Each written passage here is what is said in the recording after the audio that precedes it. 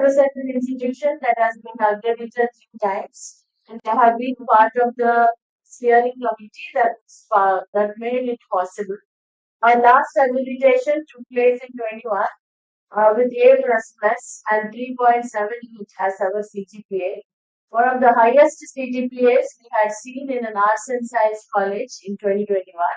I think we still have one of the highest CGPA in India.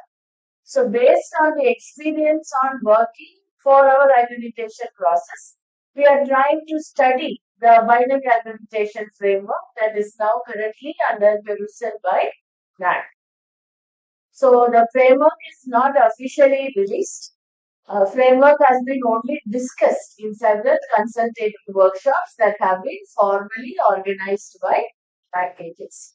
Right? So based on what they have discussed in the consultative workshop, we are going to discuss certain attributes today. So I would like to acknowledge all the efforts that have been taken by NAC consultative workshop and reaching out to the institutions of India. And that is where we are trying to change the way we look at higher education. So it's not a business model, even though the idea of quality has come from business and management. We are categorizing it, we are applying to higher education, which should be basically a service model. So we are trying to bring quality concepts into service. So that's the idea of, that's my interpretation of what I stand for. So thank you, Gauravi, for bringing me here. And let's see some of the concepts that I have prepared for you. I can be very flexible based on what you are asking, based on what you are interested in. We can keep changing things as we go. So I already gave you an introduction of what this session is going to be and what are the various areas that we are going to talk about. Because I can see some are very young faculty members, some are very seniors, including many seniors to me as well. So in that case, many of you may know things better than us. So please feel share your knowledge also with us so we all can learn together. So we'll start with why accreditation. So this is a question that is mostly not relevant to any one of us here because we have gone through the process of accreditation. But when it comes to India, we know that we have all the institutions in India has not undergone accreditation process. So generally, why accreditation takes place? Mainly to encourage us to do a self-assessment of ourselves. Unless until a higher authority tells us to study yourself, to study your strengths or weaknesses, your potential, and what you can do better, it's very difficult for us to come out of our routine work. We are very much interested to do our routine work in a proper way, in a better way, in a way that is acceptable by the society, nation. We have a lot of stakeholders. Satisfying our stakeholders itself is a very big thing that we are doing on a daily basis. So in that case, to come out of the routine and work for accreditation is something new, something challenging, something unique. So the main reason why accreditation has been touted as an important step is it allows the institution to step out from what they are doing on a day-to-day basis and look at them and prepare their own self-study reports and evaluate what are their strengths and potentials and see which are the areas in which they can do far better than what they are already doing and which are the areas that they definitely have to do well. So if this would not have been one of the basic conditions in India, imagine there are a lot of self-financing institutions where faculty members would not even be recognized as important integral part of the institution. So the various facilities that the faculty members or the students or the way in which institutions starting to look at their own stakeholders have changed along with the idea of accreditation. So that is basically a very important reason why we are promoting the idea of accreditation, self-assessment. That is very, according to me, that's the most important need why every higher education institution should go for accreditation. Same way, we are comparing ourselves with the benchmarking with other institutions of the same strata. So then we will come to know good practices of the institutions all around India. And then if they can do it, we can also do. That is why The idea of NAT coming out with various manuals of best practices is considered to be a highly successful move. More than 45,000 best practices of Indian higher education institutions have been published in various volumes and books by NAT, so that it is possible for institutions in India to read them and then follow them in their own institution also. So that's very important that we see ourselves, compare ourselves with another institution and see where we can enhance our quality. Then, of course, strategic planning or trying to follow innovative pedagogy. That's what you drive. That was we are learning for the last 2 3 days. Then NAT gives us an recognition that allows us to apply for funds from national organizations, from international organizations, go for more collaborations, creates an identity for our institution because I come from Christy Jayanti College, Autonomous Bangalore. We were born only in 1999. So who knows about that? Instead, if I just introduce myself that I am an IQAC coordinator of an institution with A++ and 3.78, immediately there an identity falls. Leave me, my student who's going all over India, no, he's going to work everywhere in the world. How would they know what this institution is? Instead, the certifications that we provide has this accreditation. Then immediately the quality of the student who had studied in a restaurant institution also is determined by that. So that is the primary necessity why the institutions are going for accreditation. So that is what is very essential. It gives an immediate identity of who the institution is and what they actually stand for. Then it's an assurance of quality and it gives a lot of placement opportunities because we are very boastful of saying whoever register in the placement cell definitely get placed. 100% placements guaranteed for those who register in a placement center. So in that case, the confidence comes from the demand that I'm having from the industry, from various people coming to my campus and placing the students. So that is also a very significant factor for accreditation. And we do all these things to win the trust of the public. And we don't do any advertisements as an institution policy. So then word of mouth advertisement comes from my own stakeholders. So that is the trust that we have. And currently I have 15,000 students in campus. From all the states we have students. From all the union territories of India we have students. From 28 countries of the world we have students. We have not done any advertisement for any of our undergraduate or postgraduate programs. So we only go to these various states where we find less students are there and tell us who we are. So that's the only thing we do. So we call the principals of various schools to our institution for an annual educators meet and then they see us, they see the way in which things are running and they also go and become our ambassadors by their own choice. So all that confidence comes by measuring ourselves with the higher education institutions. So never mind recent times, whatever few controversies that have come up with regard to accreditation, those controversies were always there. So you cannot judge the entire functionality of a organization by few controversies that do come up. So because we are only there, they are running the higher education institutions in various parts of India, we do know the amount of effort your institution has put in or my institution has put in. So that is what is highly to be regarded. So that's where we start with idea of why accreditation. So this is not something that India has invented.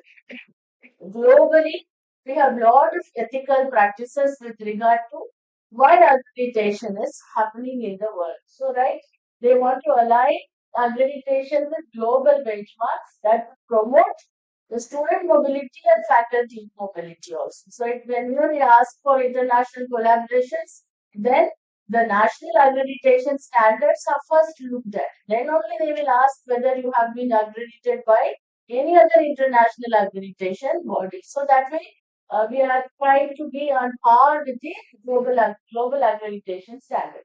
Already in the world, there is binary accreditation framework where it's a simple yes or no, whether you are accredited or not. So that is already found in several places. And it talks about transparency and simplicity. So globally, accreditation is not a complicated CGPA question. It is only doing the process well and improving our own processes by comparing to us only. So the last 2 years I was like this. So currently I am this way. So I am only showing progression by comparing myself with me. So that way only global accreditation processes works. So that's also another route to go in for us. And it is mandatory. In many countries of the world, you cannot run a higher education institution unless until you have been accredited. No, you have decided to follow certain quality standards. Simple and trust-based approach is what is found in the world.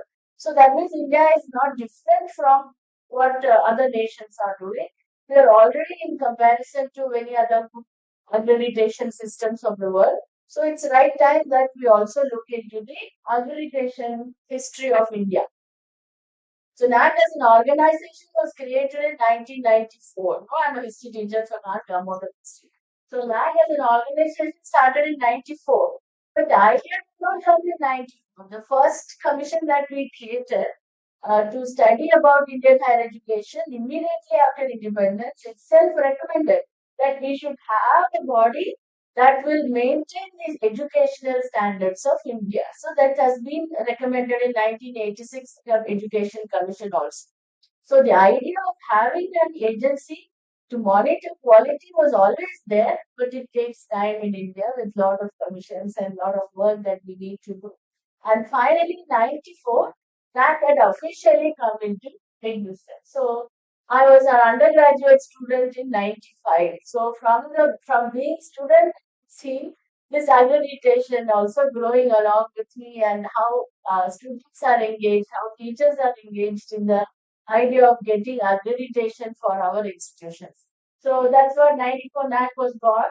Then 2012 revised accreditation framework was brought in. That was first revision. So here, if you see, they were only talking about submitting a written SSR. So you have seen first cycles and second cycles of accreditation were primarily about the organizations writing their quality standards and they would submit a self-study report. A peer team would visit us 2 or 3 days based on the size of the institution. Then they would come out with their own arguments and judgments and justification. Then you will find that qualitatively we are measured and a report would come. So they said 5 star. The institution is 5 star institution. So then we were so happy as a student when our institution got 5 star also. That way, that's how the accreditation started. So it was purely qualitative. So a small team of faculty members were enough to study their own institution. So they were the think tank, the premier people in the institution. They will study themselves for 3 to 6 months, write a beautiful SSR and submit the draft. Then the process was very simple. Then in 2017, the game changed. When they started to say more than qualitative metrics, we need to give importance to fundamental statistics. Quantitative metrics should be studied well. So that is where many started struggling. The institution that are 150-year-old, 175-year-old were not getting what they knew they deserved because they were not able to cope up with the demand of the accreditation agencies, which are asking everything to be quantified and proof to be given in some form of documentation. So that's where the legacy itself became a burden for certain institutions. So that's where the challenge really started in 2017 when 70% of the data became quantitative. Then 30% data and the marks came from peer team visit. So currently, the NAT as an organization has said that let's drop the peer team visit altogether. Let's not have the visit at all. Let's go for online transaction information only. Then the 30% will be evaluated and then we will go for accreditation. So we will have a data validation team that will validate the 70% data. So that's how the changes are happening. And 24 NAC announced binary accreditation framework in their consultative workshops. Currently, we are looking for their manual. So they said they will release the manual by May of 2025. So we hope to see the entire manual. So this is the background. with which India has started to assess its higher education institution, which fall under UGC, which also offer AICTE programs. So we are not talking about IITs getting accredited. We are not talking about all the higher education institutions getting accredited, right? So currently, if you see the scenario, 41 percentage of all degree awarding institutions have been accredited once. 41% only since 1994. 24 percentage of the colleges have been accredited. So that's why I'm saying please tell yourself that you are also one of the institutions that have been accredited in India. It's not, this data is the NAC website. They update it every 3 months. So currently they are saying 19,983 institutions have been accredited in India. In a total of how much? We know arts and science colleges itself are 46,000 plus institutions. So far only 19,000, 20,000 has been accredited. So that means the NAC as a quality agency itself is feeling a very big challenge. Why are we not being able to motivate all the institutions in India to go for accreditation? What is stopping them? Have we stopped fund to all the organizations which have never been accredited? Is it possible to do that in India? So that means even the government institutions, public funded institutions, universities included, have not been accredited even once. It's a definite challenge. So that is the reason why we are all speaking about it, because we will be comfortable in whichever method NAC wants us to do our study, do our self-assessment. So there are a lot of institutions in India who are ready to do that work. But there are equally double the number of institutions which are not doing it. So why? I have just listed the top challenges. It's why we should do. That's a basic question.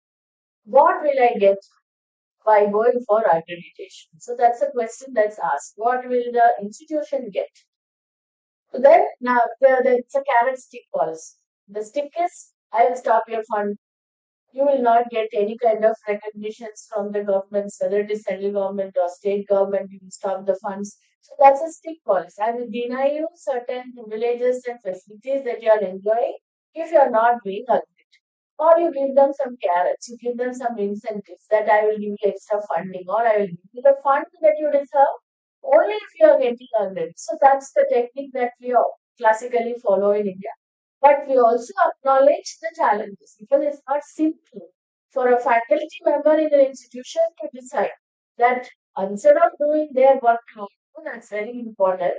I'm also going to do something extra for upgrading my institution. So that's the difference. So we need to make the higher education institutions volunteer to do the upgradation. So sensitive subjectivity, everybody has their own opinion, and it's your opinion. There's no doubt about it. You that's very good for you. That's your priority. But as an higher education institution, we should also have a collective opinion of what is collective good for the institution and the recognition in the society and the nation. So that awareness should come. Then redundancy issue. That means what? If I start doing one cycle of accreditation, does it stop there? No. Once I do the first cycle accreditation, I have to submit AQAR, Annual Quality Assurance Report, every year. I also know there are institutions which will keep it pending for 4 years. When the next round of accreditation comes, they will push like a factory, 5 AQARs plus one SSR, and they will go for next set. So then imagine how a factory will work. So that's how AQAR will come to me. We have to start an IQAC. Starting an IQAC is not enough. You need to have the eligible members. You need to have functional IQAC. You need to do all these things. So now the list becomes more. The expectation becomes more. Then you also have MBA accreditation currently. Then you also have NARF ranking. So they ask questions. Why am I repeatedly doing this? In December, I'm doing one work. March, I'm doing one work. So that way, there is a question asked. Why are we doing this repeated? So can we also look at in future after NEP was introduced? Can we also look at one nation, one data policy? So one data is collected from the entire higher education institutions, and that data can be used for all the different types of accreditations and rankings and recognitions that an institution. So we are all moving towards that agenda of reaching one nation, one data policy. So that means the same admission statistics or the results, the progression is recorded, captured somewhere, will also be used for all our ranking and accreditation needs. So this is basically what I wanted to talk to you about, the idea of accreditation. So then comes our first topic of the day with regard to this Radhakrishna Commission. So committee. So we are not talking about the commission that was there after independence. We are talking about a committee that was formed in November 2023 to talk about what are the transformations we need to do in higher education in the lines that were expected by any, right? So after new education policy has come out, the expectations are changing. So based on that expectation also, we need to have certain transformative reforms in higher education.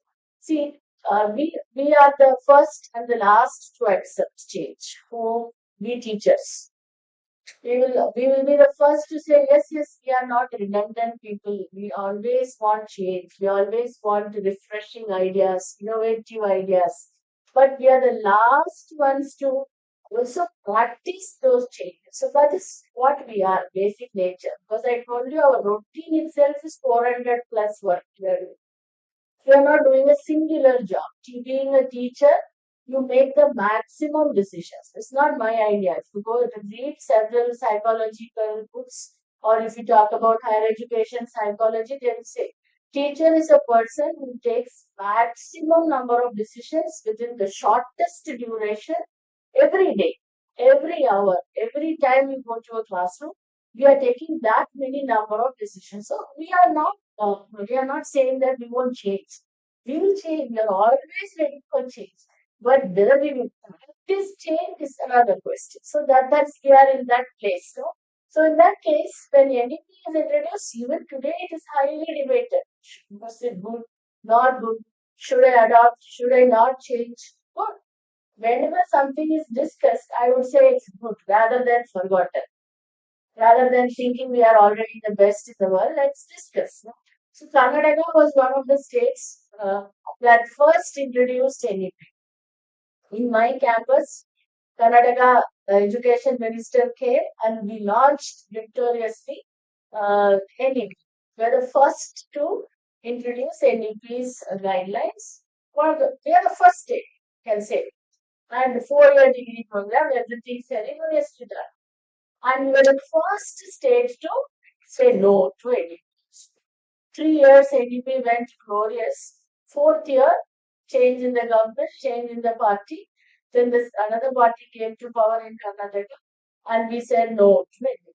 Glorious. So we're the first to introduce and the first state to come out also. Immediate. That and all is different. What I'm saying is the experience that we learned from introducing NEP and what we are doing definitely had a merit in having a committee to study our own higher education system. So that's where we came out with, the committee came out with lot of recommendations. So why you should know? Being a faculty member of any domain area, we need to know this because we are part of the system. We are part of the higher education system. Whenever a policy or a recommendation comes up, in the NAT website, at least there would be a request to fill the feedback, to give your suggestions, to give your comments at the right time. When everything is introduced, we should not sit back in one closed room and speak loudly. Let's open the doors and windows and speak. When the opportunity comes to us, that time we should be ready to know what is expected from us. So we need to be proactive rather than reactive. So that's where we left behind. So when this committee recommendation came, it waited for more than 1.5 years for feedback and responses and suggestions. So they talk about how make accreditation simple. Why are you challenging us? Just make it simple. If you want all the institutions in India to say that they have a required minimum standards of art, simple. Let them come volunteer and say, come and take us.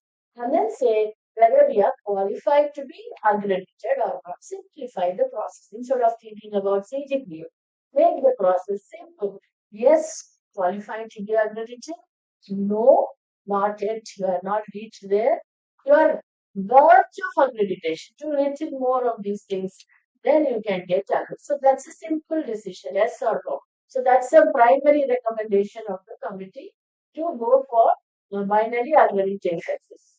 Then it also talked about maturity levels because we all know how competition is excellent for our success. So without competition, without saying I want to be the best in India, how to promote good education institutions. So then they said we will also recognize institutions on the basis of their excellence. So maturity level accreditation, level 1 to level 5 accreditation will also be there so that those who want to say can be categorized as level 5 institutions with international excellence or institutions with Indian excellence in India. So that way also we have level 1 to 5. So to keep the spirit of competition, to keep the institutions working on themselves to improve their quality. So that's the second basic recommendation. There are many. It's just a 50-page document. You can easily read in half an hour. I'm just presenting 10 points. No? So it talks about ultimate program and institutional accreditation. So that means they're throwing another carrot or a stick here. Now we are all talking about institutional accreditation. There might be in our near future where we'll also be doing program-wise accreditation. So what is that? BA will get accredited separately. BBA will get accredited separately. BCom, BSc will also get accredited separately. So in that case, like how MBA should go for MBA accreditation. Same way, each of our programs will also get, that means now IQAC cannot be 10-member team doing accreditation for the entire institution. IQAC should be all of us. Every faculty member who is also be prepared for their program level accreditation. So now whether this is carrot or stick, you have to ask yourself. So that's also another idea that is going to happen very soon. So then mandatory inclusion of all higher education institutions. So you cannot omit or give exemptions from few of them. So here, whom are they bringing? They want to bring IIT also into this idea of accreditation. Don't accept anybody thinking they are the premier institutes established for excellence. So how you can grant them, rate them? No, then bring them also into this agenda. So there will be not multiple accreditation bodies, a single NAC, National Accreditation Council, and that will do accreditation for all the institutions in India. So that's the idea here. Then simplify. So they make it process very simple and then create one data collection point. One nation, one data is my simplest way. So there are big terms there, technical words there, but you can easily simplify and say it's going to be one entry only. After admission, all the data will be entered. After graduation, all the necessary data will be. That's all. In higher education institution, the basic data comes from the student only. If all that is captured once, why do you have to repeatedly ask the institution data for several parameters? It can already be calculated. Student faculty ratios, programs, success rate, progression rate, all that are simple indicators which can easily be calculated to the portal entry. Then mentorship model, hand holding. So always give a weaker higher education institution or those have never been accredited a hand like your school, which has been accredited 3 times, 4 times. So that I can be mentoring to those institutions. By mentoring, what happens is I will also grow. My approach towards quality also will. So that way, they want to introduce a mentoring system into this higher education framework. So then trust-based disclosure. So be honest. Don't fudge any data. Don't do any data manipulation. Give the data as it is. So there will be no penalties imposed on being honest with our facts. So that way they want to get rid of the redundant, biased unnecessary data collection that is also happening. Then encourage all assessments to become outcome-based assessments. That's a very radical change. In India, we give lot of significance to input and even more significance to process.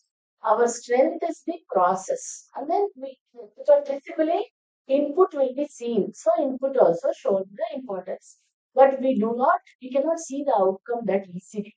So we don't give that much emphasis on outcome. So now the entire application process should be driven and measured by the outcomes. That is the big difference that we are having. That is why we say every teacher is important, every student is important, every alumni is important when it comes to binary accreditation framework. So keep the cycle small, but all the stakeholders involved in every 3 year cycle should be very, very important, should know what they are doing, why they are doing, and what's the outcome of all the processes we are doing. So that's a very difficult engagement. Constantly maintain 3 year cycles now. So stakeholder consultations. That is what we also need to consult various stakeholders, industry partners or employers. That way, peer-peer team negotiations, faculty members all around. We have to create these training units from world-class models so that we also get trained to meet the demands of our peer members also. So that's what we are talking about today, that was committee's recommendation. So they also categorized us an education institution. So multidisciplinary education institutes or research intensive educational institutes or you have teaching intensive educational institutes. So that we can decide what we are doing and we want to be known for teacher intensive, teaching intensive or we want to be known for research intensive because there are institutes in India which are known for the research. So they want to be recognized for their research work. And all of us are teaching intensive institutions. So that way we can also go for those two models or specialized education, law, certain professional programs, or vocational institutions, skill intensive institutions or institutions that are known for community engagement, for social service, for extension programs. So that's a then we come institutions which are very old, heritage, legacy, already existing old heritage, legacy, legendary institutions, or establishing something which are going to stand for legacy. So that is also possible. Okay, you may not be there to do this. So if you're putting minimum 4,000 crore investment to stand for certain Bharatiya knowledge system, then also you can come under this training. So this was also part of the committee report. So this some of us may know, the other one many of us may know. So this is the background with which the binary accreditation training has come out. So any questions here? 5 minutes. We'll take a few questions, then we will move to the next section. Please. Word practice about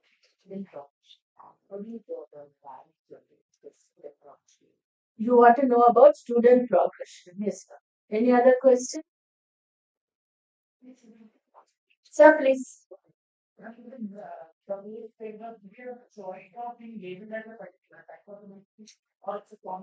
then the committee, they have given this categorization, but we need to come out with the policy to see how it is come out. They came out with certain recommendations also for each of the categories. Yes. Any other question? Otherwise, you must sleep off. Okay, nice, comfortable room. If you ask me to sit in one corner, also I may also sleep nicely. So please ask your question. Yes, ma'am. Yes, ma'am. My question is,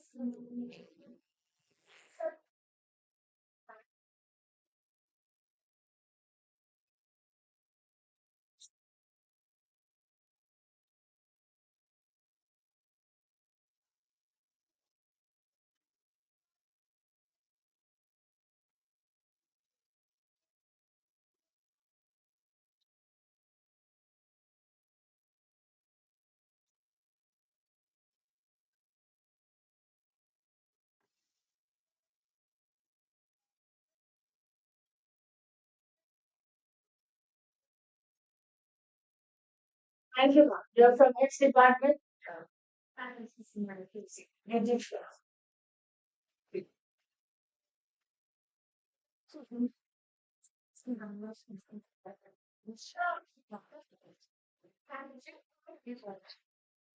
Yes, we have a there is even an online portal for all the students who are going for admissions to foreign nations. And there is also a portal maintained by Government of India for students intending to study in India also from foreign countries. So India has all those facilities and people. So students who went to abroad to study using that portal will automatically get the government's attention when they face it. Same question was asked to our external affairs minister. What is his comment? He said, you should ask the Americans how the situation is evolved. Okay. So he is a diplomat, he knows the answer diplomat. I am just a teacher. What is my interpretation? See, these types of problems have happened every year with few countries. Australia will face few problems. Canada will face. New Zealand also will face. It would be there always in some nations or other, wherever our children go for higher education. So the government of India authorities are saying if their children come back, we would be able to accommodate the Indian higher education system with the same level of education that they are studying. That is why we are talking about ADP, credit transfer, and authenticating the quality of our students who are going abroad. Because the situation can be either way. Either the student qualification is not apt, or some kind of global politics is going on, and the students are getting affected. So, good Indian higher education system will welcome them back, but these problems would continue to exist now because the world is churning faster. So, our international relations teacher that there would be situations this way is evolving, but nation has certain safeguards in place also, right? So when it comes to progression, that's a question that does not end at all. Okay. So progression, what we did, basic question always gets asked is how many years are we measuring progression or how many years we are tracking our alumni. So are these one and the same or they are different? So that's basically the questions with regard to progression. Whenever we see it in the accreditation point of view or NARF ranking point of view, progression here would mean virtually the graduates of the current year and the last 3 years. So every ranking agency asks us information with regard to the current graduating batch, that means 24 who graduated. For the next year, it will be all 25 graduating batches. We need to know 100% record of that. Every child, we should know what they are doing. That's the goal. And then when it comes to the NAC and binary accreditation framework, you have to track them for 3 years. So that is where minimum progression records of all our students need to be tracked for at least 3 years minimum. But alumni in achievements, alumni progression for measuring the outcomes, that is permanent. Program educational objectives are measured only after students graduate and go away. Program outcomes are measured immediately at the time of graduation, POs. Whereas POs are measured afterwards. That means how success. Because if you have a list of your own POs that I want my graduate to be leaders, to contribute to society, to contribute to nation. So those measures can be measured only after a point of time. So after 3 years or 5 years or 7 years or 10, 20 years for that matter. If somebody becomes president of India after 20 years, then you can claim that before 20 years they studied here. They are my alumni. So in that case, POs are measured like that. Whereas POs are measured immediately at the time of graduation. So that's the idea of graduation. The immediate graduation batch is our measure for 3 years. For any other ranking, also it comes 3 years. Right? So that way, we can always easily remember 1 year this 100% data is needed. That is immediately in use. Whereas for 3 years, we want information for all our rankings and accreditation on the system of forgetting.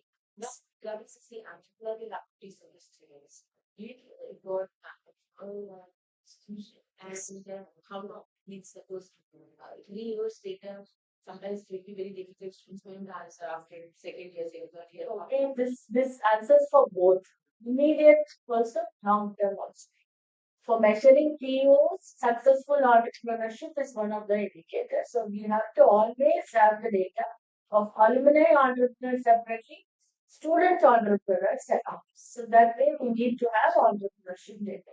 Yes. That's right. How do you implement the strategy based on the that's adopted to pressure is the pressure. Of course, I'm sure one of the challenges that we are facing in that is excessive response. Correct. So these features will talk more on this student and progression in all the three categories: input, process, and outcome. Any other questions on Radha Krishna community recommendations?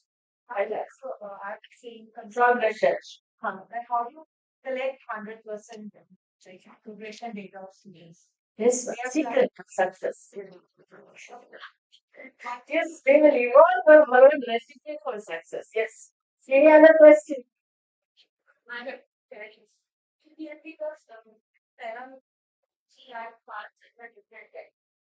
And if yes, then what? If institution falls into different category, like teaching intensive and community experience. Very good. So I was talking about the 75 cognitive Yes. Your last accreditation framework, no, RAR, revised accreditation framework, with which you submitted the data is 73, what it is given goal. Yes, sir.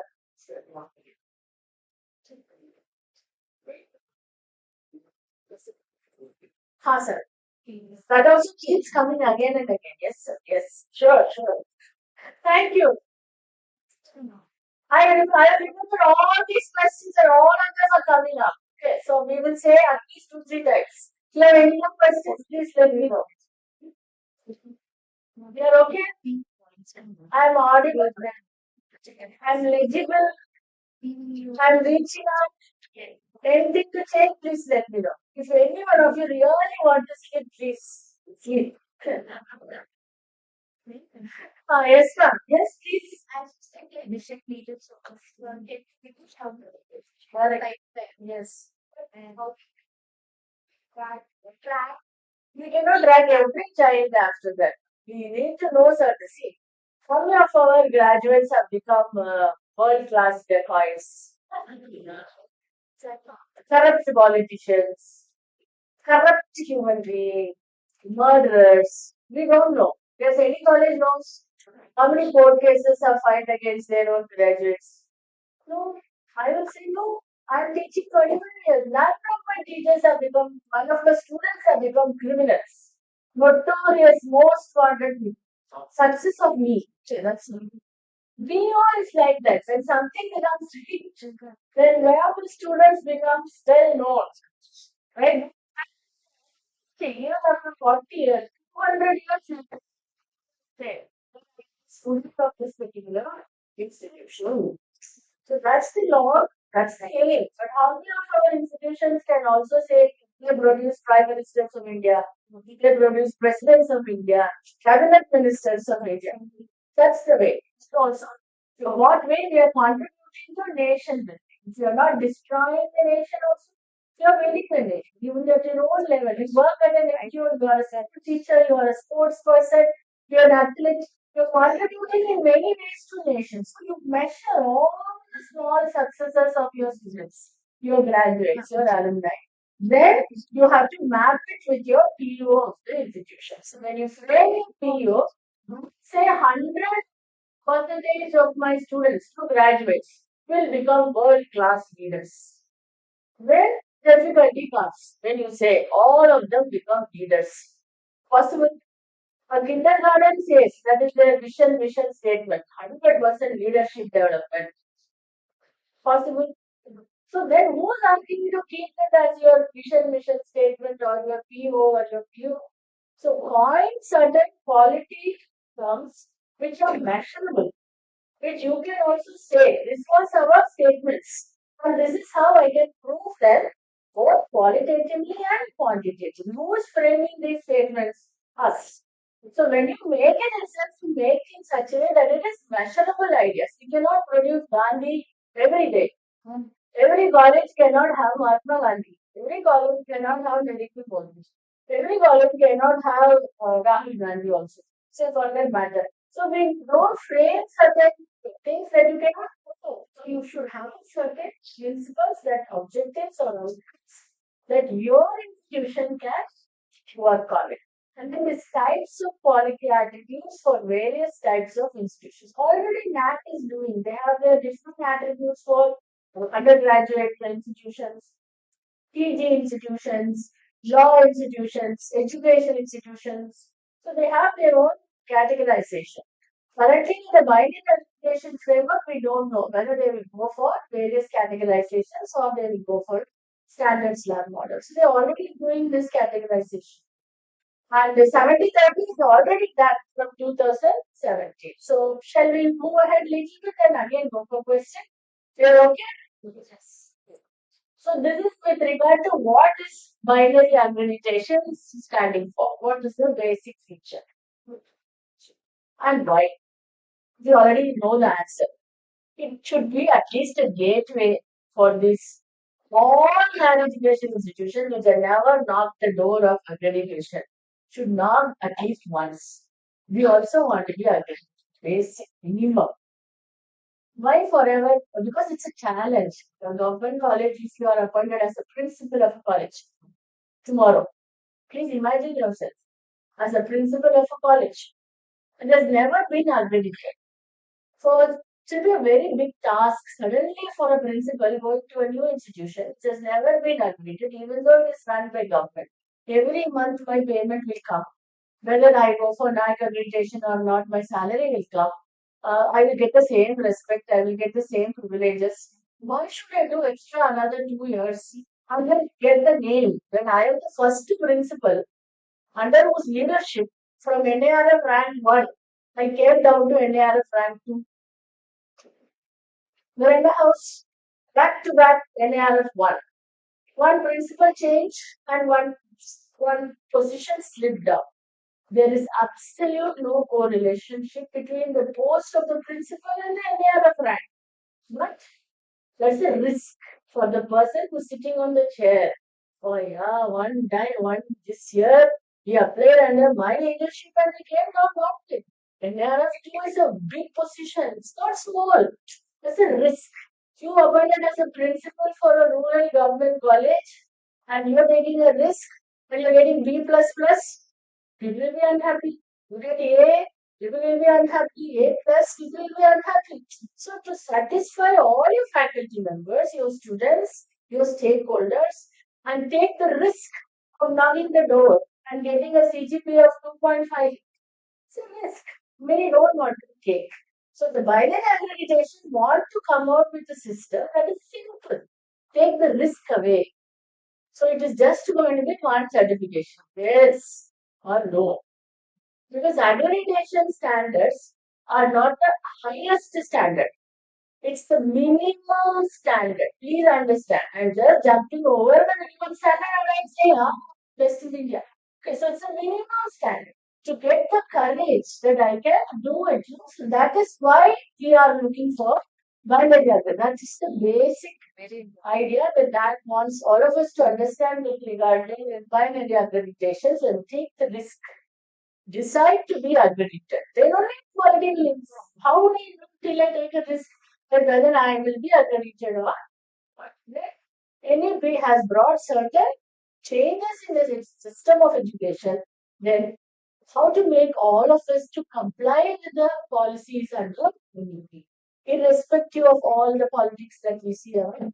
So then the accreditation framework should also be in par with it. Already in the revised accreditation framework itself, 21-22, they have introduced what are the ways in which the institution is adopting NEP. There were several questions asked in the SSR itself with regard to NEP.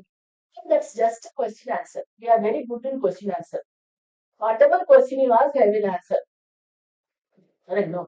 That's what I told you. Teachers are best in that. We'll answer anything and everything to the world. They tell you, you cannot say no.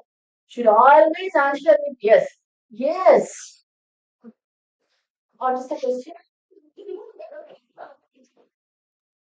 So that's a good quality caliber. You are always trained to be positive.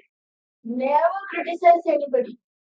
Always start with positive remarks. Even if you want to criticize, you will say, yes, your effort was 100%. You can do slightly better. I give you essay, 10 page essay, where and all you can be better. So, but I started with what? Good. Yes, sir. So start, that is why this yes or no question is very good for us. Start with what? Align with it. So that way it changes people to work what their interests are. Okay. So and then give importance to skill development activity. You don't just be an institution that just goes for summative exam, 40% pass mark, 25% pass mark, don't even attend class, just write exam, pass and go. I will only give you marks. Please write just question number and answer. How far we have come from there. Please think of that. There are institutions where teachers are not at all available. They never come to classrooms. They call themselves world class institutions. They will compare themselves with Nalanda and Takshashila also. We are the Oxford of India, they would say. Teacher don't come to class. We don't know the syllabus. We don't know what curriculum they are following, what is the reference book there. See, don't think of all of them also. So from their conditions, if teacher is coming to the classroom, teaching the subject, using one methodology, at least they're using the word pedagogy for the first time. They are saying what pedagogy are using chalk and talk. We used to see in paperwork of teachers, what method are you using? Chalk and talk. Talking is a method, chalk is a method. Chalk is pencil, pen, it's a diploma. What method you used? Chalk and talk. Are we still writing that? How far we have come from there? That itself shows my own measure of improvement. From talk and talk, from lecture, from discussion, case study, peer learning, right? Group learning, ICT based learning. See how many terms and technologies you have consciously or subconsciously are beginning to adapt. You have now decided 50 minutes I won't teach at a stretch. I can teach lecture only for 15 minutes. Every 15 minutes I will do an activity or thing that will yield my output. That's learning. So that is very essential that we should think about the learner rather than the teacher. So what I teach, cover my syllabus is not important. Whether the learner learned the syllabus is important. So that's a change. No, so the simple task is saying, when you enter the classroom, you tell the student, next 40 minutes after my lecture, this is the outcome of my class. Everybody will start listening to you. At least to measure it, rate you, 1 star to 5 star, you tell. At the end of the class, you tell me how many stars you will give it to me. Whether you have reached the outcome or not. If I tell you, by the end of the session, you all will be able to tell what is binary aggregation framework. That is my first outcome.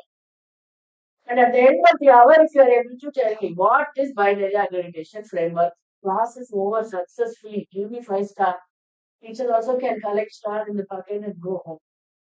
And ask the same question in the exam. Not direct question, but ask various ways of attaining that. So that's all. So everything is connected. Take me to the room, I tell this is the outcome of my lecture.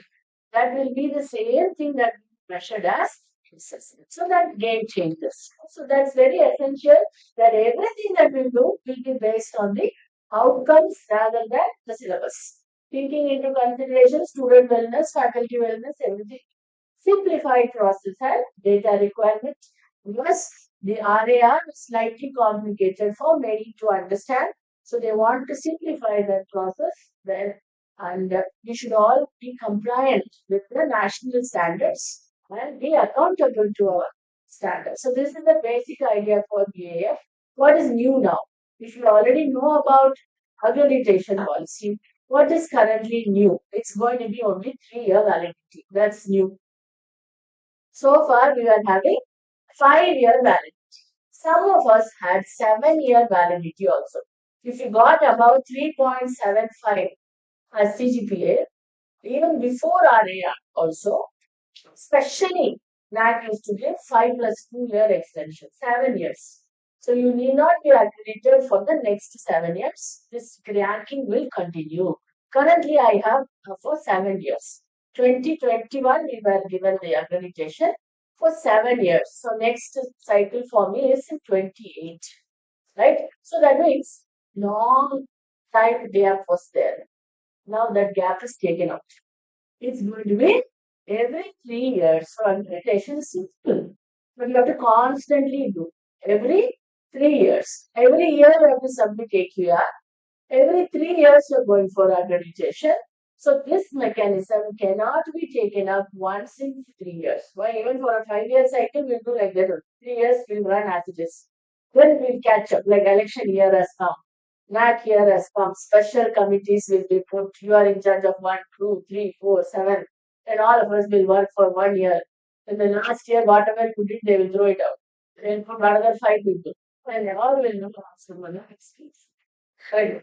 So that cannot happen. There can be election year. Every year is election year now. So it's going to be 3 year validity. Then no peer team. They are not doing to satisfy you. The peer team member. And then we cannot do selection of peer team also. Right? So no peer team. Right? So that way it will be objective. It will not be subjective. It will not be based on I like you like me condition. So that will not be there. And then that impression from the time I received from the airport maybe to the campus, you've already made impression of me. That's the assumption. And then the ranking will come that way. So otherwise you already have a baggage. You are already assuming I'm a minority institution. I'm living in this part of the world. I have money. I don't have money. Already we have lot of pre-conclusions. That also may influence my objectivity. So remove all that. So there will be no peer team visit to the binary accreditation framework. So it's not a lottery. It is your consistent performance that will get the accreditation. Then no CGPA, no individual score. So that means all the marks that I'm going to say for all the attributes are only relevant if you are going to be measured for level 1 to level 5. Otherwise, everything is not necessary. So it's going to be yes or no. Yes, you have. No, you don't have.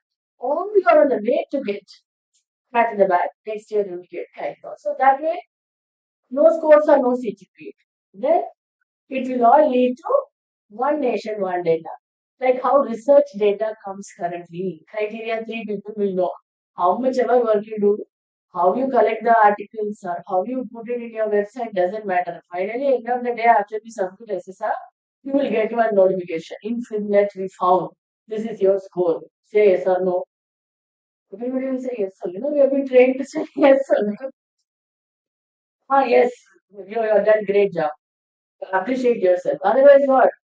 I'm putting fire in my own leg. No, so we won't say no at all. Yes, yes, yes.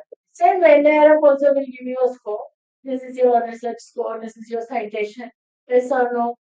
How much ever paper you send them after that, they will not consider because they already have an automated issue which has come out with a score. That's only correct. If you say Ramya was written in one place, Ramya, another place Ramya Balasubramaniam, in another place B Ramya, in another place B Ramya Senthil, my husband, my forefathers, ancestors, everybody name is there in my article. My institution itself is not mentioned. Christu Jayanti is not mentioned. If you net will search for Christu Jayanti only. For BSSS only. Imagine complications for BSSS. One S is switched, one of your alphabets are switched. That article in the scopus will not be counted at all.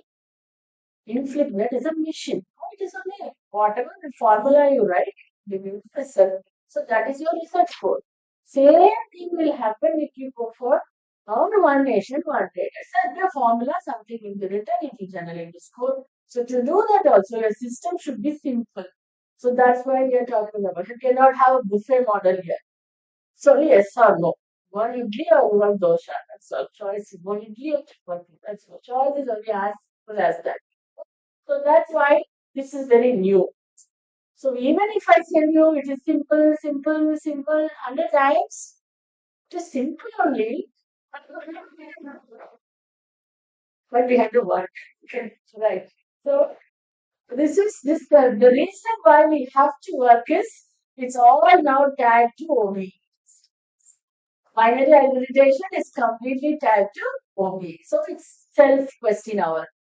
How many of us know about OB?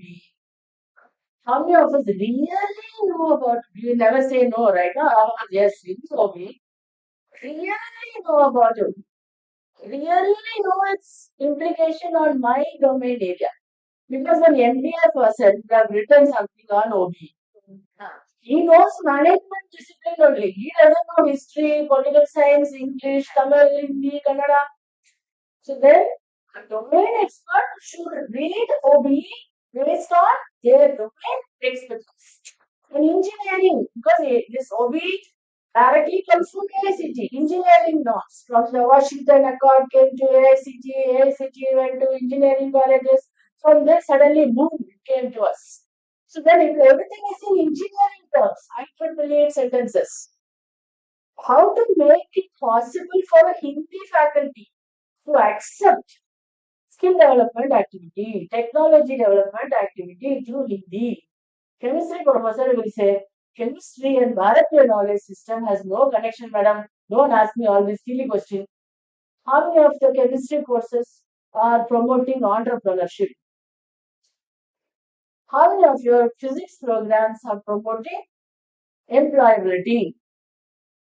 How many of, if I ask this, we have to ask because the accreditation is asking how many courses you are currently offering.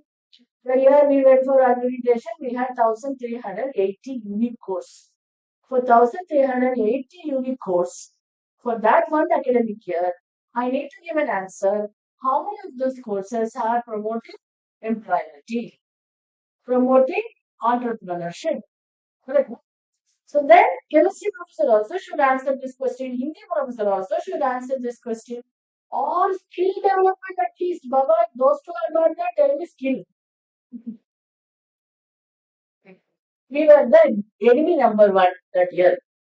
When we talk, if your courses does not cater to any one of the three, next BOS meeting, dump the course.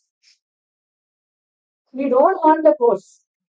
If the course is not promoting skill, not promoting employability, not offering livelihood options, entrepreneurship or anything else, why should we read the course? Yes or no? No, knowledge is for knowledge sake, man. Beauty is for beauty. Art appreciation is for art. What are you talking about employability and skill in art now? I don't know. Moksha will happen. Down, down, like you see. Yes or no? But end of the day, imagine it is your child, your children who are studying that course. Will you go to there and as a parent say art is for art, beauty is for beauty, chemistry is for chemistry? We will not promote order. Chemistry teachers, physics teachers show the maximum rigidity. This is pure science, ma'am. Don't play with science, ma'am. Nuclear fiction will happen, correct? No, something will happen. But this is the reality. So, forces are supposed to develop one of the three. Skill develop. Minimum skill development there. All skill you have to know. No, any skill. By learning physics for 30 years, can a real physics professor say my physics courses does not promote skill? The Kannada professor will say my Kannada language does not promote skill. No, they will not say. That means you are not strong in your own subject matter. Don't defend your subject. Defend our ignorance. Learn some more. Then come back and say how well we can adopt OBE. So that's my question. That's your homework. Even if you have 50 special classes to teach what is OBE, you will not learn unless I decide. to sit on my own time, to look at my own domain and study what is the course outcome, what is the program outcome in my domain, my topic, my class, my lecture, what is the outcome? And that outcome will directly lead to one of the three. That's simple. Trust it. Will it give a skill? Will it give some knowledge to use somewhere? Will there be any kind of entrepreneurial chances? Employability skills? Or personality skills? At least form character, yeah. Character formation can happen. Why you teach a lesson that's going to damage ethics? Teach a lesson, teacher give a lesson in English or Kannada or Hindi that will lead to character formation, create ethics based that is also of learning.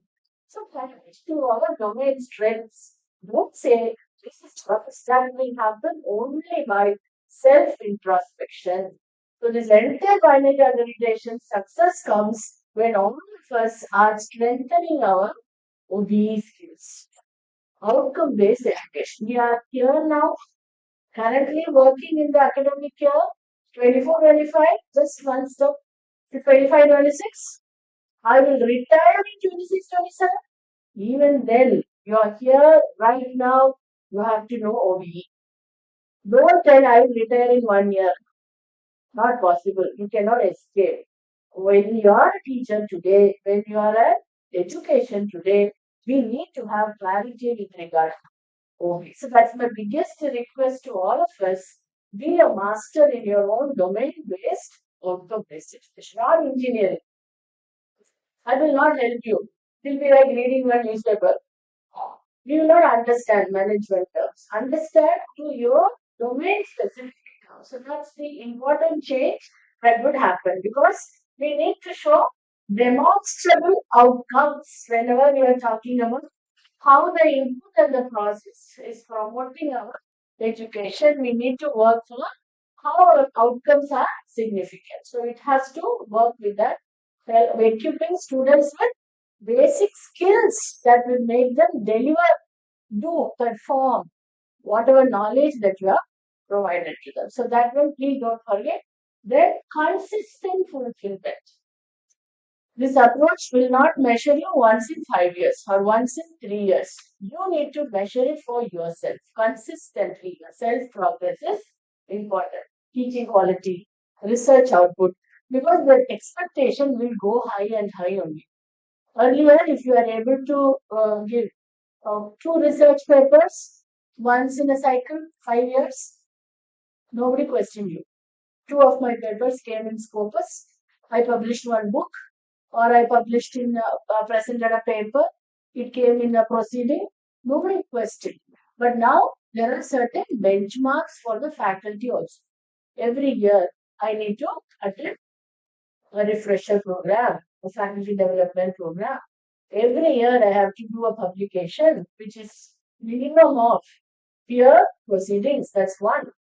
Every year I have to do Scopus publications or Web of Science publication. Previously recognized, UGC recognized journal, UGC Care. So we are asking that how many of your papers have come there? Are they not asking you? So how you can do it once in 6 years now? You have to do it every year. The faculty benchmarks. Am I doing a NPTEL course for myself? Am I doing a refresher program for myself? Am I doing an FDP for myself? Am I publishing one book per cycle? So the cycle is 3 years. One chapter per cycle. Cycle is 3 years. Good for us also. Right? Teacher will be known based on their publication. So then you don't have to find excuse to do research and publish. You can become master of that. Well, you can tell that this is my favorite also, right? So that way, this is going to become highly personalized. It's not going to become institution's job. This is my job. No. There is no separation between institution's quality indicators and my individual teacher's quality indicators. I know some of you are getting little angry with me, little annoyed with me. Good. Success is mine. Okay. I already told you. Negative criticism is also welcome. Then you are at least thinking on it. Whether you want to change or not, I don't know. That's the long-term PUO measure, right? But it is necessary we start thinking. We cannot become complacent, like well, water in the well. We also need to seek new sources of rejuvenating ourselves. So when these benchmarks come, then only we are compelled to do things in collaboration with another expert in the field. Publish a book, write a chapter, publish in Scopus. So we are rejuvenating ourselves. So that's the output. Finally, it leads to student satisfaction and measures of student outcome. So consistently meet or exceed. Now the challenge is exceeding. Already I have five, but five is not enough. All 55,000 institutions in India already have five. How will you be level 4 or level 5? You should exceed the minimum expectation. Do something extra than what is asked about. So it's definitely a paradigm shift. I know many times in your life you have heard this term, paradigm and shift. First few times, nobody understands what is this paradigm shift. Approaching the problem in a different angle. Understanding there is a problem. It should be solved. It's a solvable problem. But how? What is the shift in our approach to solving the problem is very important. Because our rankings will depend on our commitment, consistent work, right? So that's very essential. Final accreditation definitely is tied to achieving our POs and POs. Program outcomes are the stated outcomes for every degree program or every program that you offer. So BA is a program. BA History is a program. BCom is a program. BCom Honors is another program. BCom in specialization with marketing is another program. So each of the program, degree yielding program, must have well-defined outcomes. So it is a promise statement that institution is giving to the student, to the stakeholders. That's why it is written outside the department also. This is the outcome of a particular program. That means what? By the end of the program, you shall be having these demonstrable skills. So, one of the worksheets that is getting discussed to all of us will have the list of 15 POs as per the UGC's Arts and Science Colleges list. One sample list is already listed there. So, you can see whether your programs are also matching with those programs. So, will it be same? Will all BCom, BA, BSc, UG programs, same outcomes will be there? And then all PG programs, same outcomes will be there? Will it be same or different? PG will be different, specific. This specific programs with referring to the RF Academy of 17. Now, NAC has specified program outcomes for all the UG courses they put a bracket where program specific outcome for like what we were mentioning, basis, warranty, delay, C and all those is one. Then post one. Okay. Just for this scenario now, forget PSO. Program specific outcomes, forget. That word first came up in context of engineering. For BE, there is program outcome. BE in electronics, there is program specific outcome. BE in computer science, program specific outcome. So then they started using the word PO and PSO. Then they felt in India it is creating little more chaos. Then they silently removed the word. When the RAR kept on revising again and again, PSO was not mentioned at all. They kept it aside. So forget PSO for some time. But the idea is that BCom has program out. BCom marketing specialization, we have PSO. Program BCom history, one PO. BCom history with archaeology, we'll have PS. That's the idea. History has PO. Specialization has PS. BCom has PO. BCom with something PSO. So that's the PO and PSO. Now imagine you don't know anything about PSO. I'm asking you this question. BCom PO, BA PO, BSc PO, will it all be same? They could be something like louder, louder. Same, some similar. No, no, Answer is no. All programs cannot have same PO. When you make a list, PO means what? PO1? I didn't ask PO1 is same. PO2 is same. I'm asking the list of PO. If in your list you have decided to write 10 PO statements, okay, then I'm asking 1 to 10. Will 1 to 10 be the same for all BA, BSc, BCom, BBA, BBM? No. Say no. POs cannot be same at all. Okay. You want to say PO1 and PO10 same. PO2, 3 is different. That's different. But 1 to 10 cannot be same. So POs are customized. All of you will always say that POs are always customized according to your promise you are giving to your graduate. What BCom promises, BSc cannot. BA cannot. BBA cannot. So BPOs are what? My basic promises. He is promised there. At the end of my 3-year program, you will be able to do, perform all these 10 functions. So be careful. Don't copy from Oxford, Stanford, or world class benchmark institutions. Say what you can say. What Tata Institute of Social Sciences can do, Tata Institute of Social Sciences will say. What Bhopal School of Social Sciences can do, they can to say what they can do only. Don't take from TIS and write in BSS. Correct, no? That's very important. So you read your POs first of all before you write your CO. Without seeing PO, I know people who will map CO to PO, PO to 1, PO1, 2, 3, 4, 50, medium, no, high, medium. First, देखो why no PO statement listed. Then how did you find out high, medium, low? Subject list, no, at least I to I matching you should do, no? CO1 matches with PO1 high. CO2 matches with PO2 medium. First, have a statement. Whose statement you are having? Your own PO list or some other department's PO list.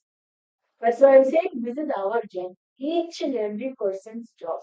Not HOD, not IQAC, not dean, not vice. Nobody can help you. You are framing the curriculum as a member of an autonomous college. Their curriculum is our collective responsibility. It's not dean's job. It's not principal's job.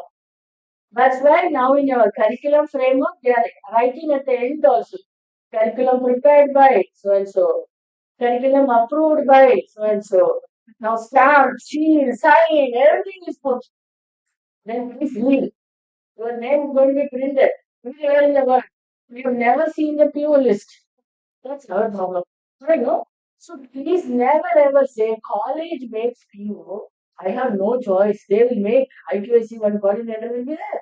He will write. He will go to principal's office. He will give. Principal will send circular, memo, notice, email, meeting. We just follow it. That is victim mode. You should decide, discuss, you are only committing POS, no? Then we need to customize our POs based on what my domain can do. Map accordingly. That's the golden rule. If you're going to say I'm going to follow BAF or OBE, whatever, that's paradigm shift I'm saying. When university was making the syllabus and just passing it in their board, well, your senior teacher went there to the library, collected one copy of the syllabus. You taught in the classroom. Student went and wrote the exam. Whether you taught or not, nobody else. Mr. will come, they will take university exam like only taking like 30 by 40 marks. Correct, no? And then after doing all these golden words, if the students cannot get even 35 marks in passing the exam, where is the progression? What is the graduating results? Zero. So basics cannot be forgotten. You are only improving the way you are delivering the basics. Correct? So OBE should be yours. Making statements that you can deliver must be yours. PO is a promise given to the stakeholder. So that's why you need to be very careful What is the promise that you're delivering? All COs cannot match all 10 PO. But also I've seen road construction full everywhere, drawing, picture, AI will draw mapping diagram, 360-degree view, actually, it is much more. SEO, please, that's the homework. We should list our PO. So the project title our have asked me, I made it so email connecting to PO only. Okay.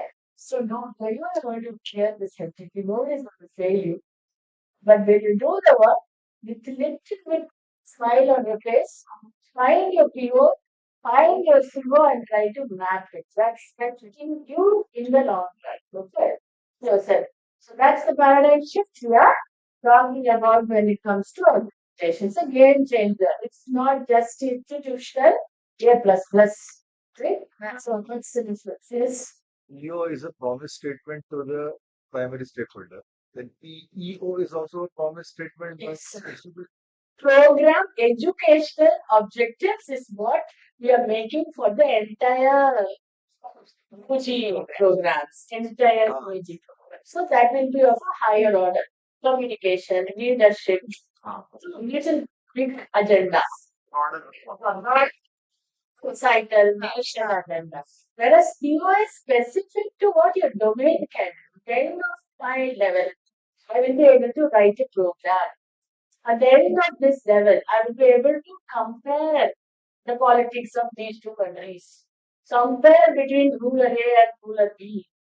I'll be able to say, she does not pass judgments, by the way.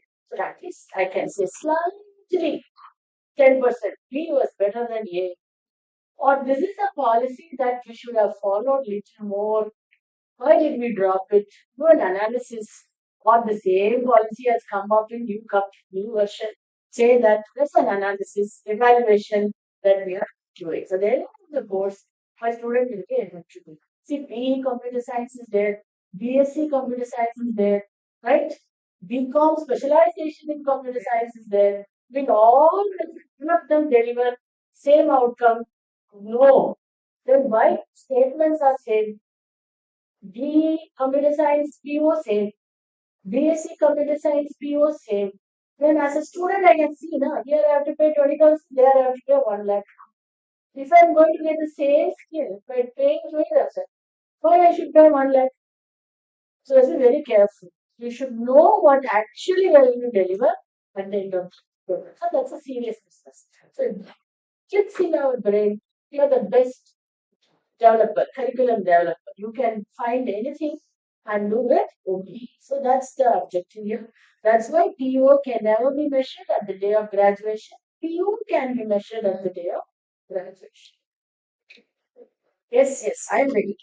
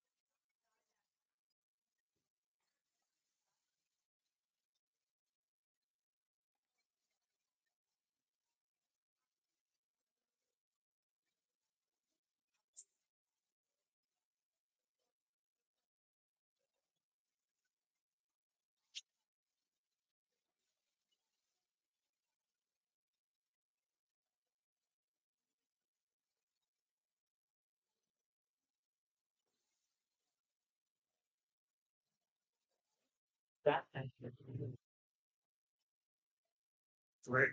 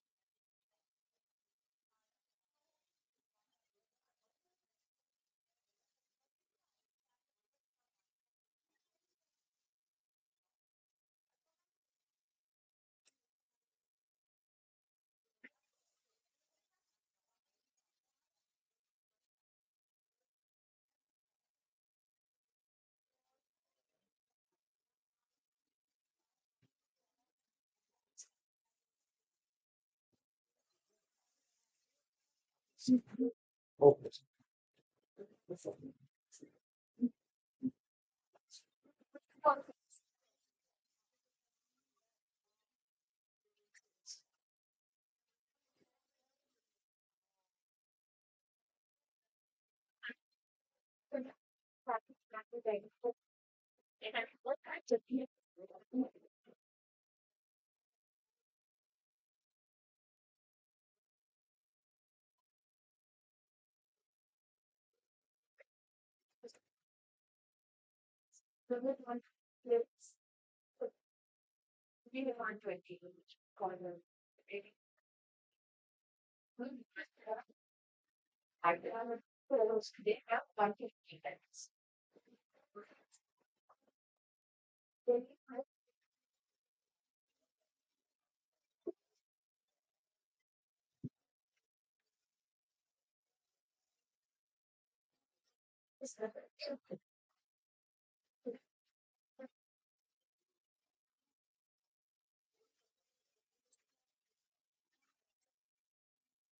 foster.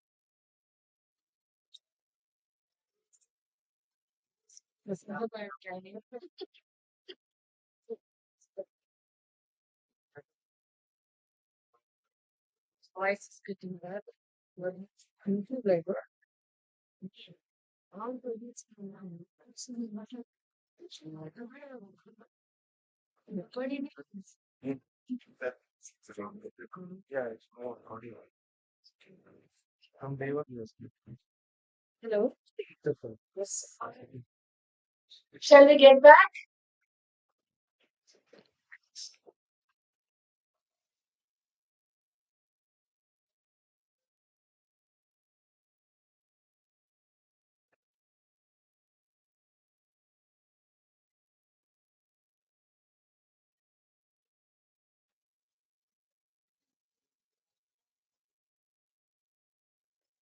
Tea is all. Can we all please get back? Assemble, please.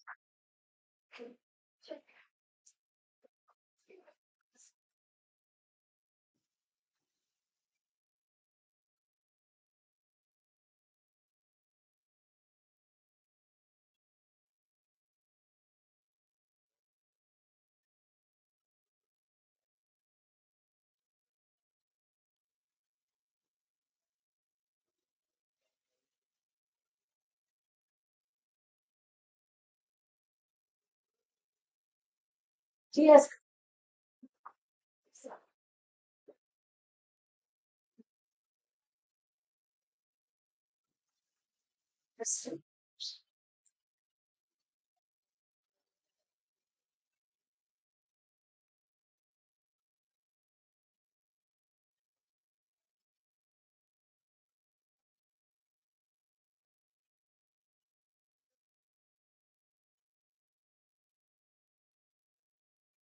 We'll start.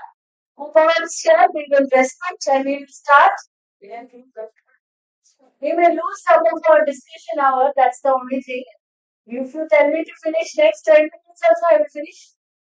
Another 2 hours we can go. Another 4 hours we can talk. Right? So we are here. We are talking about the approach change. So another main change that we are seeing that may not affect us much. Now everything should be done in digital format. That we need to be aware because if there is no peer-to visit, if you can't impress people by showing your facilities directly, all the things that you do, because definitely that also adds merit for the work, the quality of work that we do. If you are not going to do that, then automatically everything should be available in digital format. It's not just the document data. How many of your students went for experiential learning program? Or what is your curricular statement? Or what is your CO? Or what is your PU? Very simple for you. You can put it in the website and that is done. If you have to show the facilities available in a laboratory, softwares that you are using, that you have procured, e-resources that you have developed, then how to show all of them in the digital format can be pretty challenging for some of our institutions. So now that is also a task that we should think of. All the activities are we also creating digital documentation so that at the stroke of a button, if somebody asks, can you send so and so data by tomorrow morning? Then you cannot create a video overnight. So thus you should also have recording of some of the best practices that you are doing. The laboratory functionality that you are capturing should also be on a periodic basis so that it is possible for you to send them in a digital format. So that is also a new takeaway that we need to remember. It's not just one video that would be asked. It is about all the facilities that we offer, all the reflections of the outcomes, not just the input and the process, but also outcomes. So if your alumni is giving or sending a feedback, so if it can also be in the audio format, a video format, can we capture it? So that was also something that we need to do. So our alumni association can also think of that.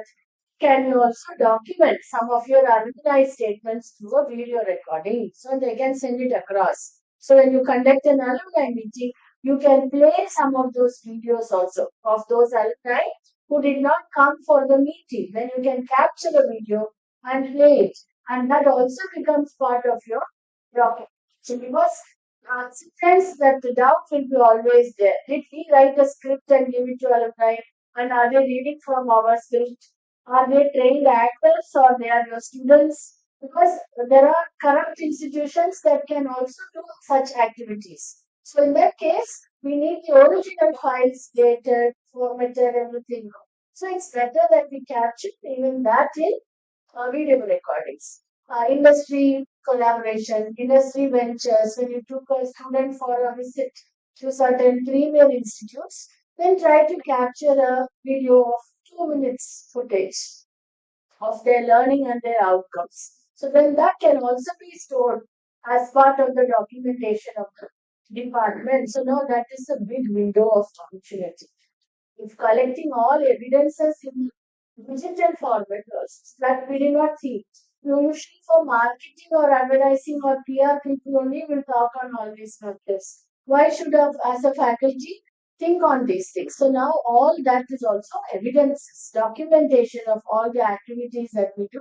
Now we need to expand the way in which we are collecting the data. So it is original, captured, the right movement, of every 3 years. So you need to also have an archival system where you can store them and retrieve them when you need it. We'll be searching in our email, our D drive, A drive to X drive.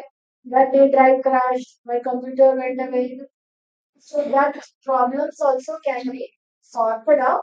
We also have an archival system of collecting these evidences on a timely basis. So that is what I mean digital format. And then they will come live and immediately in the next 5 minutes, you need to show certain things that you have described in your manual. Then we should also have a media team who will be willing to shoot live and telecast immediately to the people who are trying to audit your processes. So that way, we also need to have a facility integrated with the institution. So instead of developing somebody outside in your institution, you should also have a team developed inside your institution with the help of your own alumni entrepreneurs. So you create a team, network of your own people so that they will be there for you to say, deliver authentic information. So that's one area we are looking at camera and without me. Just we have counting next year, coded something specific. So what they learn, like they say that after into college, after 5 or 6 years, when we are using this, what kind of evidence we can give it them otherwise? Correct. I understand what you're trying to tell me. Did we bring some actors and make them do it? Yeah. Or did we yesterday and show that it has been done before 2 years? So, like how we came out with a photograph, no, it should be geotagged photographs. So, even now videos also have settings where it will capture the time, place, and everything that should be recorded. And whenever now you're writing ultra achievements, now you're also saying the register number, the badge of the student also. Same way you should also display. If it is an alumni, you should say batch of 2024, entry number or one number only you have to follow. Every institution has their own custom. Like the batch of 22 means they entered in 22, graduated in 25. A batch of 21 graduated in 24. So some scheme you have, say that whenever you say BCom batch of 21, so and so. Then record the video with the same settings so that that's the trust is with something that comes with the credibility of the institution also. You cannot manipulate credibility. So we need to stand for us. That's all. You should not keep on just saying that some evidence or other evidence is needed. If I say it is fact, if my principal says it is truth, that's all. Full stop. You shouldn't argue too much. Stay silent. They can find using their technological evidences whether I have said is right or wrong. You shouldn't keep on talking. And then, currently, I also see a lot of documents where every page is signed by principal, everywhere green signature. Stop doing that. We should not sign every page with principal signature. It's not necessary.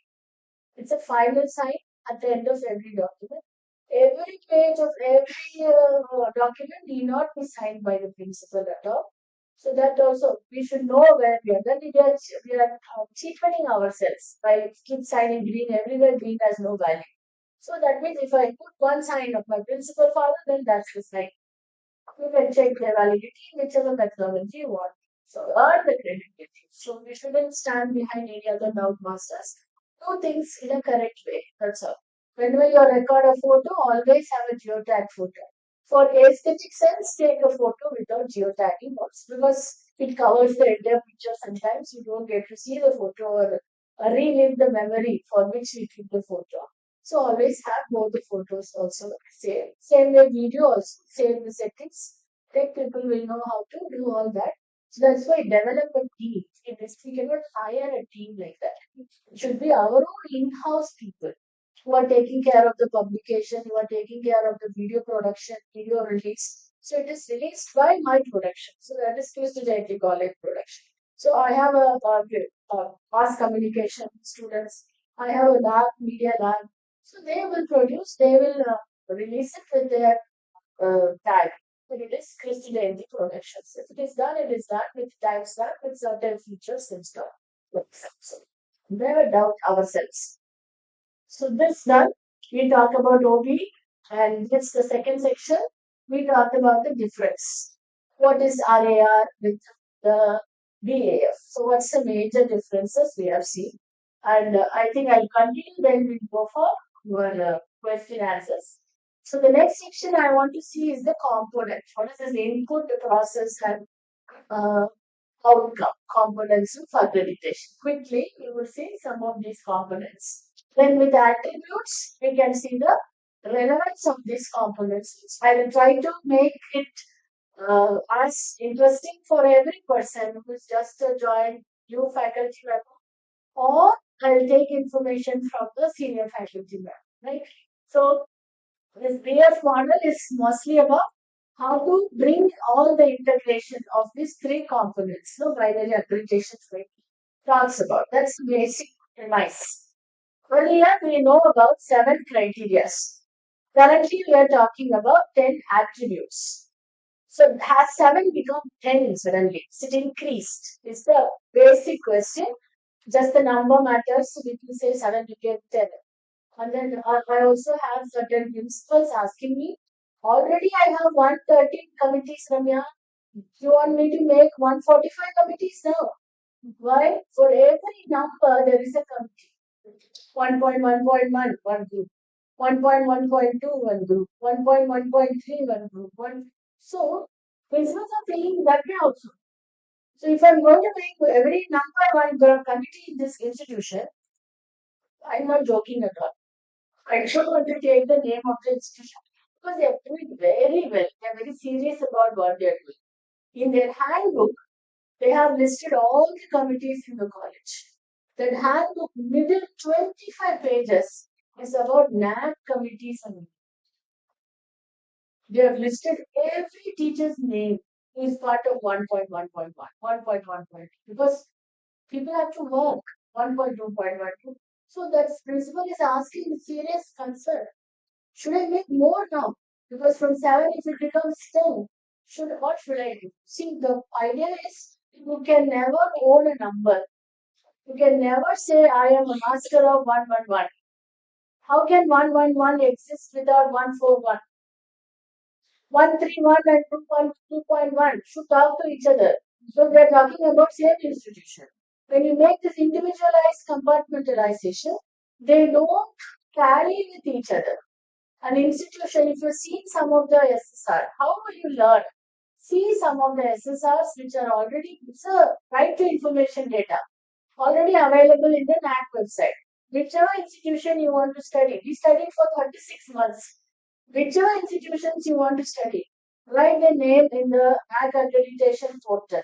Their SSR manuals will come. Cycle 1, cycle 2, cycle 3, all manuals are there. We are expected to keep it in our own website also. But many institutions in India don't keep it. They hide it. They don't show SSR. I challenge you, go to President website, you will get the SSR manual. Right? There are certain documents we have not put there because of placement concerns. Companies themselves will call and say, our HR document should not be in the website. So then only those documents will be given on the demand basis. Otherwise, everything is there. I have seen your website. I have seen some of your policy documents available automatically. And for some of the policy documents, you have written write to us and we shall share it with you. Right? So each institution has its own policies. So study them. If you know an institution is known for curricula, see their SSR, see how they are doing. Then you will come to know benchmarking. Can we also be able to know better than this? So if there is a mark that has been given for 2.3.1, then refer to which other institution that scored full 4 out of 4 there. Then what else can I do to get that? So that way it is possible to compare. So many institutions started getting more marks at the end of the 2017 RAR framework. So we have to learn. Without investing time and doing research, it will not come automatically. So that's the point here. It is very essential that we also need to know which are the changes that are happening. 7 criteria are now studied and the components are broken. 7 plus 3 is not 10 now. It is the same 7 criteria which have been divided into 3 types of components. That is how this 10 attributes are coming. So the earlier criteria are only going to be coming in 2, 3 places. Input separated, outcome separated. So you will realize it once we run through it. So that is why these committees, number-wise committees will not work. Everybody should start doing things in their own space and time, and there should be somebody who collects the data on behalf of you. So that's how it may work in the longer run. So that is the reason why we are saying what are these components. Otherwise, why are you going to write an essay on this question answer?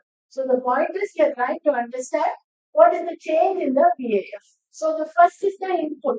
That's what I told you our strength is. We are not worried about this. So it is entirely, we are doing it well. What are we showing in the institution? Necessary infrastructure, necessary prerequisite for a higher education institution. So you have the infrastructure, you have the faculty, you have the admissions, you have the curriculum. This is the input component of any accreditation. So that all will come under our input component. So necessary prerequisites to provide quality education. So when you see all the attributes, you will also realize this is what we have already seen in some of the earlier numbers. So where it is different ways it is being expressed. So here they kept the weightage to maximum of 25%. In the draft manual, we can see that the input weightage is kept to 25 only. So it's not going to be the highest. So they are keeping it to 25%. So this is something that if we want to be a level 5 institution, we need to have 25.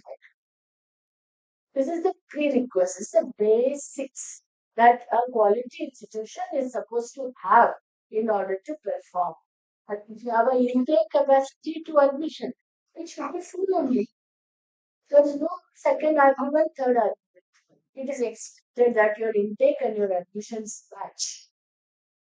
Possible, your university allows, it exceeds by 5% or 10%. Because some institutions also say that, some universities also allow that. So that means this is a basic. So that is what comes under it. Then comes our process and output. Every country will have different ways.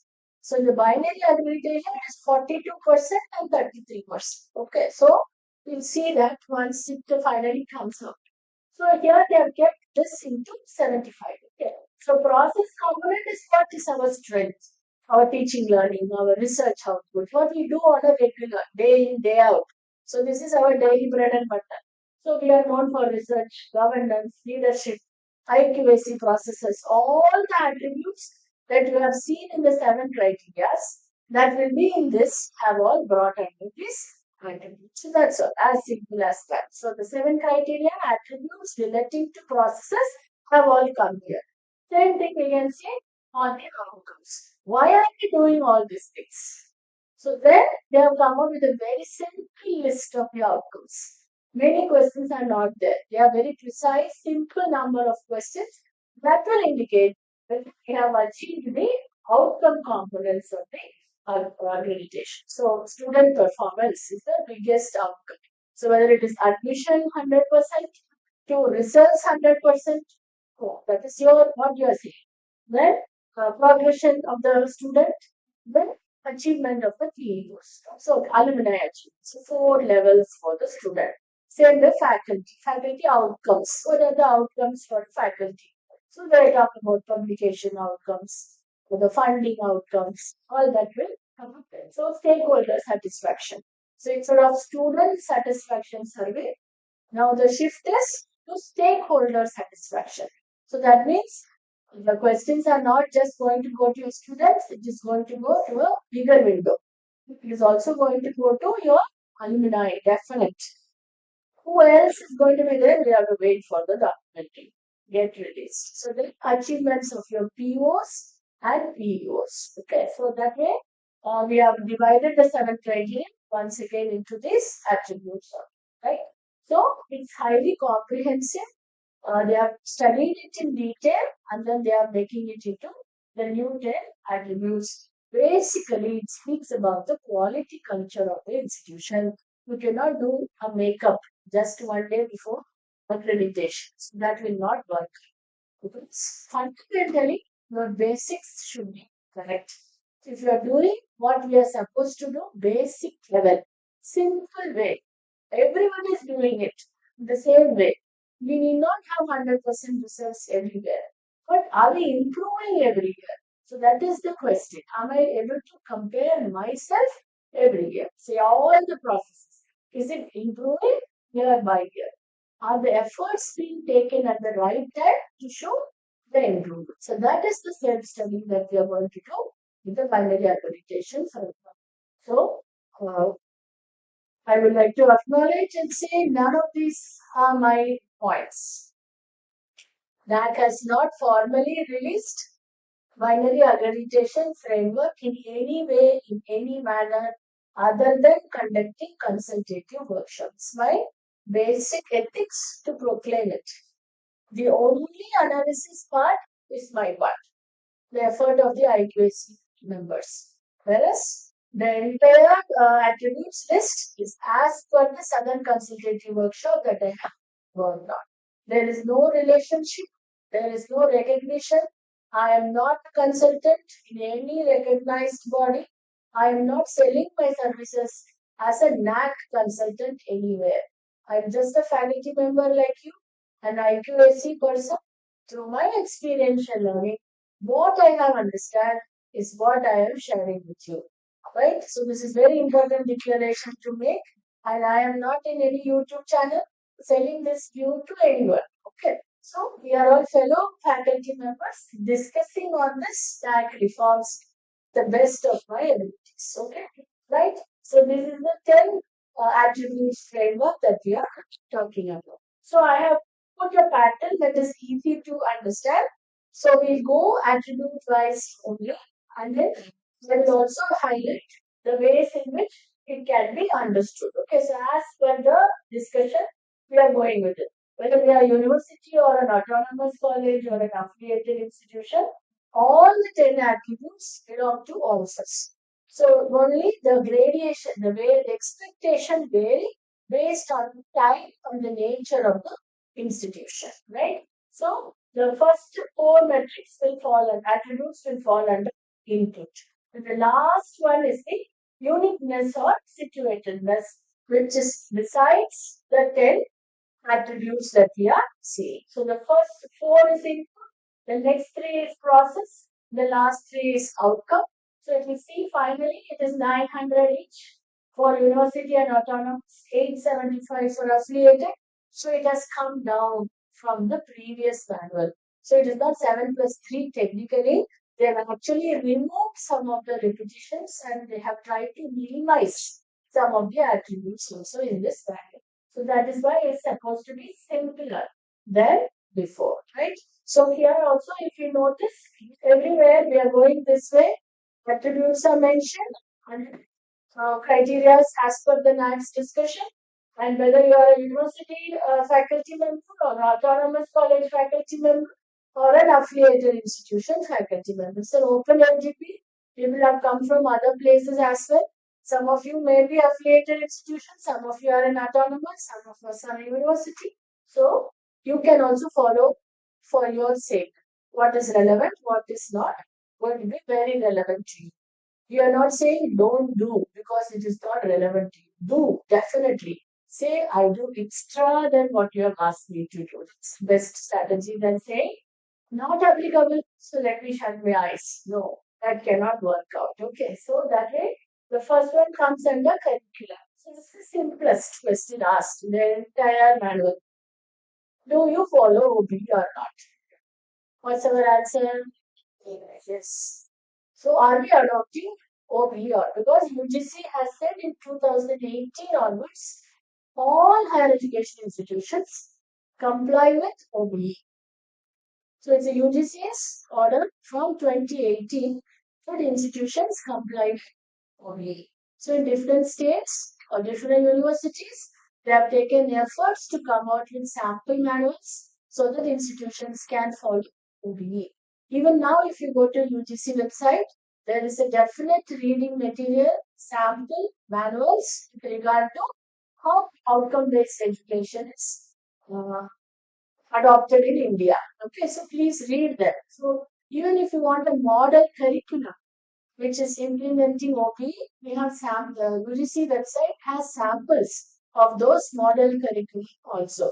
We are not asking everyone to follow the same exactly copy, but whenever you have a doubt, it's always better we see the site and then say, good, I'm doing the same, I'm doing more than the same, I'm in the right path. So that direction sense also, it's very important that we see the UGC website because as an autonomous college, in your website, you have written compliance. I follow all the guidelines of UGC, state government, and central government. No, so that's very important. But you should know what are we following. So read what is available and follow the best samples that are already there. No? So first one is that question only. Are we following? So I also want to say basic documentation that is required. I can say yes, no easily. How to prove it? So whenever our syllabus is getting approved in the BOS meeting, are we saying that this is according to base education? So when I pass a curriculum, a course, is it having course objective statement, course outcome statements? And are we also declaring how many of our course outcome statements are mapped with PO statements. So then the BO is Board of Studies, which is a statutory body for an autonomous college. Are we recording the minutes as we are supposed to record? The last 3 years BOS minutes, if they ask, what is there found in the minutes? Member signature. Member signature paper is important only if I have a doubt whether you have a member or not. What is the question here? Whether I follow OB or not. So the minutes copy that you attach should also be speaking about outcomes. That's very important. So you cannot write unscribbled minutes. Page number 8 photograph is taken. It's dancing. It is uploaded in the NAT website. That shall not work out. So you should reread. Is there a format to write the minutes? Are the headings asked according to the requirements of the BOS minutes? And then is it shown as evidence of a document? Writing BOS minutes is procedural. BOS minutes as a documentation for criteria 111 should be done in a systematic manner. That's a difference. Simply writing minutes is different, but writing it as a documentation is different. So there should be a framework. So all very senior HODs are here. So you are only verifying and signing in the BOS minutes as a chairperson. What are you signing in? Whether what should be there in the BOS minutes we need to learn. So you have to see an eye what is required. So it's an evidence of documentation for only. So take down your own BOS minutes and study whether it is there, not there, what should I add now? Okay. So here, OBE means what should be there? Definitely a course outcome statement should be there. You are introducing a new program. Then program should have program outcomes. Why you are introducing that program? You should have the metrics. You should have a manual. So every student who steps into this campus as a student after taking admission, he gets a manual. That is an OBE manual for the student. So that should be prepared well. That is the evidence when it comes to BOS. Yeah, record. So the university only the Senate Council and all that will come. For an autonomous college, yeah, approved BOS, it's academic council minutes. Senate Council is for university for the all full assessment period. So we should do at least how many BOS per year? One BOS per department minimum. One. One is minimum BOS. Academic council per year minimum. We need not, if you are doing more than one, good for you. Minimum is one. Minimum of one BOS per academic year is done. What else we are going to do in the meeting? This is syllabus committee meeting. We do minimum 1 year. Minimum one meeting per year. Full membership. Curriculum advisory meeting, curriculum planning meeting, or in-house meeting. There is a formal BOS meeting with the university representative. Minimum one is done as per the norms. So that has to be shown here for the entire assessment period. One is minimum. And we should also have access to curriculum files in the college website. So that's what is that. I will not go this slow everywhere. I'm starting curriculum, so I'm just saying the basics in the name of 111. Right? So then comes our stakeholder participation.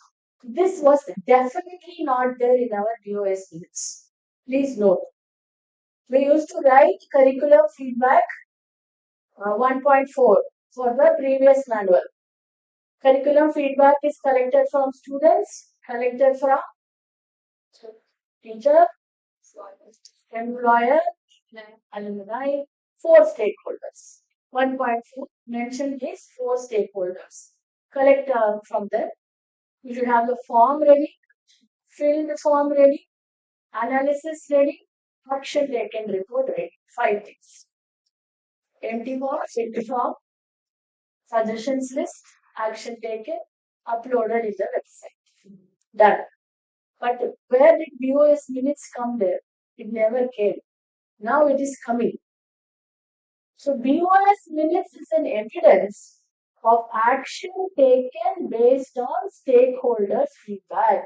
So when you are writing your BOS minutes, then you should also write This was a suggestion I took from a student, which I am implementing. This was a suggestion collected from an alumni. This was a suggestion collected from the employer. Have you ever done this before formally? We only said paper 1, discuss paper 2, discuss paper 3, discuss 10, discussed approved syllabus. We have never said it in that meeting. This is also some of the suggestions taken from the above so-called statements. And then the automatic question is, today I am collecting feedback. How I can write it in the DOS tomorrow? Who told you time frame? You should have a repository of the feedbacks and suggestions given. Whatever is relevant to apply in whichever year, you can write suggestion from a student or an employer or a right. Because I might have told today, I want to introduce a course with regard to some technology. And I want to introduce it after 2 years. But you can also acknowledge that some of the changes have come on the basis of the suggestion. So in your format, you open a new table also. Suggestion from so and so got implemented so and so. So then that is automatically recorded. So your viewers minutes will be part of the required documentation. Remaining same to same.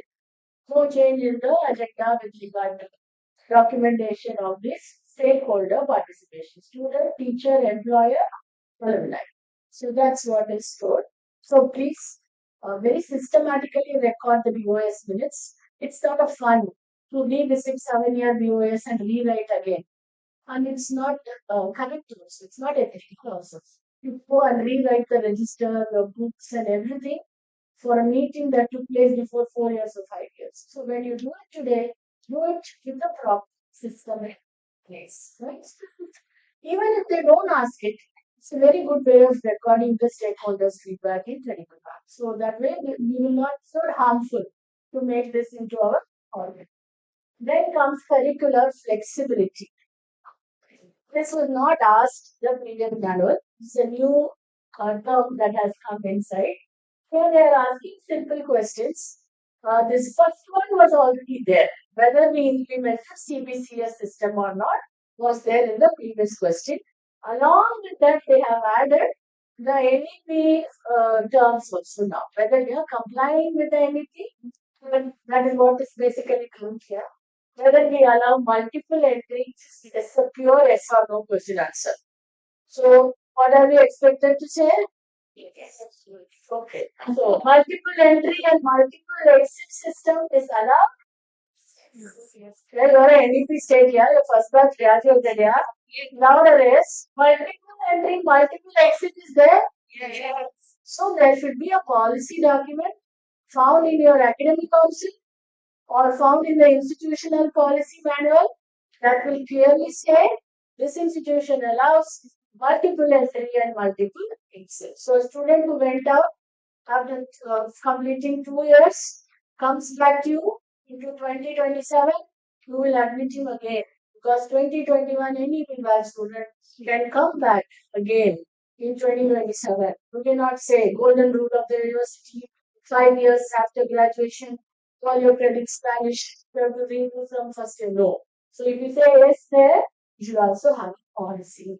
What is the simple institutional policy on that? Academic bank of credits. That is obvious, yes, I think. All the students are having their own accounts open and they are being part of this academic bank of credits. So whatever credits I earn, it is deposited there. We can open our accounts also. All the NPTEL courses we do also can be in the bank of credits. And there is a policy that allows us so we have to show in the policy map.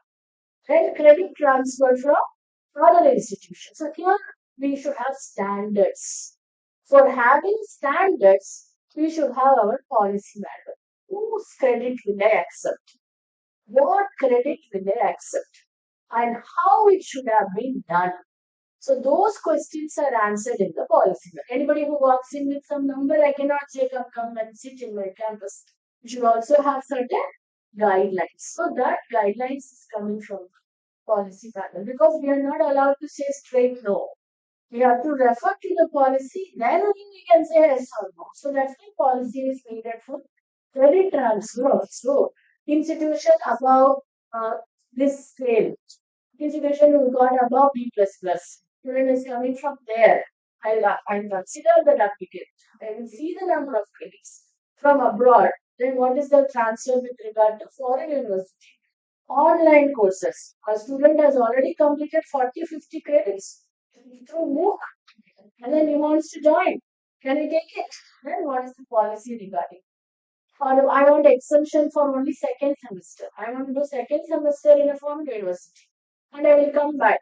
Good. So then can I say equivalent courses? Then what is the policy statement? So that way, simple systematic processes is needed for flexibility. Are we flexible enough is the first. Then major minor option. If we allow. Yes. Then if we finish till H, question hour. Okay. Right. Then we have dual program. Do we allow? Integrated degree program. Do we allow? Is there a policy? Do we have major programs? Do we have minor options? History major, minor economics kind. Then you have Bharatiya Bhasha system in the institution. Do you have courses? Do you have value-added course? Or do you have a regular course? 2 credit, 3 credit? In what way? That is also noted. Open electives. Do you have electives where students can go interdisciplinary, intradisciplinary, multidisciplinary, online options? That is also will come to us. So that way, this shows how much of flexibility we have. So that is what is the pressure in this 1.3. For an affiliated college, they don't have the flexibility at all. They have to follow university system. So this question becomes not applicable. Does not mean student will not have ABC account. Student will have ABC account even in an affiliated college. Don't you should not join something unnecessary joins and say it is not applicable. So I will not do ABC. No. So it is not about that. Flexibility itself is meaningless. If I want something to happen in an affiliated college, I should be part of the university system, curriculum making system, where I can give my suggestions to introduce the flexibility into curriculum. So that's the idea here. Otherwise, it is the same for both university and autonomous. Weightage is same, 10K. And here, the only evidence is our policies, US minutes, academic council minutes that we are having. So policy documents have become highly important now. Yes. Thank you. Any other questions, please?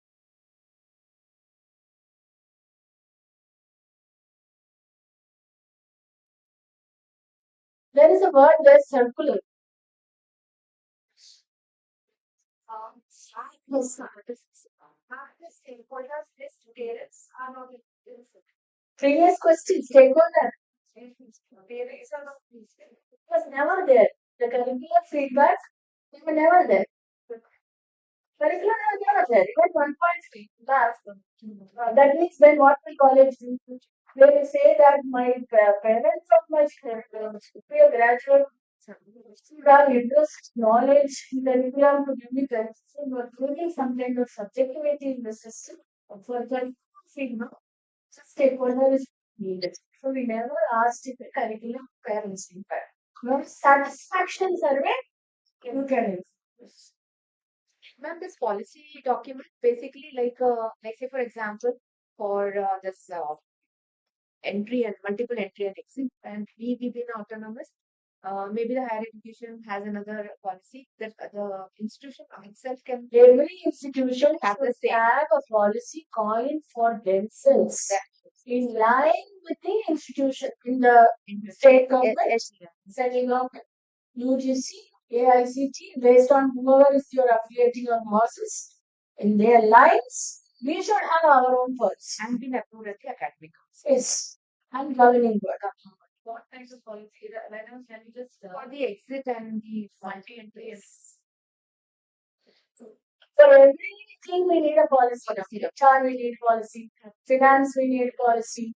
For faculty research, we need policy. So, a minimum of 15 20 policies are required currently. Because ma'am, as you said now, when a student is coming to our institute, they are coming with varied subjects, courses. And then how do we map it? Earlier also we used to do this. We will call it equivalency. Also, we always look at the equivalency factor and the university permits a transfer of a student. We have done that before, but those are exceptions. Now it is not exception. Now we are saying as a category, anybody can come in and anybody can go out. The institution should have certain standards of who can come and who can go. See, who will get your admissions? Anybody who clear 12th standard can apply for the degree program will get admission. No, you also have a selection process, right? You also will have eligibility. Everybody will pass 12, but will everybody will get admission here? Then you will have a mark as eligibility. And sometimes long gap. Some institutions will not admit a child who is coming after a long gap. 12th completed in 1995, applying for BCom program in 2025. So it's a gap. So there should be a genuine reason why the gap is. So then there is the institutional policy. So that way there will be guidelines for the institution. Exactly, ma'am. Because when it comes to Madhya Pradesh, we have ordinance like 14 mark or 14-day ordinance. It states that a student has to complete the graduation within a frame of 7 years. So multi-entry exit entry should happen within that framework of Exactly. So in the institutional policy, you will quote that manual and say, as per this guideline, you will do. So that means tomorrow the government changes it, you will also be changing. So that you need to say, no, you do today 14, section 40, tomorrow you know yourself. So in the, if it is in the institution topic, all of us will come. But this is our constitution. That is what we need. Yes. Will this feature in the end term result also of the student multiple entry? If suppose second semester is doing it from somewhere, will this get featured in his mark sheet? It will be the Credit points, not credit mark sheet. I mean, semester is one the results and the credit when you give it to a child for completing a year or completing a degree, it will be reflected in that. ABC credits. Ma'am, actually, we had a case from VIT very good. One student, I think she completed her third semester and joined directly. So first three mark sheets were issued by VIT, and from fourth onwards we continued our visit. And she said that Where we have policy equivalency and based on it. So that's what. Earlier it was case by case merit map. Now if it is a scheme, if it is a policy, many may come. So then you should have a policy manual is the point. Right? So 1.4 is on practical focus of the curriculum. As I already told you, minimum expectation in every course. Whether my course gives skill development, employability, entrepreneurship, we are asking those questions. So that's what is asked here. Every course should provide a kind of practical exposure, right? So what is the exposure that we can do for all the courses that we are offering? Our idea is think of all. Then how many is achievable we can decide. No? So that way practical component. So now minutes should also say that whether new courses approved in the QoS is showing practical component for the particular course. Now you are adding teaching methodology, pedagogy, e-resources, all that in the curriculum framework. Should also say how much of practical component is also added into trail. So that is the simple question here. So we are talking about courses that will provide skill-based learning or training or an activity, minimum of an activity in the field. Okay, some simple activity that they can do on their own time. Does not require an teacher escort accompanying them, long distance traveling. No, can be a simple visit to a petty shop, talking to a roadside vendor, talking to their own grandparents. Based on the nature of the course, there should be some practical work, field work, leg work attached. So that the assignment component at least, a part of it comes from the field, from practical experience. If that much minimum we can try to do. Whether I know to write poetry or not, if I do a language appreciation course, at least I attempt to learn the grammar or poetry or a story, then attempt also is self-sufficient. So that way some kind of activity-based learning is incorporated as a curricular requirement. So that is what is asked here. And then we are talking about percentage of programs with this. So that should be 100% if you are level 5. All my programs. That means BA, BCom, BS, not all course. All of the programs offered here will definitely have an internship component. We'll have a project component. We'll have a research component. By sixth semester, at least one of them will have this component. That's minimum. So that way it can be done. All the programs will get this component. Scenario. So what we try to do in my college is all first year students will get minimum of one field visit at least. Uh, Meticulously organized field visit, which will give them a learning connected to the subject that they are studying. One visit minimum. Second year students will definitely have internship completed in the second year. A third year student will have a research project or a research based some work completed in the third. So every academic year, 100% compliance is the aim. First, second, third, all three will have a practical exposure. You are highly ambitious, you want to do all three components, all 3 years, please do so. But it is not practical. So as simple as every year you can plan that way, it is achievable. For course, give some assignment that will also involve practical work. Once I do it, how do I record it? That is important. I do the work with I go with one format. I have an idea what I will feel, what I will see. And I will decide, I will state what is the outcome of it. I stayed in the shopping complex, played the role of a sales assistant. By playing that role, what am I learning? Give them the list of outcomes. They stay there 15 minutes, they understand nothing will come out of this exercise, then move from that place. Go to a place where they will be able to achieve that outcome.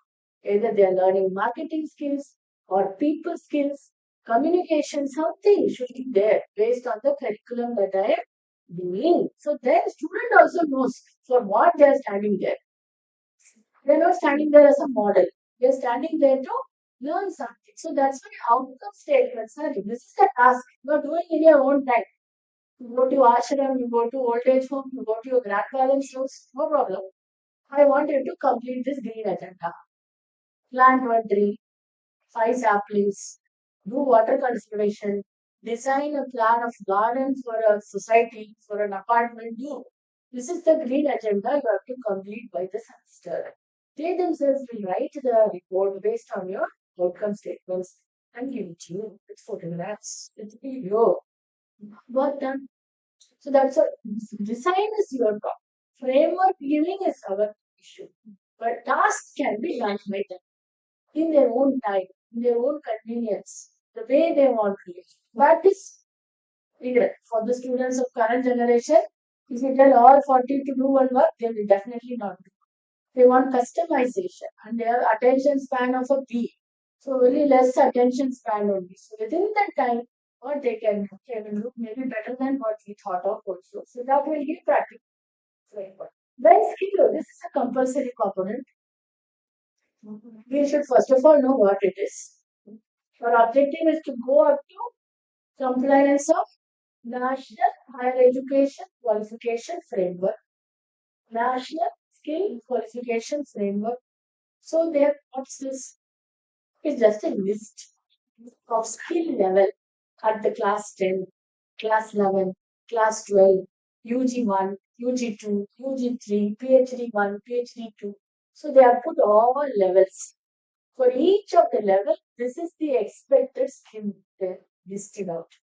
And the government of India has also identified certain councils, certain agencies to run programs and courses that will help us to match with the skill level.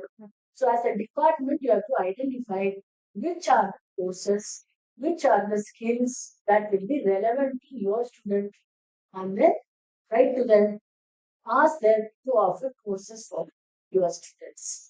So current year, 1,300 students completed NHQF courses for Commerce Department in my college. So they have identified certain partnering agencies of Government of India recognized for this. They did it travel, tourism, marketing, business. heritage. So like that, we can identify the state councils and allow them to partner with us and do certain courses for our students. So then this compliance. So this also is not a very difficult thing. Identifying partner only is difficult. It's always life task. So identifying good partner will match with your timeline because you also have a syllabus semester timeline. Based on that, it should also match, not conflict. So then it is easy to do these courses, and they can do it in the online method also. That's 115. Then what's the evidence? Evidence is shown in the BOS. That's why this BOS has now become all in all. So we should have first of all format now. What way we are writing the BOS minutes? Are we capturing everything in the BOS minutes? The agenda is not just passing curriculum. All this also skill development activity, practical activity, rescue of course identified, open the subject, put it in the board, get the suggestion and record it. So then underline those points and show it. These were discussed in the BOS minutes. Then comes our Indian knowledge system 1.6. Promoting Indian knowledge system. What are the ways? Don't forget, this is curriculum. What are the ways? Our curriculum is promoting IKS. So that's a basic guideline. If you are doing activities promoting curriculum, activities promoting Bharatiya knowledge system, it will not automatically come under curriculum. So here the question is directly connected to curricular objectives. Okay. So how are we doing it? Workshop, seminar, IKS. The point is coming there. It is related to a curriculum. For fulfillment of Unit 1 or Unit 2 or Unit 3, we are conducting certain workshops and seminars. So that way everything should be read in the context of curriculum. Right? Certificate courses. You can do separately. Physics does not have room for BKS. Let's not confuse physics people. Just they will fight with me, I told you. Another interesting department is psychology department. They will for sure agree with you everything. They will do opposite of everything. They are so better than us. No doubt at all. I have absolutely no doubt they know better than us. Okay. But why they did not disagree? It's not part of their system to disagree. You say what you want to say, you are correct, madam. I am correctly what I am. Correct, sir. So, if you get so if you try things curriculum, one of your knowledge system, what you can do at the basic level, start vision course. Just suppose 30-hour course on what you are comfortable with. Start a 30-hour certificate course on a subject that is related to your domain or Indian knowledge system. There is no harm at all in studying Indian knowledge system in a scientific manner. Create a culture of looking at our own culture in a rational, scientific, objective manner. Don't agree with this agenda that studying Indian knowledge system or culture is very subjective. Definitely not. It can be studied objective on the basis of scientific rational thinking also. So these are simply arguing, fighting, debating, is not good. It's fine. You are a European, I agree. So now learn a little bit about Indian knowledge system. So what is it about India? You are living here, you are breathing the air here. Then learn about India. That's all. Harm, no foul. So you learn certificate. You start as a value added course. That means it is not in the credit. Then you put into certificate course into credit system, which will also affect SEC, AEC, some test. So that it is also part of the number of credits we earn for earning a degree. So that way we can start. Our mathematics department, which has a lot of doubts. No? They started as a BSc, went as a C. Now they have a full-fledged 3 credit, 4 credit courses of Bharatiya analysis. It is possible. Maths, physics, chemistry, computer science, everywhere, wherever you feel. And also, I agree that immediately we cannot start a 3 credit, 4 credit course without any background. No? We also need to learn with the children. That's why I always start as a value added course. You learn by teaching. You learn by collection of material. You do your own research. Then once you have a clarity, then you bring it into the credit-based course. It takes time, so start faster. So that's where you can incorporate curriculum-wise EKS, right? So that's one thing we can do with regard to curriculum and EKS. Starting a center for IKS is a mandatory norm now.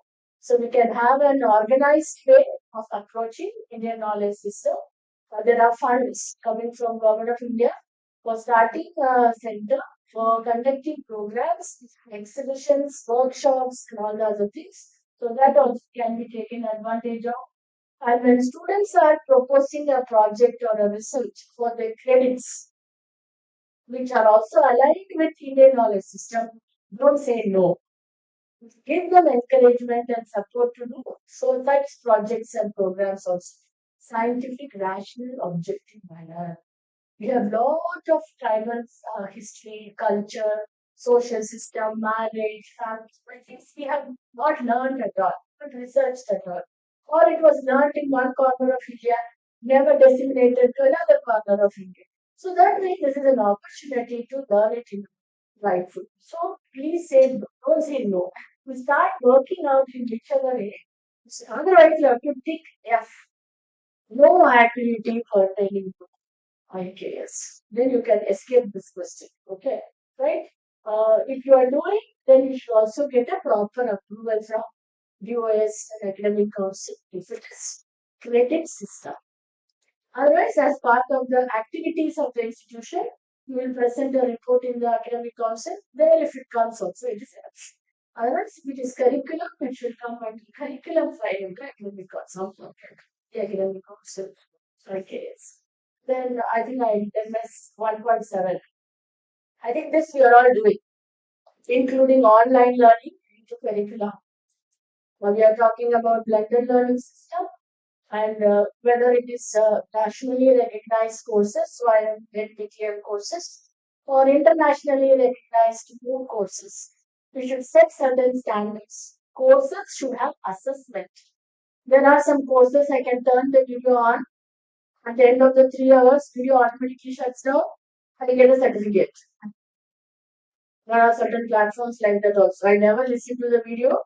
3 hour runs, certificate will come automatically. That certificate, I'm doing a 30-hour course, writing a test is not same. Students will challenge you in color way. They'll keep producing certificate. Will this do? Will this do? Yes, ma'am.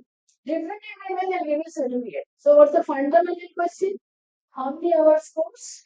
Was there an assessment? Was there a result based on assessment? Okay, 30-hour course is minimum now for any value-added course approved by NAC. So same thing we need to follow. 30-hour course, assessment should be there at the end of the course, but a certificate has come, which will mention all this. So 30-hour. IBM also will give certificate for certain courses. They won't mention anything. Your beautiful English words will be there. And then they gave you a certificate. You see IBM. Oh, good, excellent. No. Did they say 30-hour? When it was offered? March 24 or March 2000? So that also got. So all that is there, then that certificate can be earned and kept. Every child should know minimum one course per academic year. Minimum. Simple. I have 15,000 students. 15,000 completion I want this year. Okay. Year number one. In Swayam completion rate. 15,000 did they do? No. 14,700 registered. 7,000 completed. See, I can only count registration. I cannot fix the results. That's not in my hand. I don't want to do it also. And Swayam portal will have record of both NPTL and Swayam. It will say how many registration, how many completion also. As per that, we will also say this many registrations, this many. I will happy with 5,000 completion also. 14,000 registered, at least 20-hour class they attended. Very long. NAT also never asked how many completed. The VAC, the question is how many registered only. And they'll ask how many completed. The score was not on the completion rate, the score was always on the registration rate. Besides, do I how to measure lifelong learning? Do I at least register? Do I attend 10 hours? Did I submit assignment? On the day of exam, I didn't want to go. They stand I always tell. Center is 3 hours away, ma'am. Who will pay 800 taxi fare and go? We will not go. Straight blank answer. On your face, they will say. Are they wrong? Bus ticket is 25 rupees. Why they have to go in taxi for 800? My teacher would have told me that. Should have thrown my paper also out of the window. Can I do all those things? Now the teachers are supposed to do anything other than motivating. Right, Rosie? So, so I will only celebrate those 5,000 children. Put poster, appreciation, first rank, gold medal. For that I will celebrate. You become jealous. Next semester you do. I celebrate. Right? No. Why should I waste my energy in criticizing you? Better use my energy in celebrating. They actually celebrate everything. One poster, website, Instagram post, anything you like, we will do for you.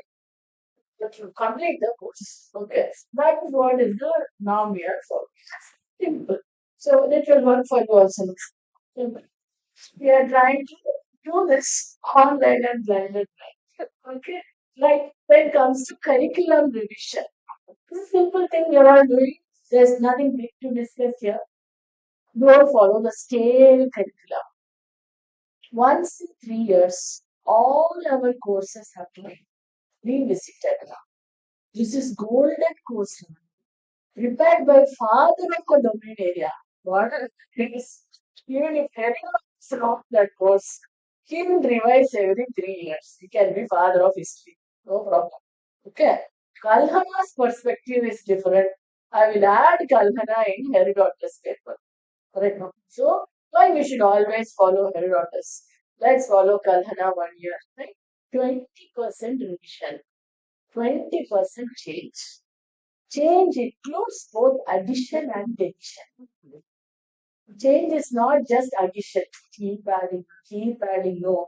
Add to, delete to. Out of 20 topics, 4 changed. 4 by 20 is the percentage of change. Everything is stats now. Right now. So how many topics count? You have 25 topics. You have to do minimum 20% change. 5 topics changed. Outcome should be the key word there.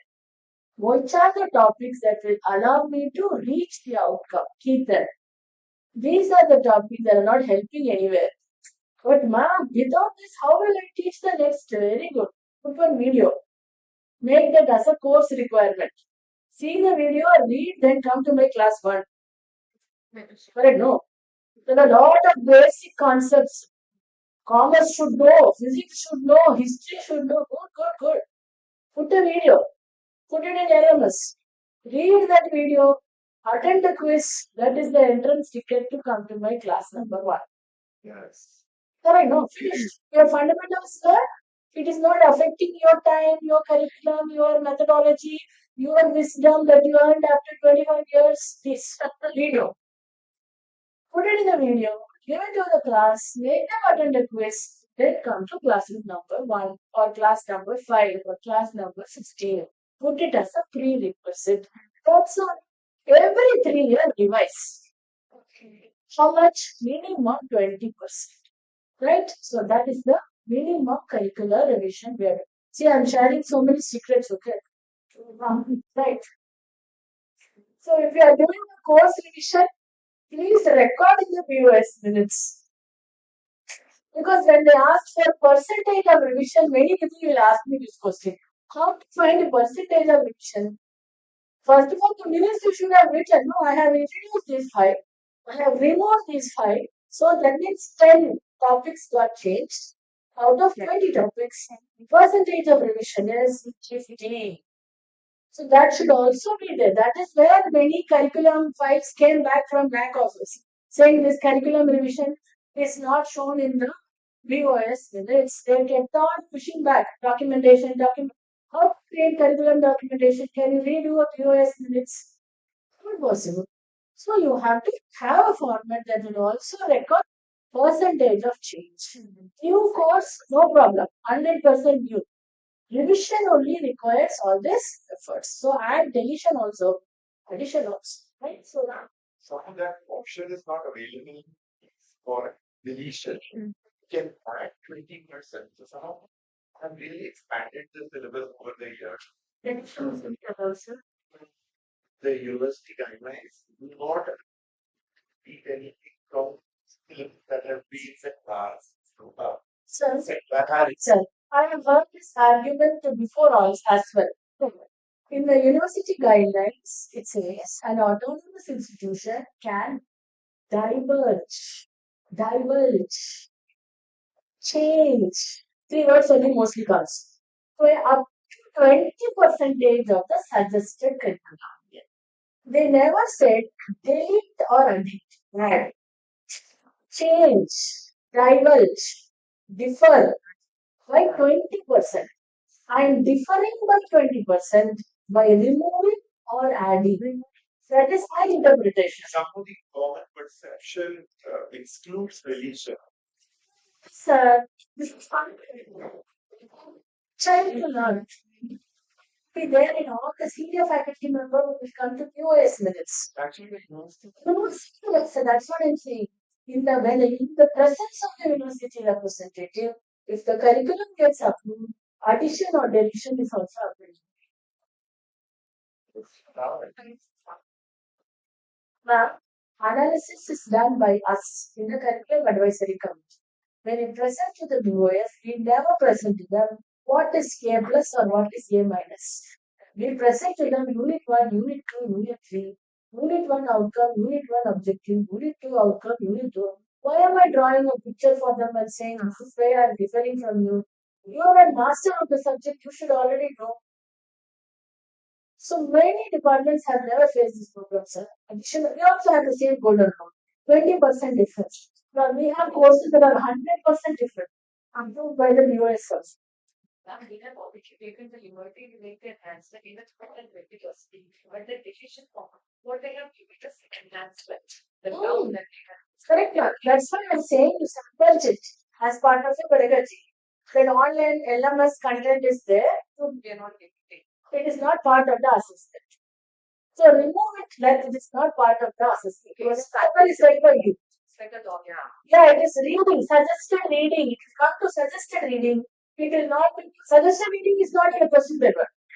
Correct, no, pre-reading, suggested reading, never in the question paper. Yeah. Question paper is on the topic, so bring it down to that. Or according to the correct terminology, bring it up in the higher order of learning, not in the assessment. exactly. We don't know. That is why we are autonomous college. We have freedom to testing or curriculum systematic way. Yeah, we Yeah. have. We can do. That is how it is.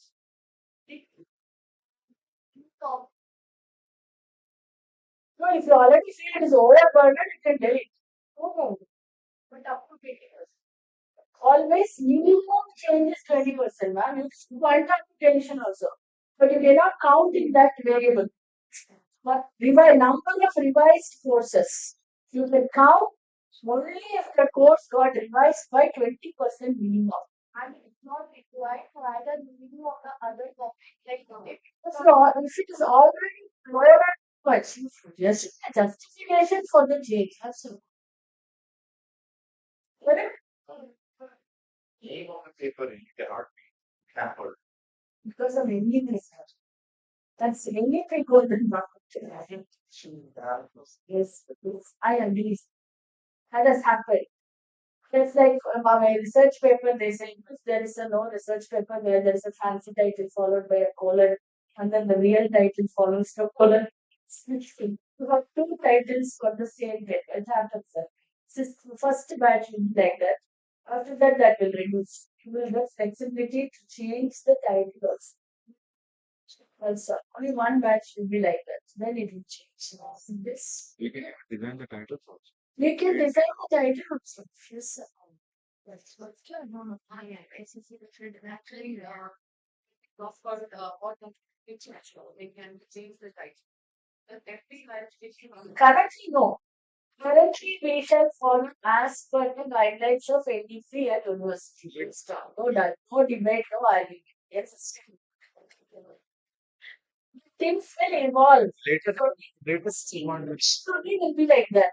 Then autonomy principles will fall in its place. Then changes will happen. So first batch. Then it will change. It will change. Every 3 years, even university will change. Also, it will change. Takes time. lot of things will When everybody is introducing at the same time, there should be certain pressures. Then slowly that control system will be even the reduced. science people earlier used to say this we don't have any connection with Indian knowledge system and all. Recent researchers are actually telling that this, this geo information system, so many things, some certain Indian ancient That's texts how it are was. there. Yes. That's why there's no standard no. We need to work on what we are teaching. That's all. So curriculum, that what we are seeing in curriculum, only input side we are seeing in curriculum. Okay. So faculty, and moving on to faculty, again interesting area when it comes to input. This is a fundamental input question. What is FSR? The magical number behind FSR. 1 is to 20, 1 is to 30. So in the government documents, 2, 3 documents, including the Radhakrishna committee recommendations, they have very sadly said majority of the higher education institutions have faculty student ratio which is 1 is to 30. For us, that's a good number. 1 is to 30 is a good number. Okay, generally speaking, every 30 student having one faculty member is not a bad number, please. Okay. If it is a private, unaided, self-financed institutions, if they are having 1 is to 30, that's a great number for them. There are institutions in India which has 1 is to 45, 1 is to 70, 1 is to 120 also. One college, one program, one teacher. There are institutions like that also in this country. Okay. So they are talking about FSR 1 is to 30 being not adequate. So again, this is a evolving magic number. If it is a AICTE program, 1 is to 15 is the norm. for diploma. Yeah, for that way. For an undergraduate program, currently they are talking about 1 is to 20 being a good number as FSR. But all these are ideal figures only. So here the simple question is just the number. How many students do you have? How many teachers do you have? Those who filled the form only will know how difficult it is to answer both the things. You're talking about this academic year, ma'am. You're talking since admission, ma'am.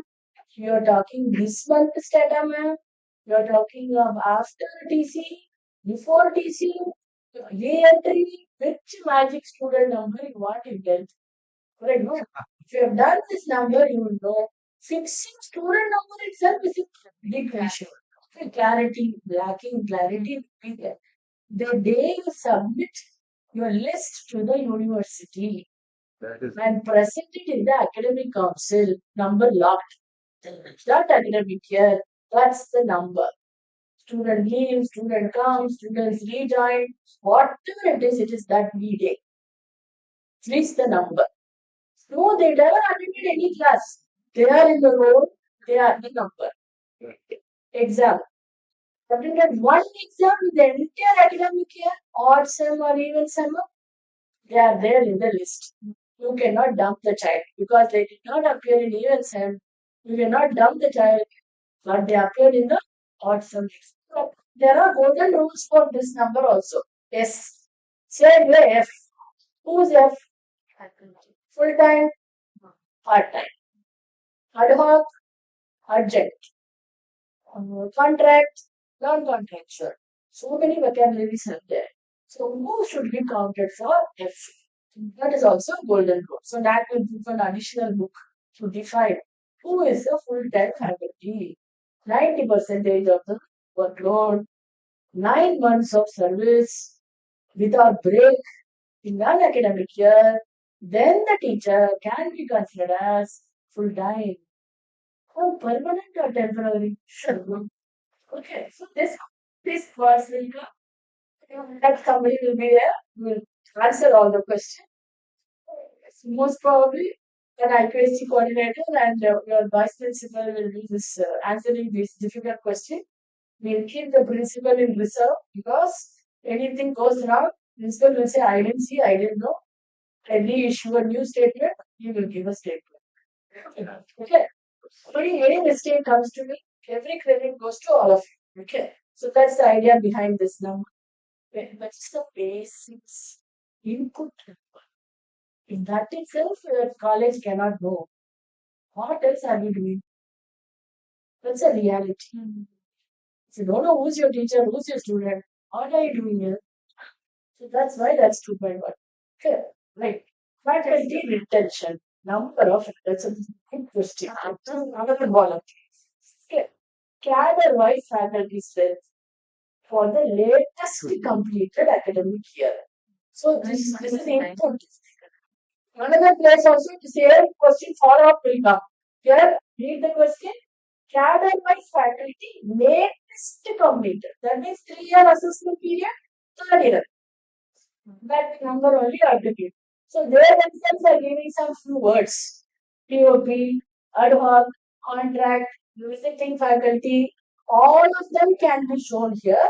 Cadre wise. That's why they said. And not this professor, assistant professor, associate, not that, this one. Okay. For the last 2 continuous years. And then after you show, there is all possibility, some of them will be dumped from the FSR. Okay. So that is why they are asking you honestly, right? Everything here. What I will keep or not, that is back at DVT.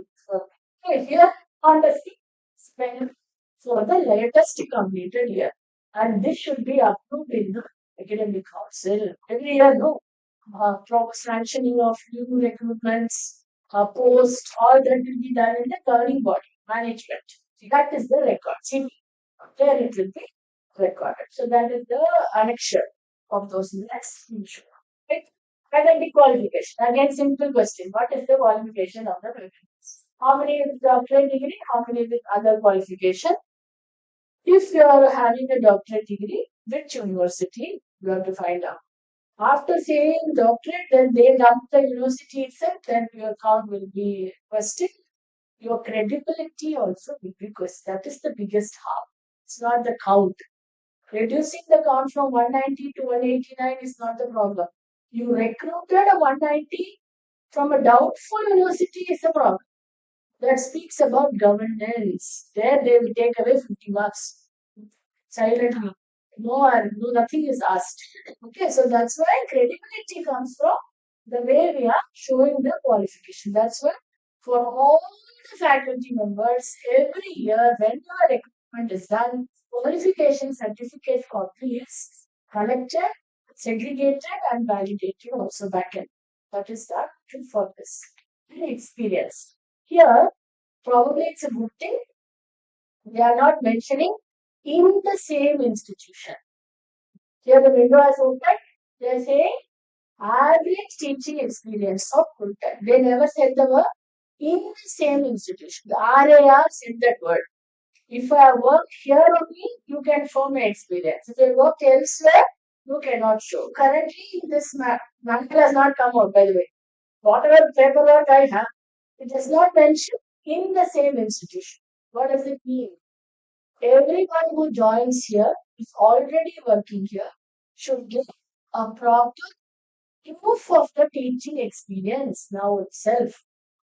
If you work elsewhere, also you should give proof of your teaching experience. That is also authenticated, validated in the institution and kept in the records. You can't say, I will not give. Why are you asking, madam?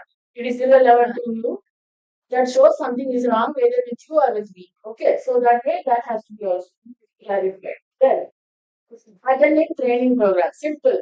Are we improving the quality of the faculty by sending them to various training, refresher, all that? Okay. And they have added something new here industry training. We're talking about skill development of the students. So industry exposure also is recommended for faculty members. So we can show how many of our faculty members went through industry training, not just institution training. They can also be sent to industry training for 2 months. Then only it will come. One day I visited IBM, I got industry training, we cannot say. It is a minimum 2 month deputation to equip myself in the emerging industries. So that also can be done. Primarily looking into engineering management courses, this has come as a rule. Otherwise, our usual statements are about FDP, refresher, completed in the last 3 years. That's why I told you one golden rule, 1 year, one program, all of us. External program. Okay, 1 year, one program, all of us should attend externally. Both online and offline have equal weightage. So please avail yourself of online programs for whatever is your institutional policy. Right? Then comes our infrastructure. Any question?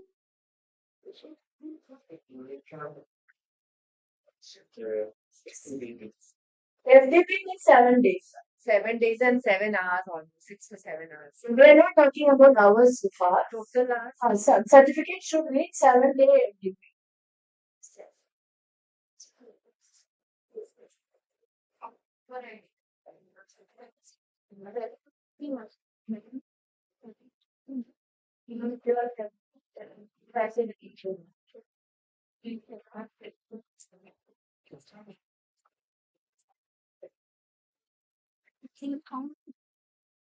In partnering with nationally recognized institution, the rating of the program is BSSS.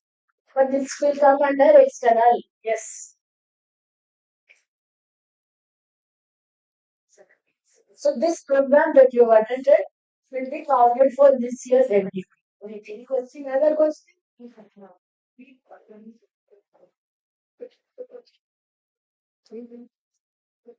So there is FDP only 7 days. Otherwise, we can do any other program 1 day.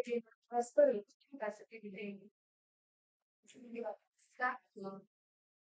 we are allowed to do as many programs as possible in our domain area knowledge. Every program may not be 7 days. There is a 2 day international conference. You are attending that specially for presenting a paper or publishing a paper. It ticks some other boxes. Not all boxes be 7 day LDP. There are some other expectation also. Emerging area conferences. Then 2 day course. MDP, Management Development Program, you go with your students also. You identified 5 advanced learners in your course. Along with your 5 students, you are also attending a course of MDP that ticks some other boxes. So everything you do, you should find out what's the outcome. It's not connected to monetary value only. It is connected to other things also. Professional value or rank value. Find what's the value, then you have to do. That's the question. Don't simply do because my friend is doing. Okay, right. So can you look like in the last innovation comes with this as a kind of take the time should be 1 day conference, 2 day conference. Where is purpose? Like, is there any benefit for it? Good question. It will come only under the process.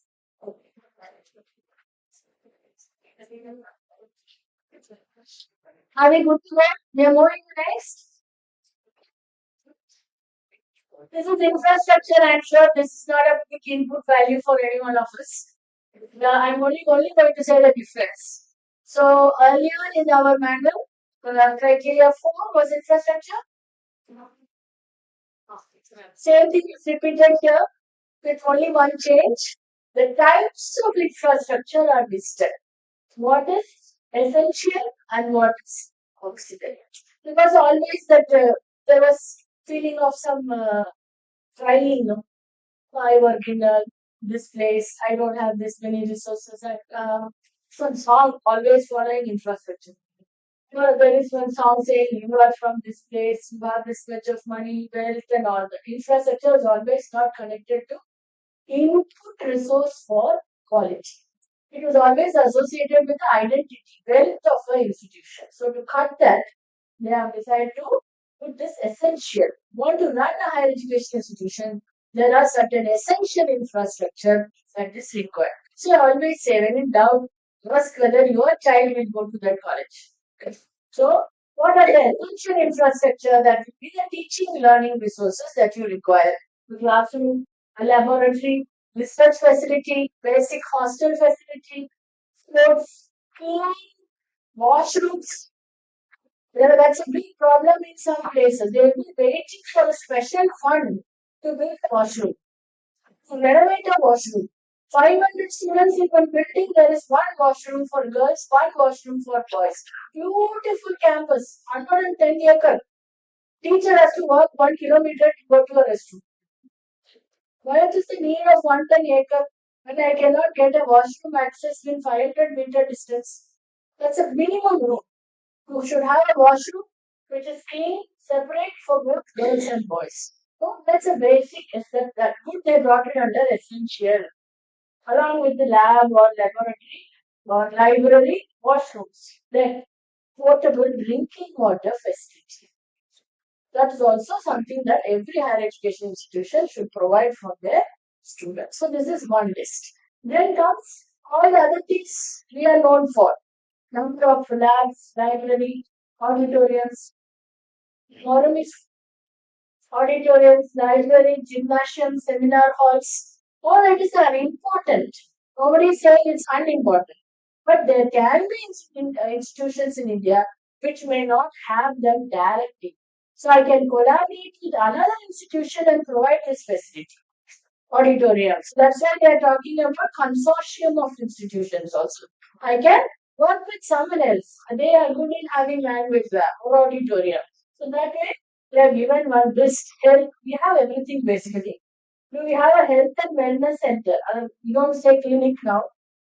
So do we have a health and wellness center? Do we have a guest house? Do you have a guest house? Why am I staying far from you?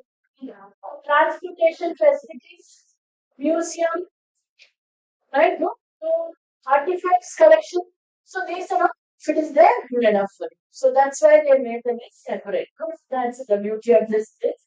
Then expenditure on purchase of books. This is usual, nothing big change. But people who do finance should know what is the library expenditure, percentage of our annual income, the revenue income spent on library books. That is the calculation they have to do. And then remember, library committee should write a minutes in which you are also talking about your resources you procure, digital resources, books you acquired, money spent on your library facilities. All that should be in the library committee minutes. It's coming 3-4 places. Then research resources. Simple kind of question. Are we knowing all this? Are we having access to these research committee facilities? That is also coming under input, infrastructure input. Anything new? No. All this were there in the previous list also. But here please note, library committee is talking about these resources. That is new. Okay, the minutes of the library. So who's librarian here? Do you have a library committee minutes?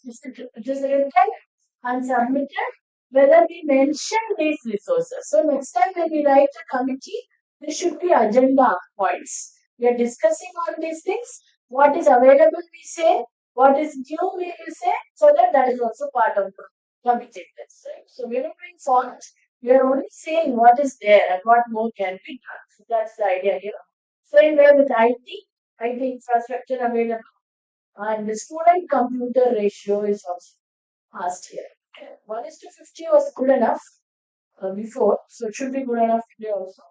Then stock register, IT committee minutes was also asked here. Then dimension friendly, barrier free environment. This list is also not new. Uh, same, same to same details that are there that should be recorded in the minutes also. Right? Especially able children, right? Then your innovation and tinkering lab, this is new. It is relevant to university only. That means mandatory to university only. It is additional things that is being done in the autonomous college or an affiliated college because we all have incubation centers, innovation units, with idea labs, all that. So all that will be listed here. So whether we have it or not, and whether we have geotag photographs for that, and whether that is inclusive, it is also providing facilities for the Indian students. That is also okay. Then that's infrastructure for autonomous colleges. Then comes finance resources under input. Okay, because without money we cannot do anything. So finance resources is also not the job of management. It has become essential to plan the utilization of the finance resources. First time we are seeing these terms now. Ratio of capital income to capital expenditure. Okay, so earlier this was not asked to us. They only asked certain itemized budget, which are balance sheet is there. IQAC will submit the balance sheet. But currently the question is asked, what is the capital income? What is the grant that we are receiving from government or management, land grants and all that? And how are we using that capital income for capital expenditure for long-term resource planning of the institution? So that's the idea here. If it is 1:1, if it is available, we are debt free. That's the ideal scenario. When it comes to capital, we are debt free. It's the ideal scenario. Otherwise, also we have the capability to pay back the debt.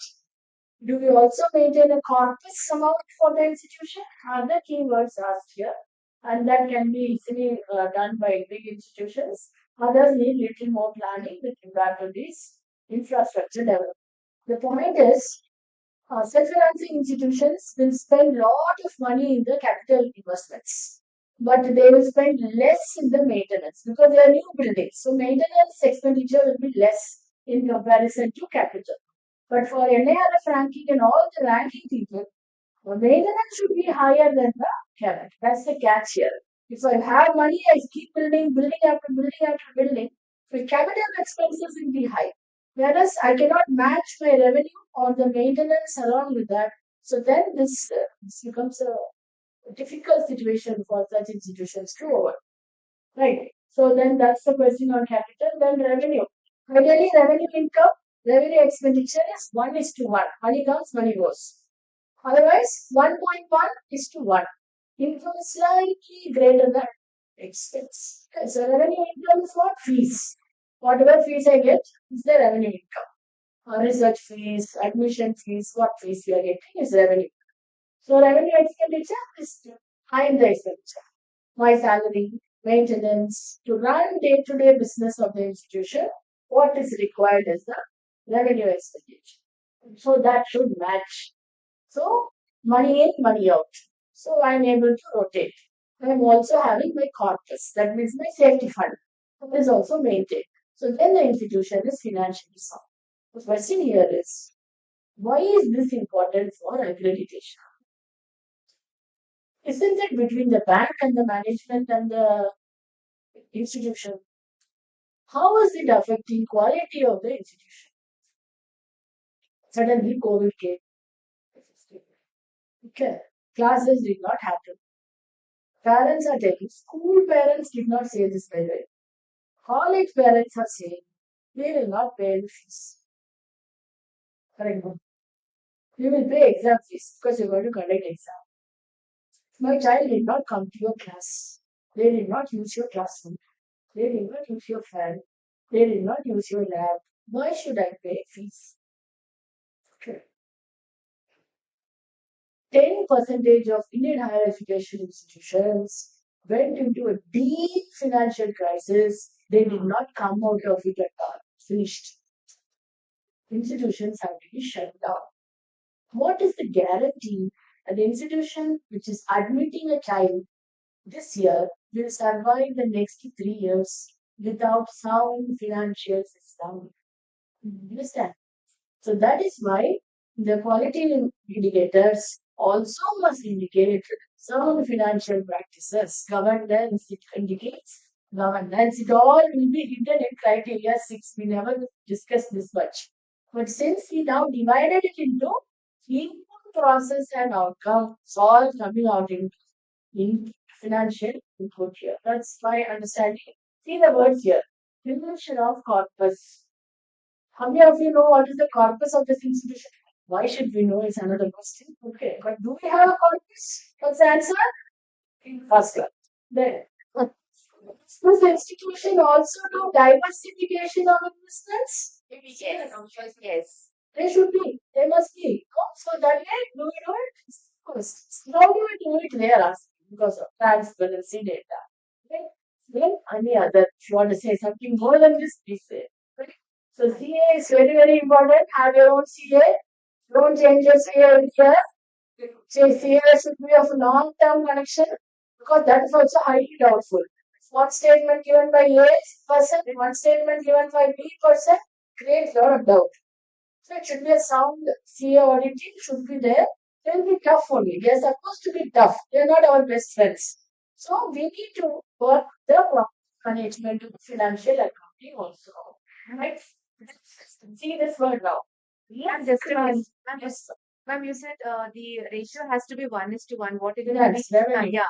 So what we get has to be, or at the most is. So how are we going to generate the corpus fund? Like, अगर आया तो चला ही गया तो. That's the idea is 1.1 is to 1. That point 1 is your corpus. Start from Deposit. say the word service sector. So that 1.1 is your for the future. Save for future. Yes.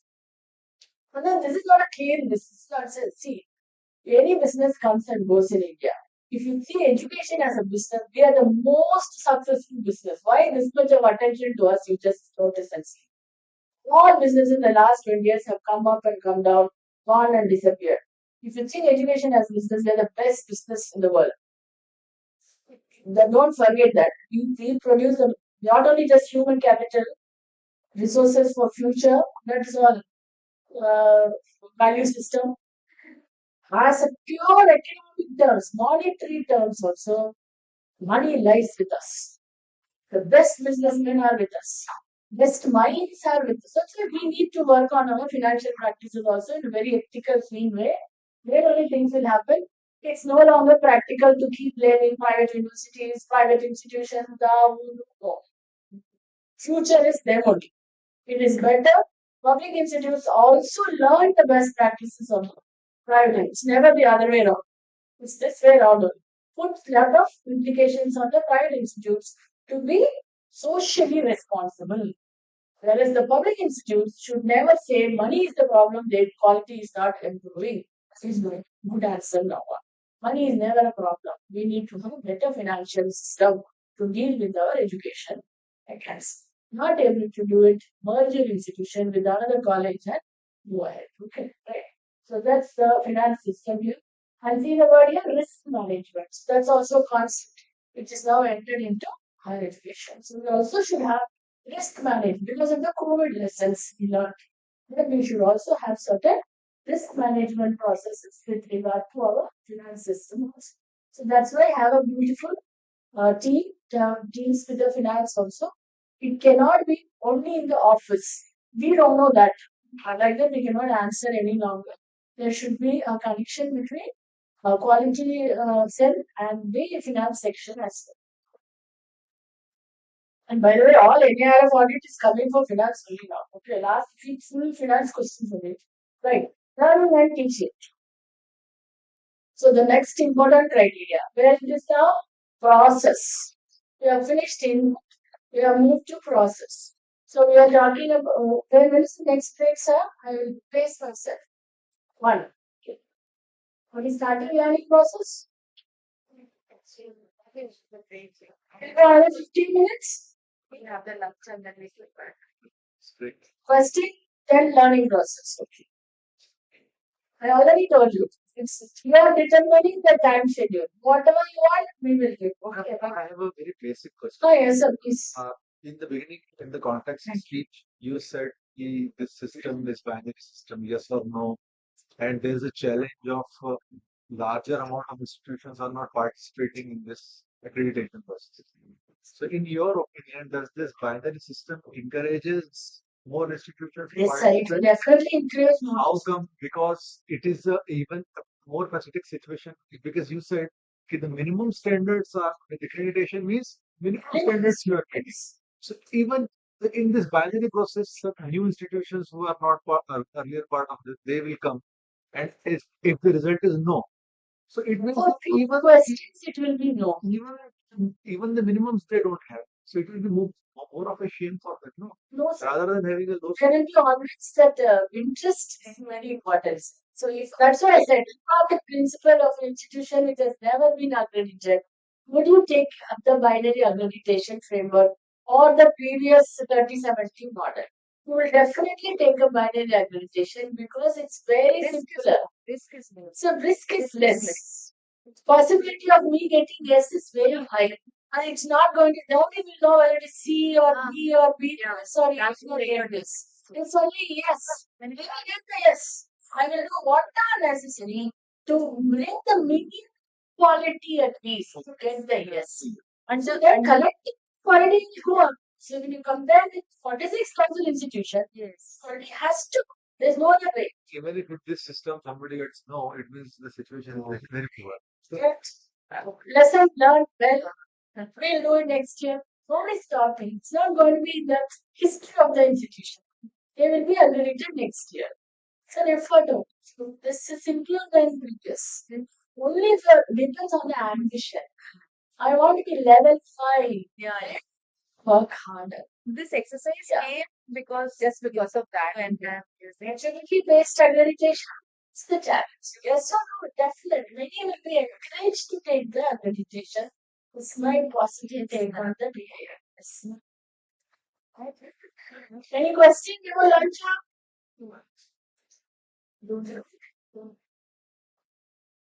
Done. Thank you.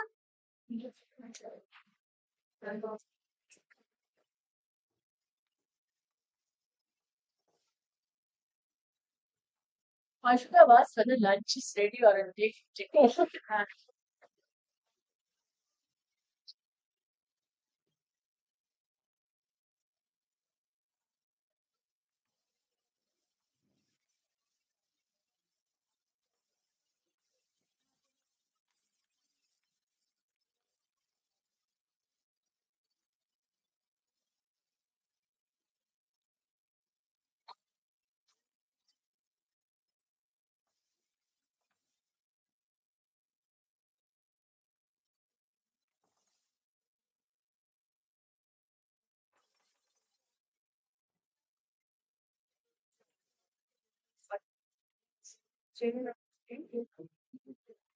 No, now we are right there. Right? If I give one, but I have to.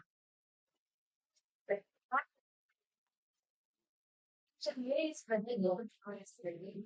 Then you can write it under stakeholder. Lots of people have it now. Yes, from the teacher, we have a question.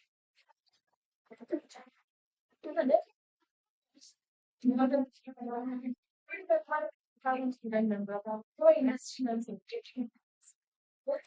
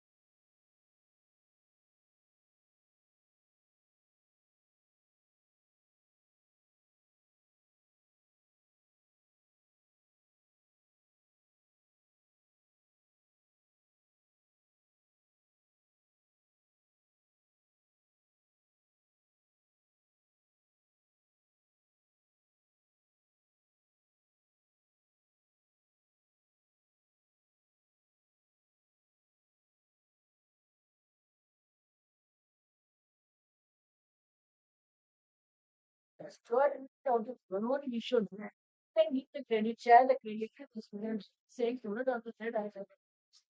But decision authority is HOD only. But that's whatever suggestion, not our problem. What if you fit enough, right enough, applicable enough for my department? Children, that is no change.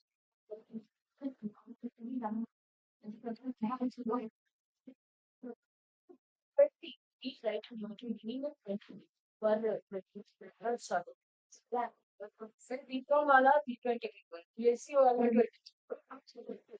20. ये देखिए, communication is common problem. Which means that per department, per department, per country.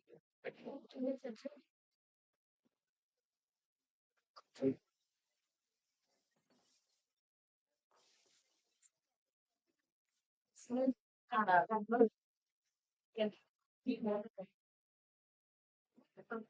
thank you. Yes. Yes. Okay. And also the process when you know, from to the left of some steps, you know, the people. There about 60 and a half, I like that, like, programs, 20 dollars. Then choice, $20 something, 2 months. Already question like that. FDP can happen quality. Okay. Where one expression is mentioned, everything is mentioned, and the constant training is mentioned. I understand thing. We for 2 months.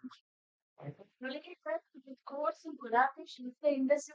And just limits on that's a institution they are providing the support for MP for this. Time frame. I was using a contrast that this I had this. Yes, yes. Okay.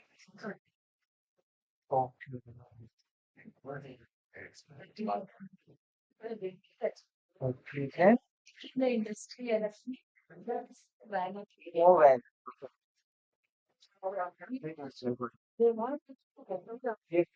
And stuff. Now, everything will send the news that the part of the release for this 2 times. Yeah, then it send where it's taken for a specific time. It's called a specific one because for 15 days. compulsory Not subject. What side what and I'm, what yeah, what I'm, there is an all-month course, but they are going to make as a crash course and give us to 15 to 20 days. So will it valid for this? No, or they want 60 days. 2 days. Continuous, regular. Okay. Thank you. Ma'am, I have something more after lunch time. Yes. Yes. Mhm. Yes. Involves. But I think Karnataka was one. It's more flexible. It's like, let's say that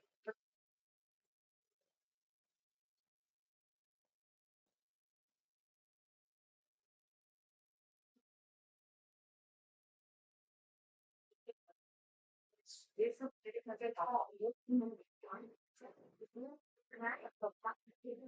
In that, not just by influence, but when to have people, they have, you will not take care of.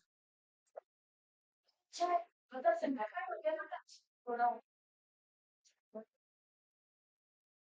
Okay.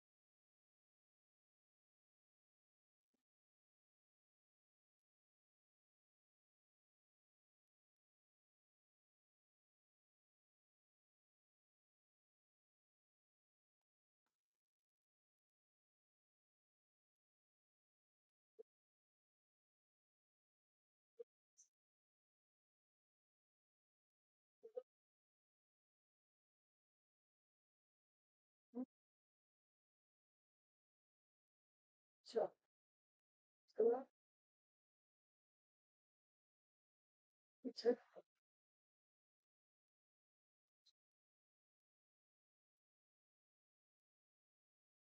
we can ask it.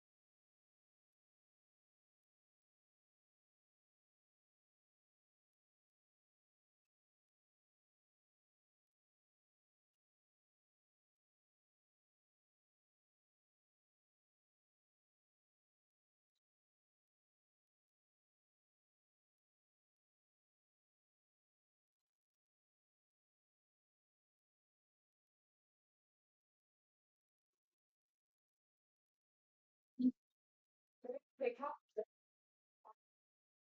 But after the Instead, when switching, instead, then I think I think this अपने में market की भी देंगे आगे क्या आप देंगे और मैंने कभी एक तो मैंने तो ट्रेनिंग दे दो सीताराम सीताराम सीताराम सुबह है 108 बार चार्ज करना है दिया जला के क्लीन कर दिया है जलाना है फिर से प्रैक्टिस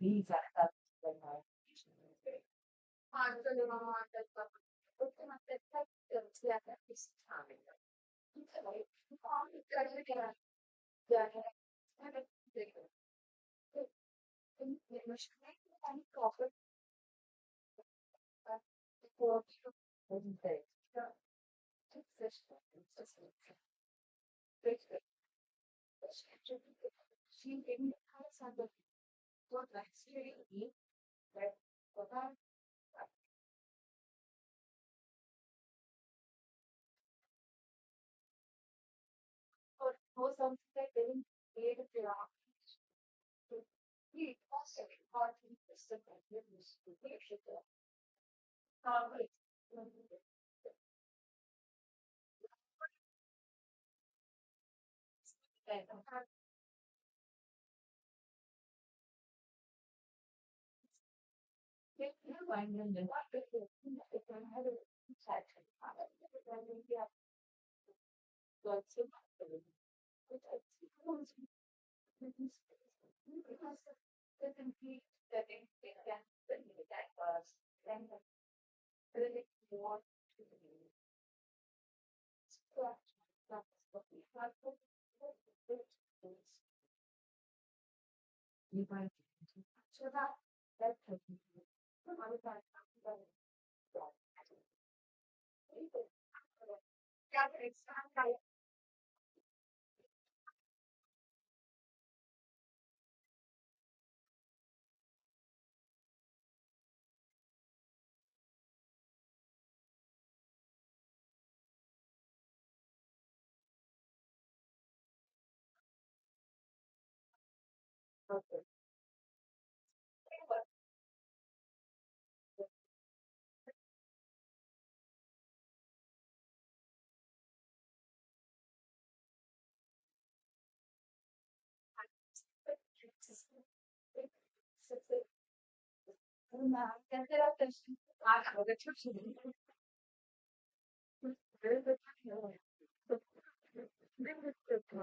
हमारे बच्चे भी ऐसे हैं अच्छा कुछ भी क्या करते हम कुछ कर हम कुछ वो ज्वाइन कर रहे हैं से कुछ करो जॉब आ रही है कुछ अच्छा कंसिडर टफ सी उनके ट्रायल्स सीधे तरह इजी है कंसिडर टफ तो मुझे वहाँ पर चीज समझ में सवाल कौन तो साइन नहीं किया दोनों चला the majority तो वो लगता अगर फ्रॉम से आप लोग बड़ा खा रहे हैं वैसे यार मैंने मीटिंग में उसको भी डाल दिया तो मैं आज वही रात से डाल दिया तो फर्स्ट है ये पलक आते हैं तो नहीं आता और वैसे तो वो लगन खा रहे हैं बच्चे नहीं ये जो से फिर भी वो बता जो ट्रेन है लेकिन सुन रहे ओवरऑल बस हो रहा है बस बैठे कुछ भी खा रहे हैं हाँ बहुत खाने दबाने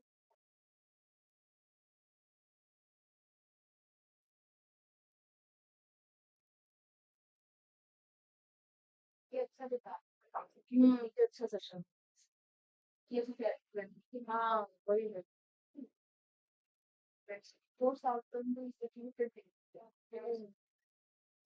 उसमें तो मैं इतनी बहुत चीजों पर है तो सीरीज के अलावा हाँ हाँ एकदम मॉडिफाई नहीं करता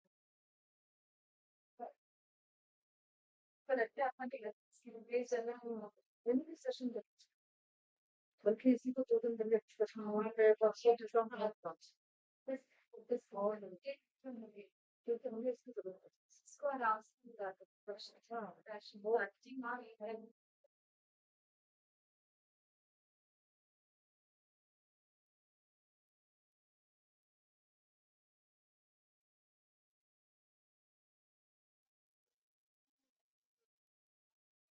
मैंने कुछ किया तो वो इसको करना है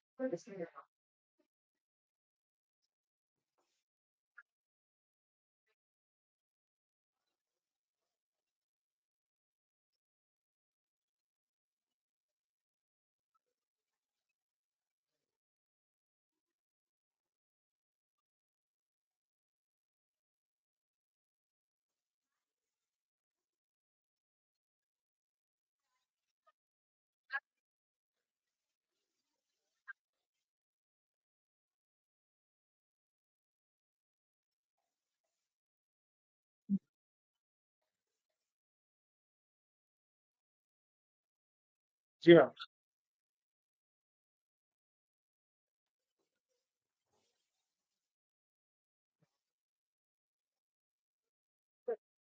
नहीं मतलब आप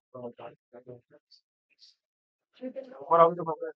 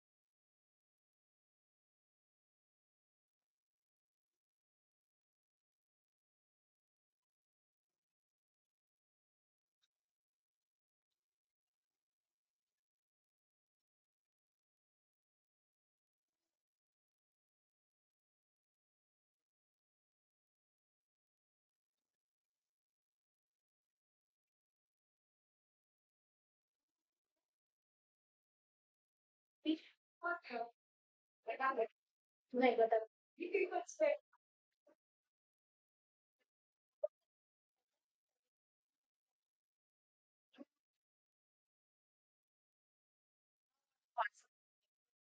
अच्छा, वो नहीं देख, ठीक है। अच्छा, हाँ नहीं बता दीजिए मैं। जाएंगे जाएंगे ना।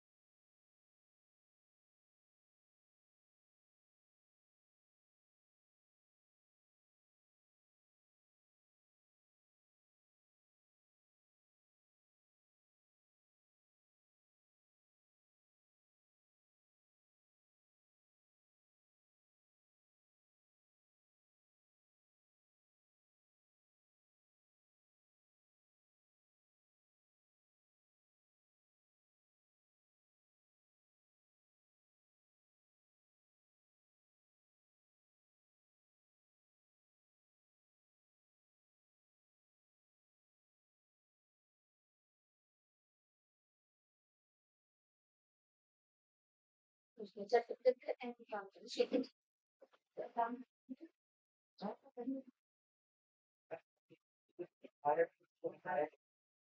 और हमें जैसे पता है इस एग्जाम नहीं करा सकते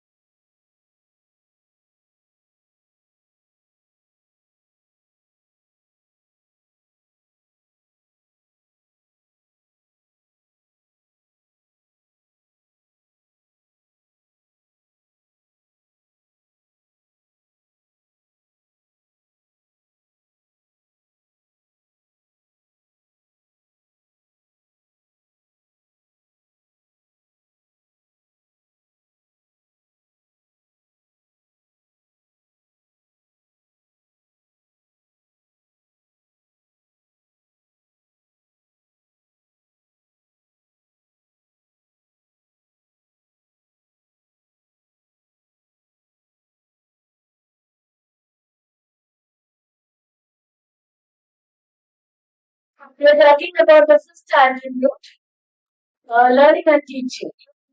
So here when we see this attribute, the we have seen the seven criteria, it's teaching, learning, and evaluations. But now we are talking about learning and teaching.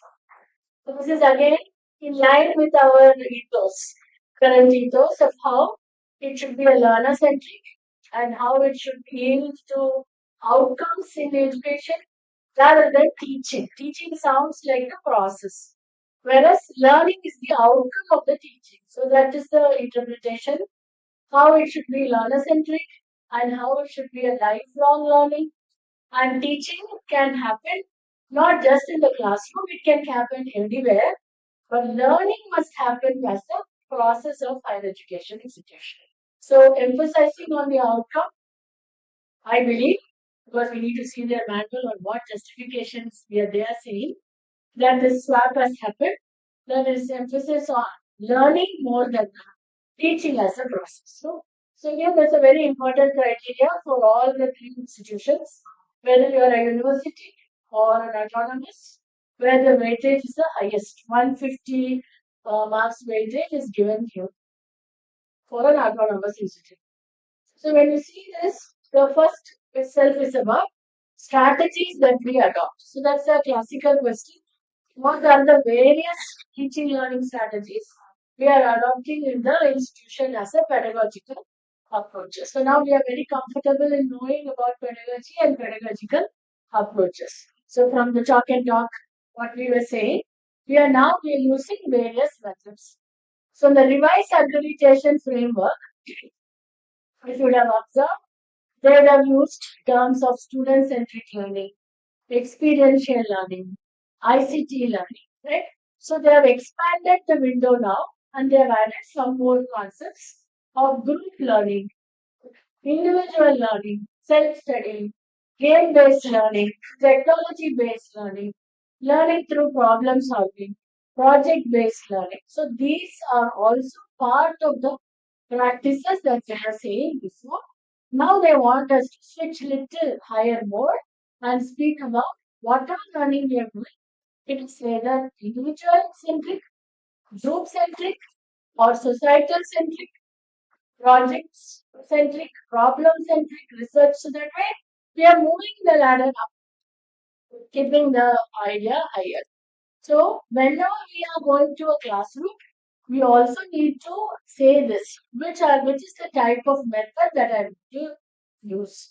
Whether you are saying to the students or not, teacher at least should know what method are we using. That is the checklist that we are having.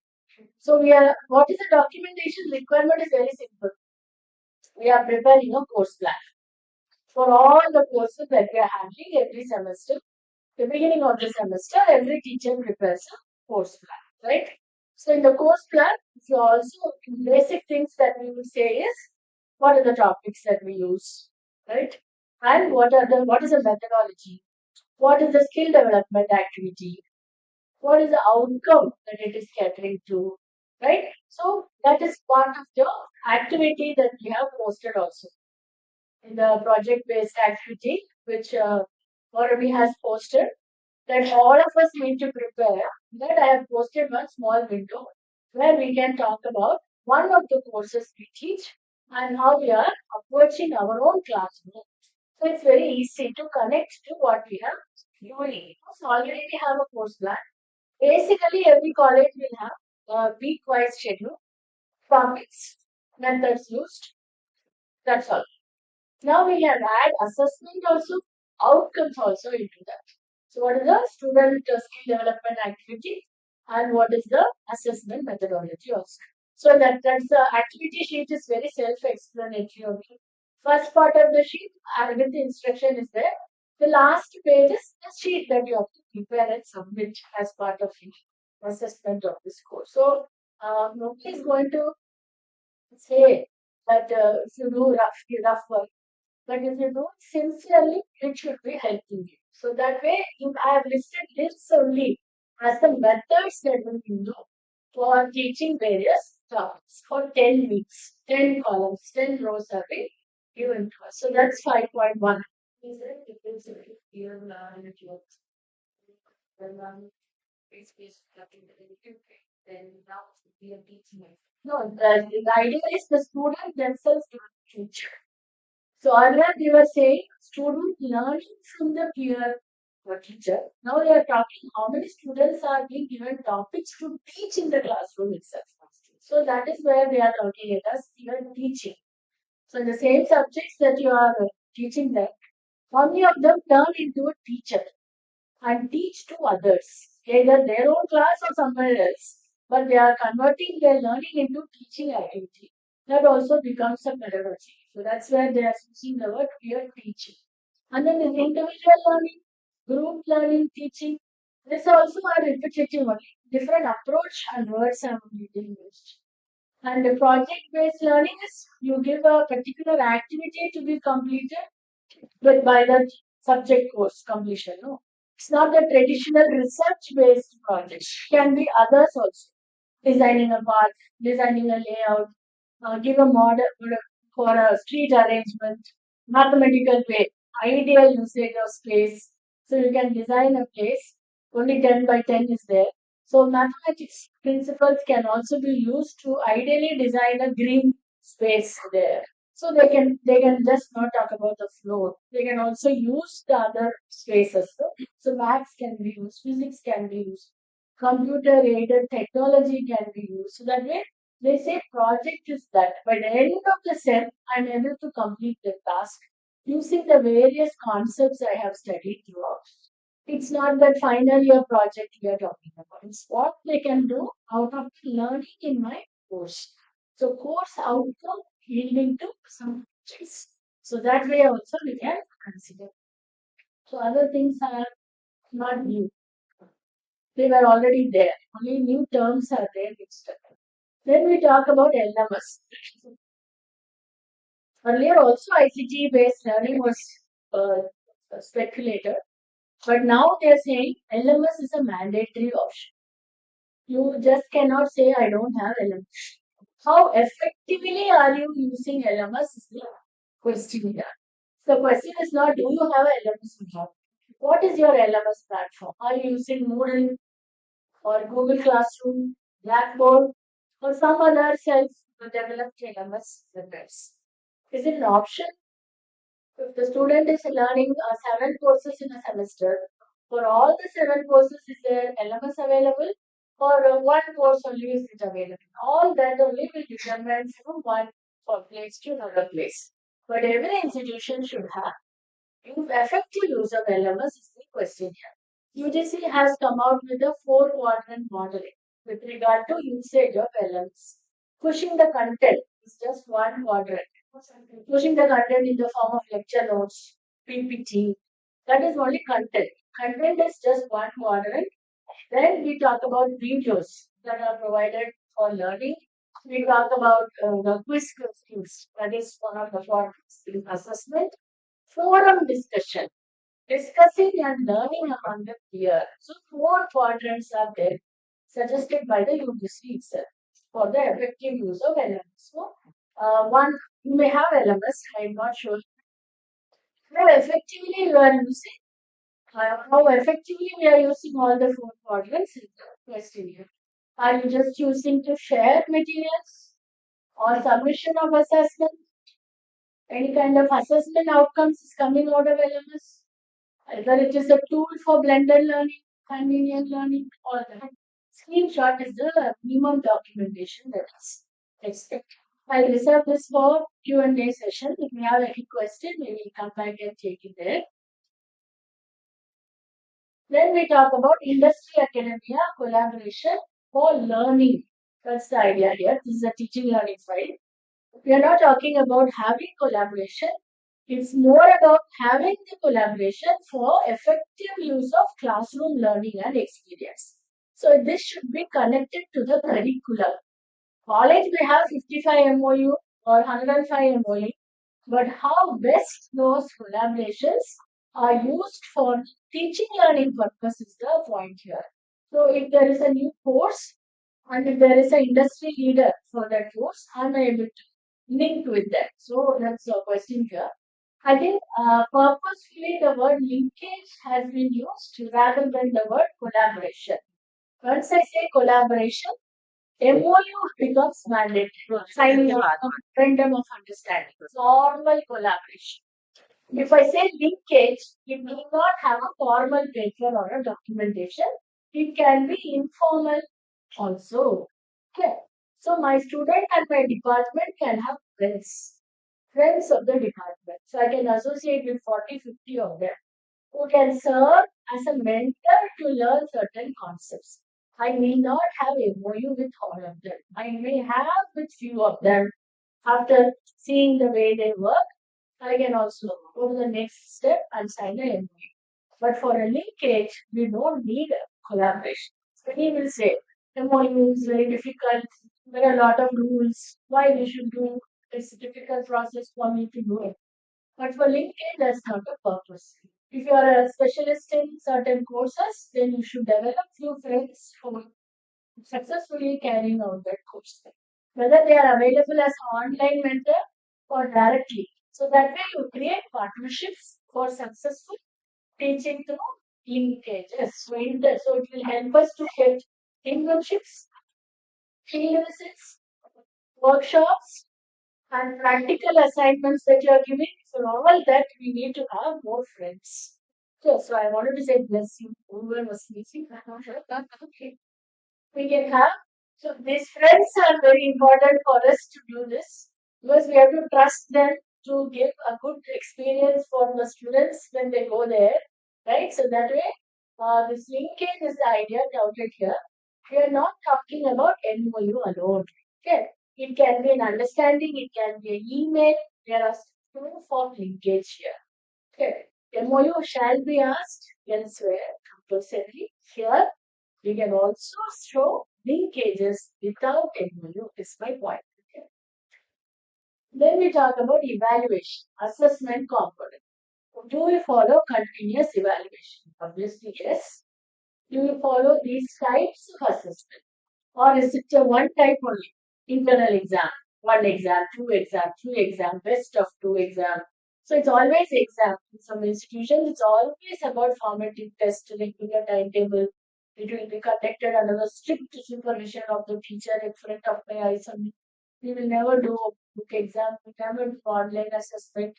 We never do types of assignment. So that attitude was changed. So they are formally included here. We can incorporate various types of system. UGC has come out with a manual stating various types of formative assessments an institution can follow. So that is also a guidelines that we can easily adopt instead of assignment. In our formative assessment, the word is assignment, 5 marks. How the assignment is done is determined by the teacher. Word in the syllabus is just a syllabus. Teacher decides the curriculum management. So in the place of assignment 5 marks, I can give them many activities also, many projects also, problems also. Whatever they are submitting and evaluating and then putting the marks under assignment column. So that way we can do several assignment types. Can be MCQ questions, case study, projects, can be seminar presentations, can be peer assessment. So that way we can evolve maybe assessment method because that is the poorest India has been. We have not reformed in the assessment component. We are doing the same. Whether it was British India or India after independence, before 1986 reforms, post unity reform, assessment is one of the areas where we are very conservative. So it is time to change the formative assessment component to more student friendly or learner friendly. So 5 marks only, nothing will change. So at least start from the assignment component.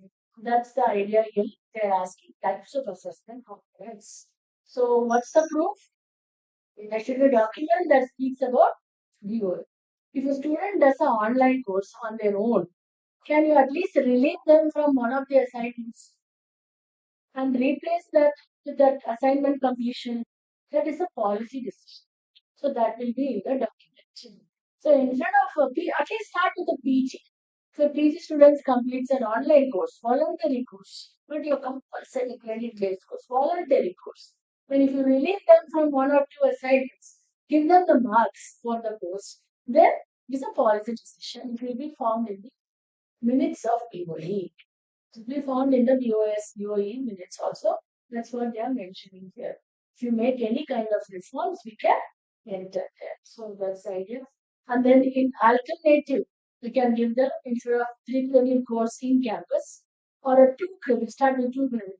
Instead of a 2 credit course in campus, they are doing an NPTEL course of more than 2 credit weightage, 3, 4, 5, whatever it is.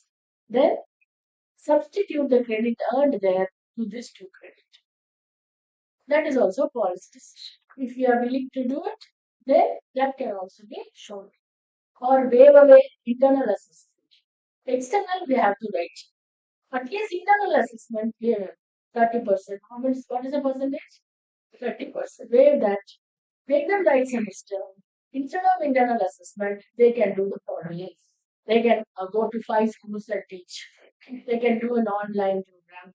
They can develop a software. They can do a project. Like that, if you give a list, one of the 5 departments formally accept, put it in the POS and POE, then you can implement it in the system also. And you can show these are the curricular assessment that we have adopted in institution. So that this is a process component.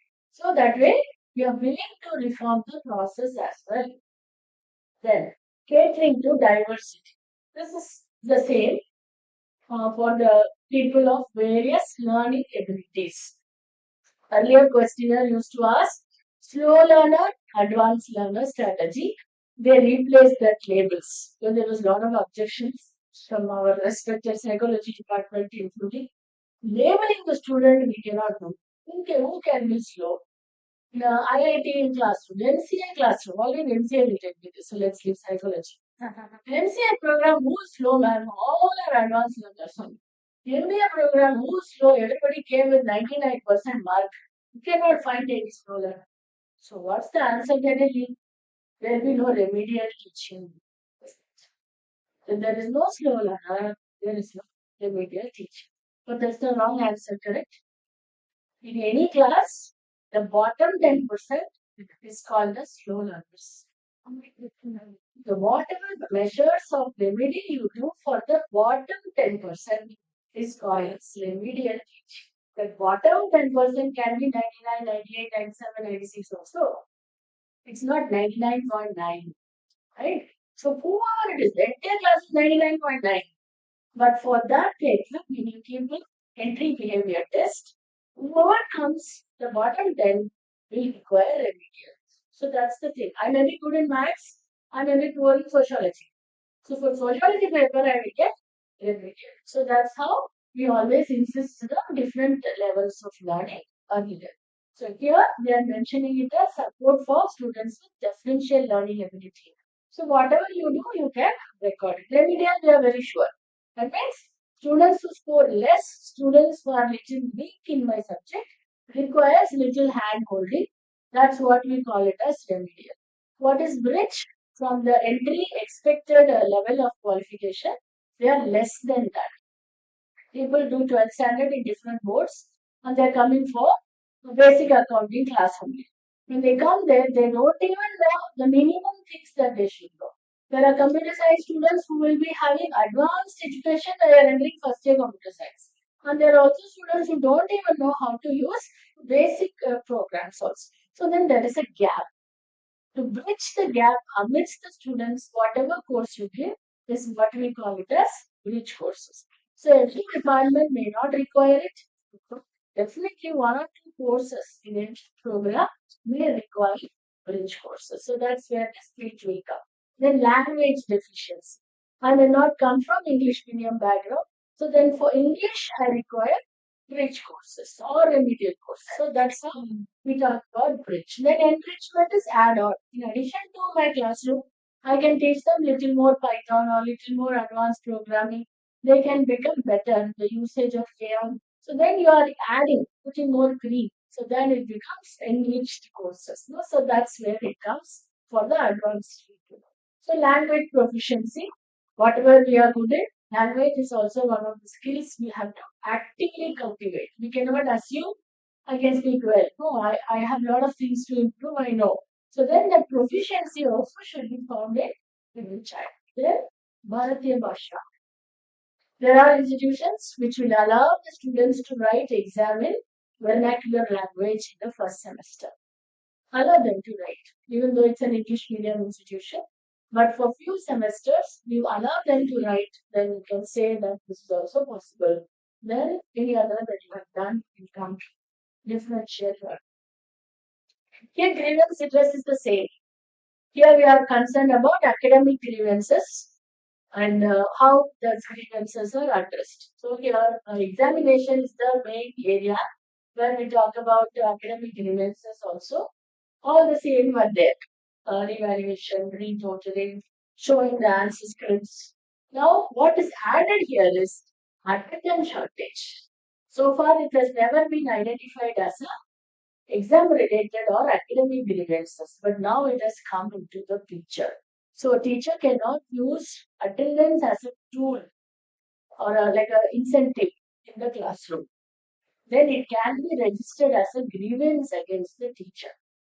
If the student is physically present in the classroom, they have to be given attendance. That's number one. Then attendance guidelines of the institution cannot be a secret. It should be an open document which the students know before taking admission itself. That if my institution wants 85% attendance, then that is in the policy document clearly said. They sign the declaration. They have 52% attendance. They go to a court and they will ask permission to write exam. The court will say yes to the student. There has been no judgment that has said anything against this. They will directly guide the institution, allow the student to write exam. Even though you will show policy document, student signing undertaking, whatever is it, the student goes to a court, always the judges will going to say in favor of the student of the. We are not publicizing this outside, but in most cases that is what happens because the student will always say, I have medical reason, I have this and that, and the judge will be in favor of it. So all institutions in India should have a very clear, transparent attendance policy. And if the student takes up a complaint, a grievance regarding attendance, there should be a committee meeting, listening to the grievance and coming out with a how do you redressal? No? Come out with a redressal. Like any other company. The policy should be strictly followed as per the institutional guidelines. So that is important because that's what it is clearly told as a grade 10 school. Shortage of attendance also we should closely monitor henceforth. Don't allow it to become a court case. Adherence to academic calendar. Number of teaching days. Simple question. It's not a problem for us. Whatever comes or goes, we will follow 15 weeks as working weeks per semester. 90 working days in a semester. That's the guideline of the UGC. All the institutions must follow it, including our institution. When you frame a curriculum also, if it is a 3-hour course, it is 15 into 3, 45 hours of curriculum. It's a norm. So lecture hour is always direct to number of hours per week. 15 into 3, 45. If you are doing practical, it is 1.5 or 2 times. That is how it should be calculated. So definitely you should say 15 weeks only. So your academic calendar available in the website should be talking about 90 working days per semester. The 90 working day also includes your midterm exam and your end semester exam.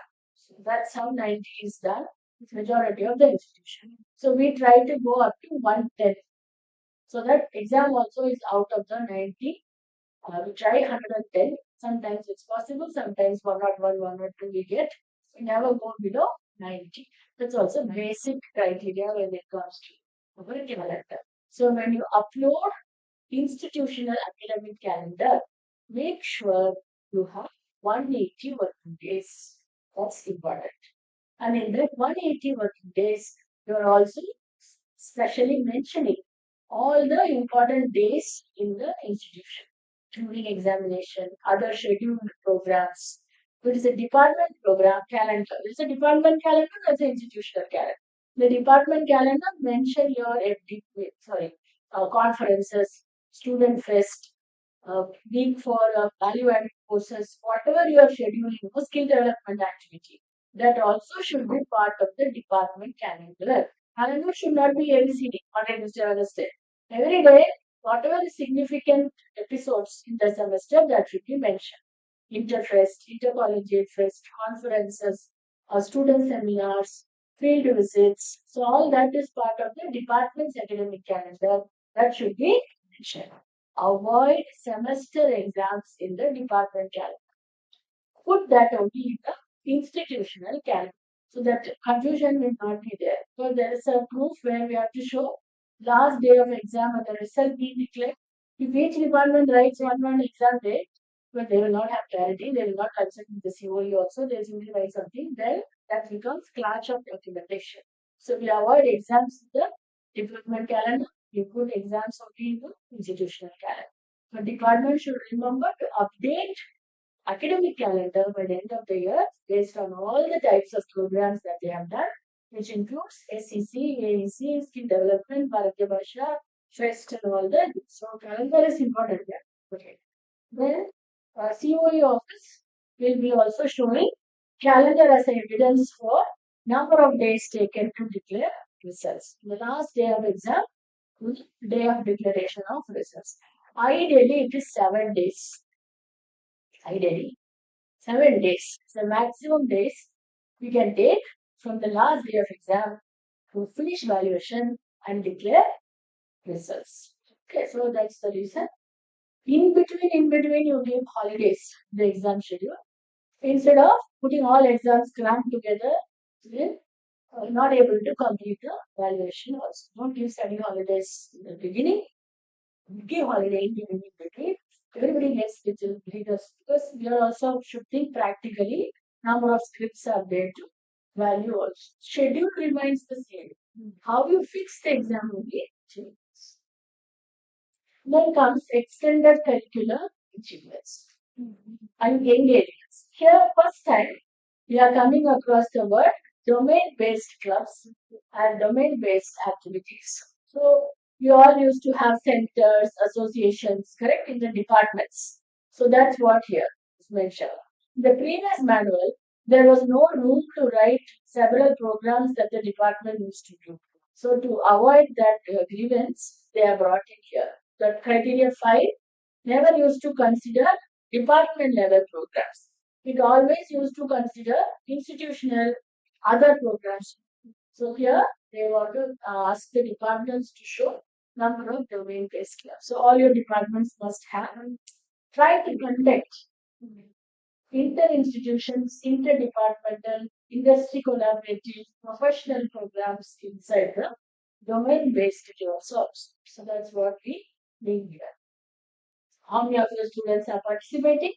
How many of your students are getting recognitions? That report has to be prepared by the department by the end of the year. So that's the point here in the domain-based class. 25 marks. It's not 1 or 2. So domain-based class is 25 marks weightage. Then cultural clubs, all other things. We have dance, music, theatre, drama, all that fits all of the cultural clubs and associations. So all centers, clubs in the institution will fall in the both of the category, either the academic clubs, domain-based things, or it shall be cultural clubs. So same rules, same conditions that are the domain clubs. Then mental well-being. First time this is also mentioned. Mental well-being of all of us, teacher, student, and everything and what are the yoga, counseling, meditation, all that facilities that we are doing inside the institution.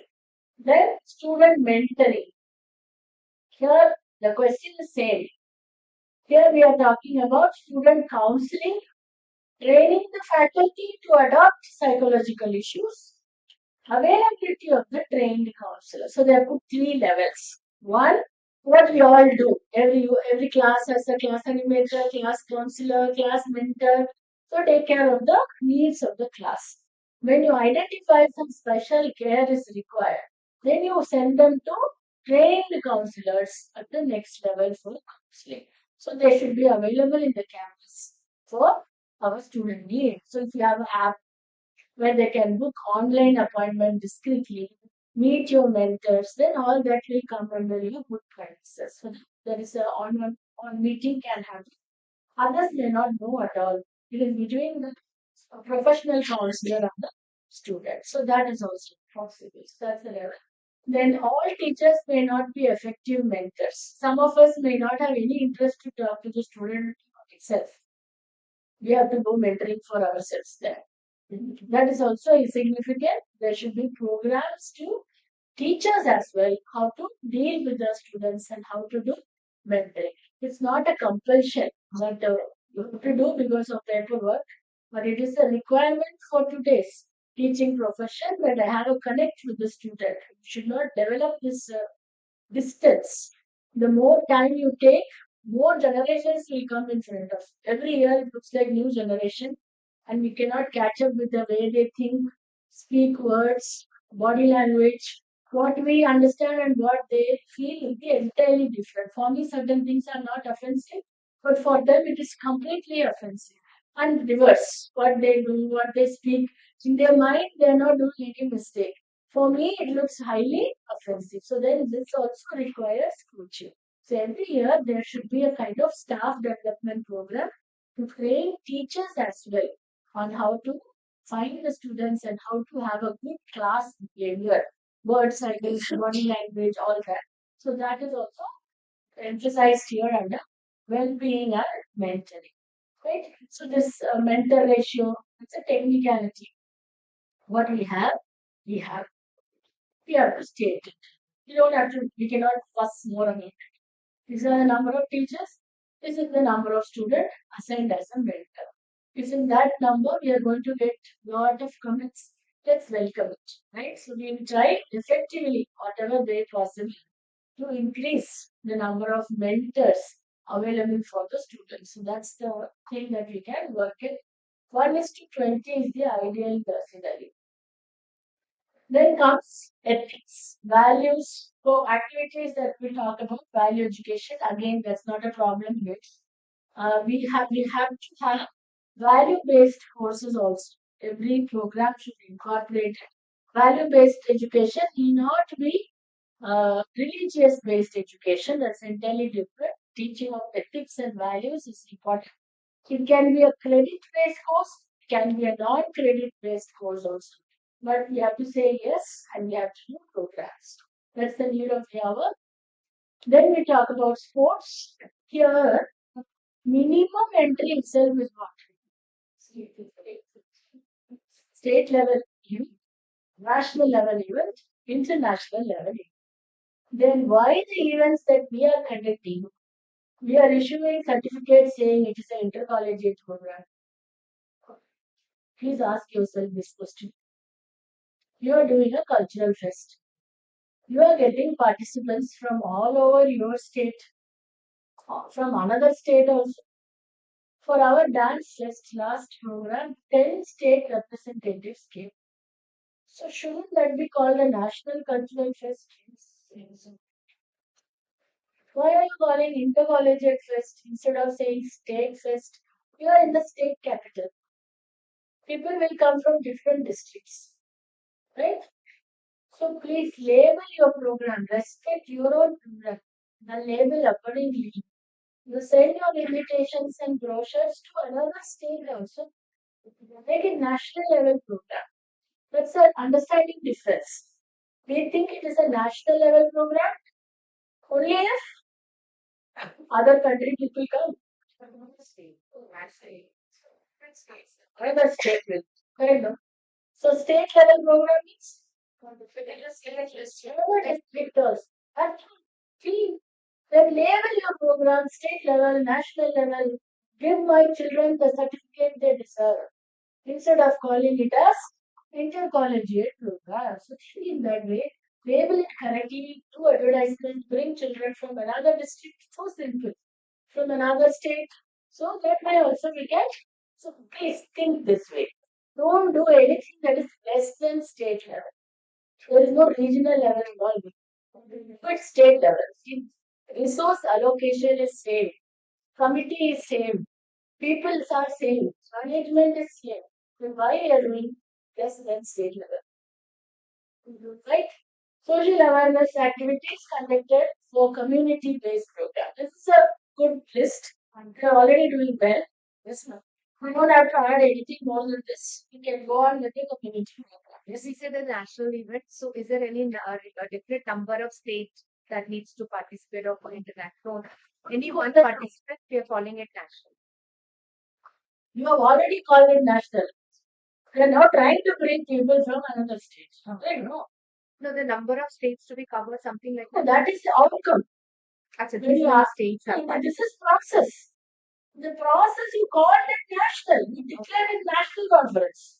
Then only you see the invitations. Then only people are coming. After that only you will know what is the outcome of that process. You announce it state, national, international only, and do the effort. Send invitations. Do the process as equal to an international sports event. Right? That's all. The outcome you measure. Oh, I wanted it to be international. I want national participation. That's okay. Right? So community focused activities are this. That's why don't make cheapen it by saying intra-departmental, intercollegiate, higher. This is not any problem for us. We're already doing, please continue. There's no change in the curricular activities, extended curricular and extension program. They only labeled it because people are showing a lot of usual activities under community extension. They are now listed it. Programs improving gender ratio, program improving Swachh Bharat missions, all the different missions of India, they have listed it, literacy level, eco-friendly level. So any program you do, label it correctly. Don't say department extension. For what? For promotion of literacy, for promotion of environment, for SDG. Label the agenda clearly. Right? So that's why this list is given. So you can put the right label for right program. So that's you cannot invent a program for the list.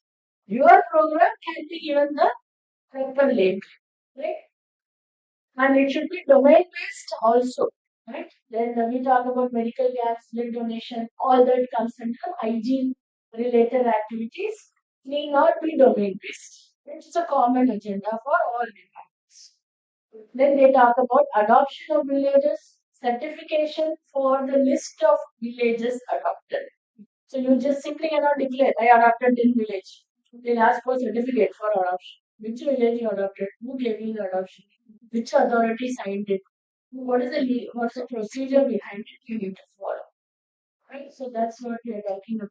If you're already part of UBA, there is a manual, there is a document which will say your college name, villages allocated to you, nodal officer also, district collector who is responsible for actually that. That's the document. Other than UBA, if you do any other village work, you get seal signed from the authority of the village, whether it is panchayat or municipal board, they should also give you permission to do programs in the village. And they should thank in the letterhead. Thank you for doing such a program in my village. So does those two documents is started. if we are saying that education for students in in the city also we have marginalized students from the government schools or either they are from SUs and all that we do Yes, yes, yes. Because for my situation also is like that. We are in an urban area. When we started the college, we were in rural. Currently, we are in urban. I have to go in a bus minimum 2 hours to find a village, technically. So then every week we cannot take the children to that village. So we also do that, but we can also do program in local rural schools, free schools, where we can do our programs and we can show. And that's also possible, not a problem. But you cannot call that under adoption of village identity. What you have to do in village. Okay, extension program you can do in the local schools. Excuse me, ma'am. Yes, ma'am. Mentioned about getting a letter from the like concerned maybe a school or from NGO. So that needs to be done for every academic year or if we are like filing it for 3 years, so by the end of the third year. No, no, no, every year. Every year matters. Every year documentation should be. And your documentation can be like 20,000, 2020 to 2025. No. Each year. Date of signing, whichever academic year it falls, that academic year only the document is made. Every year we have. But you can sign a long-term memorandum of understanding with NGOs. That is MOA. But thank you letter, acceptance letter, all that taken every year. That's extended curriculum. That's a new way of looking at the process. It was already there in our criteria 3 and 5. They brought it under process as extended curriculum engagement. Then comes governance and administration as a process. So how all of us are part of the governance and administration is the question. First one we start with IDP. Does the institution has IDP? Our answer is yes or no. Do we have IDP? Yeah. Do you have a short-term strategic plan? Long-term strategic plan? The IQC is saying yes. I got yes from the long. Was a little lost. IDP. Do you have IDP? And I will make you stand next time. Do you have IDP? Yes. All of us have institutional strategic plans. Currently, the requirement is we develop a institutional development plan IDP. There are some 10 qualifying attributes also to develop IDP. Many institutions are currently working it to make a comprehensive document. And once it is developed, it should be part of our website. All of us should know because if you don't know where to go anywhere. No, that's true, no? So if I know where to go the next year, next 3 years, next 7 years, I will drive my entire department in that direction. If I don't know where I am going, I'll go anywhere I like. Right. So institutional development cannot be kept as a state secret.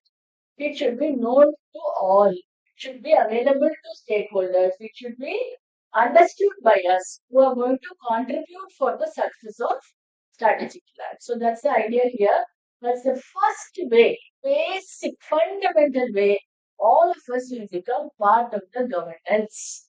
They are without us, they cannot go anywhere. Because all of us will go in 10 directions.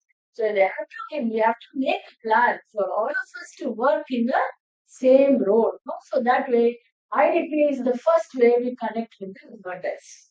Second, effective leadership. All of us in our own way are leaders. So there should be adequate representation of all stakeholders in the leadership governance activity of the institution. So that's significant. So there is an effective feedback system. There is a policy document on how all our processes are going. Who is the first tier leader? Who are the mid-level leaders? Right? So whom are we training? Who is mid-level leader? We have already done 3 years. They are between 3 to 7 or they are 7 to 14. Every organization based on their history should also have 3 levels of leadership group so that process continues. It is not people dependent. Institution is process dependent. So that is the culture we have to develop, including office. Just don't go into the office, ask anybody for anything. There should also be a process, procedure that is followed inside office also. So that's why they are asking a manual, a procedure manual in the office also, so that there is a proper way of doing things. Just because I know chief superintendent, every time I go to chief superintendent office and ask for something, but that's not her work. So there should be a way to do things. Finance means whom to approach. For certification, whom to approach. Scholarship, whom to approach. To liaison with the university, who is responsible. So like the process also should be well done. Then hierarchical chart. Who does what work. Whatever my boss says, I will do 9 to 5. I will clock out and go. Tomorrow, if I ask a question, my memory is wiped out. I will not know what I did yesterday. I have to recall. I have to tell you that context, in the story. Once upon a time, we did this. So that is not the process. That is 9 to 5 job. So that office also requires a training of who is in charge of process and who is accountable for the process. And we should go to that person for the process. We should not go to boss and ask about this level job. That's very crucial. That's why many times in office we will go last. Where to go, who to ask, they also don't know. Right? So that's why they talk about leadership till there. And then feedback mechanism is required everywhere. Then you talk about quality assurance system. Whatever name you give for yourself. Whether I am IQAS, internal quality assurance system, internal quality assurance cell, Center for Internal Quality Assurance, CIQA. All of them are doing one work only, ensuring there is a system of quality assurance. So is it there? How effective they are? How are they managing the ways in which the committees are functioning to improve? This is the fundamental questions here. 10 marks for autonomous college. They have listed all the procedures we do like a clockwork. One new word entered here is quality circle. Many institutions were doing this informally, unofficially before. Now they are asking institutions to bring back the idea of quality. Quality circle at the lowest level is the classroom quality circle, where students are involved in certain agenda based issues where they will give suggestions for quality improvements. So they say start from there. Then department quality assurance cells so that next day program accreditation comes, they will take care. Then you have the internal quality assurance cell who will take care of the institutional needs. So that way there is a hierarchy for QAS also. So that's the idea behind this. Then we talk about student and employee welfare. Audit, safety audit is the new entry here. This question was earlier there, 6.3 or 6.23. We talk about what are the welfare measures we used to do for faculty and non-teaching staff. Currently, they have listed out all that under welfare measures, free loans, health policies, leave. In that, the new entry is this audit, safety audit, that is ensuring quality of life inside the campus. Because that's some institution that's a very big challenge, right? So we never talk about our quality of life. I told you, 2 kilometers people have to walk for restroom. It's an institution of 175-year-old where a teacher is literally running, holding her sari from one block to another block. So what to use a restroom? Can't a 175-year-old institution find out that restrooms are needed at near staff rooms? And then restrooms are locked. In the actual period, restrooms are locked. You're running with lock and key. See all this. This being in IBC and being invited, very privileged to go to few institutions. I admire them from outside. I say, go inside. You know the small things that they are waiting for key to open a room to use restroom. That speaks something else. No quality of life is missing there. So that way they want to add this safety audit. Some colleges roofs are falling. Classroom is unsafe. It's a government college. The teacher is getting 3 lakh payment salary every month. She's sitting in one corner of the classroom. That corner only roof will not fall. So, and my take home is 3 lakh per month. I don't have a classroom. I have not done a single thing to change the scenario. So I am responsible for the problem. So that also happens. But I am only interested in the paycheck. I have to come and sit in that corner and go every day. 20 days I come, I get 30 days salary. 90 working day per semester and 30 working day only effective. I am paid how much? 36 lakhs per year. Okay. Right? So that is also issue in India. So that's what they are including. For quality of life, all this matters. Right? Then efforts for employer. This is very simple, beautiful question. This was there earlier in criteria 5. And the student support we used to write. What are the various measures taken to improve employability? Usually people will talk about placement cell only.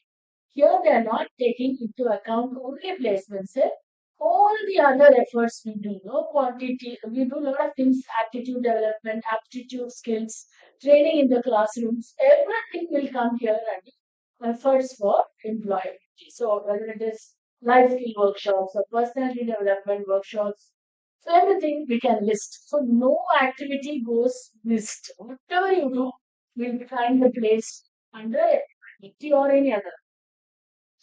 Documents remain the same for all our activity reports. We start with a brochure, a circular or a brochure. We write an activity report. We give details of the resource person. We give list of participants. Then we enter with a geotag photo and a link in our website regarding the activity. It's a standard list. Whatever program we do, all this has to be maintained. No exceptions. So then everything falls into place. Any program that is more than 2 hours, half a day, 1 day, 1.5 day, also have a mechanism to have a feedback form collected and analyzed. It is just a lecture, just a oral feedback, bullet points you write. That is also enough. So that can keep a standard practice. Don't change every year for every activity. You have a standard mechanism. All of us will write report only one time. Do not keep writing again and again for various people. When grievance handling, all these things are same. You have ICC, that is POSH committee compliance, you have anti-ragging cell, counseling center, grievance redressal cell, all this are same. Equal opportunity, SC/ST cell, all that is same. Only thing the new word here is ombudsman. That is all in all. A stakeholder doesn't know whom to approach. Then there should be one person for the institution who will take care of the entire grievance management. If you write to the ombudsman, he will know where to go, what to do, what is the process. And they will also write a compliance committee report at the end of the year. So that's British word is back and then put that. Okay. So that's grievance handling. And there should be an app report. That's new. Earlier we write separate. Anti-ragging separate, POSH separate, ICC separate, SC/ST committee separate. Now they will write separate, but all that is combined together under normal income because you have to see everywhere we will show less than 1%. 1% of 12 committees will become 12% of the total population. That's a problem. You have to see an overall perspective also regarding grievances. Then e-governance. This is something that we all know what to do. This is yes or no question. Do you have an e-governance cell? Do you do NAD? Do you do ABC? All right. So it's no. If you say no, you have to take effective measures to replace no to yes as soon as possible. That's the question. Then collaborations, I told you, collaboration will come elsewhere. This is where it has come. All types of national, international collaborations, industry-based collaboration, academia-based collaboration, research-based collaboration, all types are listed here. For what? Student exchange, faculty exchange, sharing of resource, joint degree. Earlier, there were only three options: higher education, research, or exchange program. Now they opened the window, they made it more. You can do collaboration for any of the reasons. Signing of the MOU alone is not sufficient. You should make the MOU effective by doing any one of the program every academic year. Don't wait for window. Every 3 year, one program is enough. That is cheapening our own linkages. Every year, at least one effective program for all our collaborations is the target. For that, you should know a database, which are collaboration, when is the signing day, when is the expiry day, when I should renew, why I should renew, how many activities I did, HOD is the boss. They should know all this in the department. If I'm running a center, I'm the director, I should know which are the collaborations that are needed for my center. So that database has to be compiled with the HOD, not by QC, not by superintendent. This is the things on collaboration. Then we talk about faculty retention. So this is the process. So from input, we talked about faculty recruitment, faculty quality. Here the agenda straightforward is what? You gave a list of all teachers who worked in the latest completed year. Correct? Now, this here the question is compare the list with previous assessment period. Okay, you gave 90 days now. Then they asked a question, that question only. Give a list in the latest. You gave 90. So previous, before your assessment period, who are working, give a list. Now you match. Tell me what is your retention percentage. There I have 40. Here I have 90. Excellent. Is the 40 here? Or all 40 left? For all 40 left, your retention is 0. 20 is here. 50%. Like that. Yeah, that's the game. So here they want to know what's the quality here? Governance system metrics. Don't forget. It speaks of the governance question.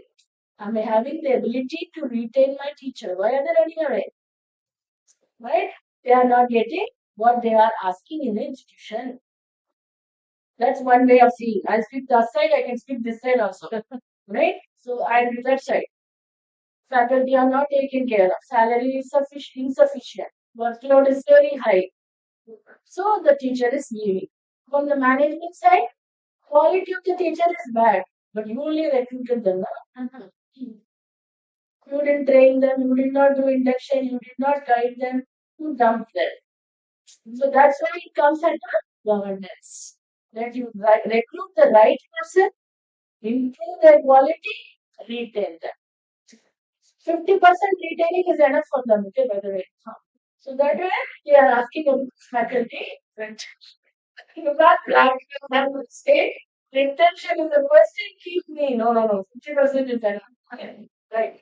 So that's about our governance in a very interesting chapter. They don't show interest in it, but that's the bread and butter. We need to show interest. Student out. We are interestingly entering into outcomes. I have next 30 minutes to do outcomes. Okay, then already bye bye. Okay, right. So why only 30 minutes? That much only. Basic fundamental question. Fundamentals are strong, outcomes are achievable. Fundamentals are shaky, we need to work on our limits. Okay. 42% weightage comes under process. 25% weightage comes under input. Close to 33 comes under outcome. But this entire assessment is called outcome-based assessment. So this simple questions, yes or no? Okay, right. First question. Percentage of students admitted. What can I do? Actually, history has 100 intake. Every year I'm getting 75 students. So what is the percentage? 75 divided by 100. क्या हुआ? 75 years. Okay, 70. I am only responsible. I am in the department. Chemistry. 100 seats. 105 people are getting admitted. Oh, first class. How many graduated? 35 people graduated. Why? Again 35. Because some of the science discipline, excess admission will be there. First semester they disappear. All engineering colleges are vacant. They're calling, come here, come here. So science people will desert us and go there. So then they will also have this issue. For the institution, it's all overall counting. Total number of intake, total number of simple question. That's one. Last 3 years, show the intake to admission. That's outcome question. Next, graduation. What I told. Percentage of graduates progressing to higher education. My intake is 100. Admitted 75. 60 people graduated. So now 60 is my denominator, magically. Okay. 60 people graduated. In that, 20 people went for jobs. 20 people went to higher education. 20 people disappeared. Okay. So now progression rate is 40 out of 100 intake. It's not magic number 60. For any Arab ranking, this is the golden rule. It's always measured with the intake, never with your admitted, never with your graduation. So that's why all members, you have to measure with the intake if you really want to progress. But for statistics, to satisfy me, my HOD and my IQC, I take the result page. 24 batch, 40 people, they graduated. Out of 40, I collected data for 80% people, ma'am. Why are you never satisfied? That's what we will get asked often. But it is about everybody. Even those who failed in your exams should progress in life. There's a difference. This is not a pass percentage question. This is a progression question. So those who fail in your BCom program, what are they doing? Sitting under the table at home? They must be doing something. No? So collect data from everyone. They are working as watchmen. Wait. Working as server. Wait. Why are you always waiting for one corporate manager to write in your progression data? Who is giving them food? They are working in their father's company. Get appointment order. They are doing IGNOU certificate course. Get their order.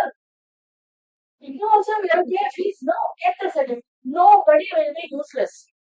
They'll be doing something. Home tuition, dance class, tailoring. So we need to find out, like how we used to go to door government school teachers to get admission in the village. Now we need to go door to door to find out progression of my children, not graduated children, admitted children. That's the task. Never say that they did not pass, they did not progress. That's a very, very bad attitude. Those who are in self-employment, taking tuitions, what They have to self-declare. DPT.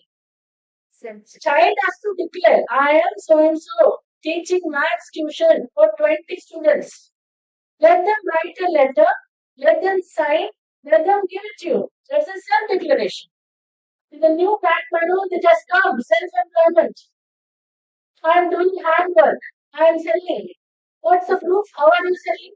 I have an Instagram page. I have a Facebook account. Snapshot. Write a letter. Submit work. It's so simple.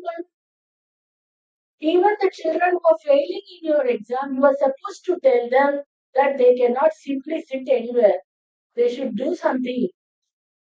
Not just not waiting to write arrear paper. They should be working. They should be doing online code. They should do something so that you also will have progression data. They actually progress. yeah, That is also our handholding that we have to do for children. That never jump them, saying they will pass, so they don't care. They are also part of the problem. That's a new thing you have to approach them because next point also very valuable. Award prize recognition in curricular, extended curricular. This is very simple. How many prizes? How many awards? How many achievements we want as a student? Right? That is what is mentioned here. Number of external awards, number of medals for outstanding performance by the student, not alumni, by the student count. So that's the question here as how well. Learning experience. Here they include student and alumni. This is why I'm telling don't dump the failed students. Next 3 years, you have to hand over to them. You have to mentor them. You cannot shut the door of your college and say, you're no longer our student. Your ID card is not valid. Don't come here. You cannot say. Why student satisfaction survey will go to every student who signed in your institution for the last 3 years. Current, yes, current 3 year is graduated 3 year. So 3 year alumni, 3 year student for a UG college. All the database has to be submitted. See the marks. 60 marks comes from that. Getting good satisfaction survey from your own student itself is difficult. Getting from the previous alumni, even more difficult. Madam, the very term itself says the ex-student, Hmm. the student. Student of No, no, I am asking about ex-students. Yeah, that's right. Those who failed. So whether I pass or I am an alumni, whether I pass or fail, I belong to this college.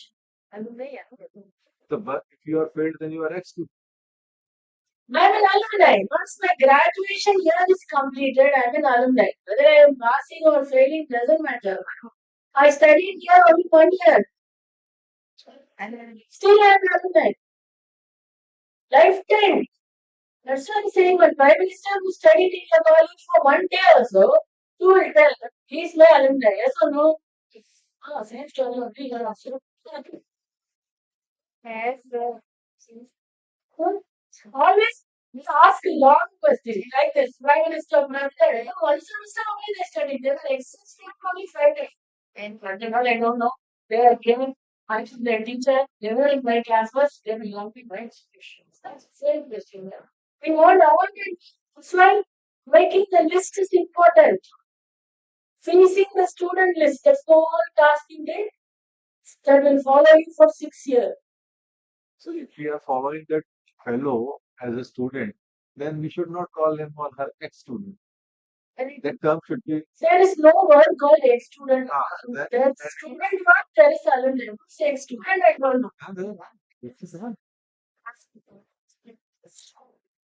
ensure that It's a vocabulary found in Andhra Pradesh terminology. It's a university. So we are defining certain things as ex-student. No. Student or alumni is still like from Andhra area. You can add another 10 words also, no problem. That we understand only this ordinary student list you prepared for AQAR. I want to see a single list. That's all. So that is the list for what? The students to see. Name and contact number and a story. That's all. Now, Swami question, very simple question only. Right? Student outcome done. Next, research and innovation now. Whatever you do, it is just 50% satisfaction only. So always should strive to improve. Every institution will have research-based improvement events. Right? So here, first question. External research grant, very clearly said. It is from the government authorities, or it is from non-government authorities, or it is from the corporates. So if it is a non-government authority, minimum 10 lakhs, not 10 rupees, not 100 rupees. Because there was one institution that collected 100 rupees from so many places and then they showed as an external research grant. So then onwards they decided to say the figure. Okay. So what is consultancy also they showed 100 rupee, 100 rupee, 100 rupee. Usage of the facilities in the laboratory, machines, all things they showed under consultancy income. Technically it was not false. So now the rule book has changed. They made the value for non-government grants take more than 10 lakhs. 10 lakh 1 rupee. Then you can show it as non-government grant. So if 10 people are saying I can give you 1 lakh, make a consortium of all the 1 lakhs and get 10 lakhs and 1 rupee to show it under non-governmental grants. Okay, minimum of 10 lakhs is needed. Then government source, industry source, corporate sources is what is shown here. Then research publications. How many books we publish? So I told you simple count.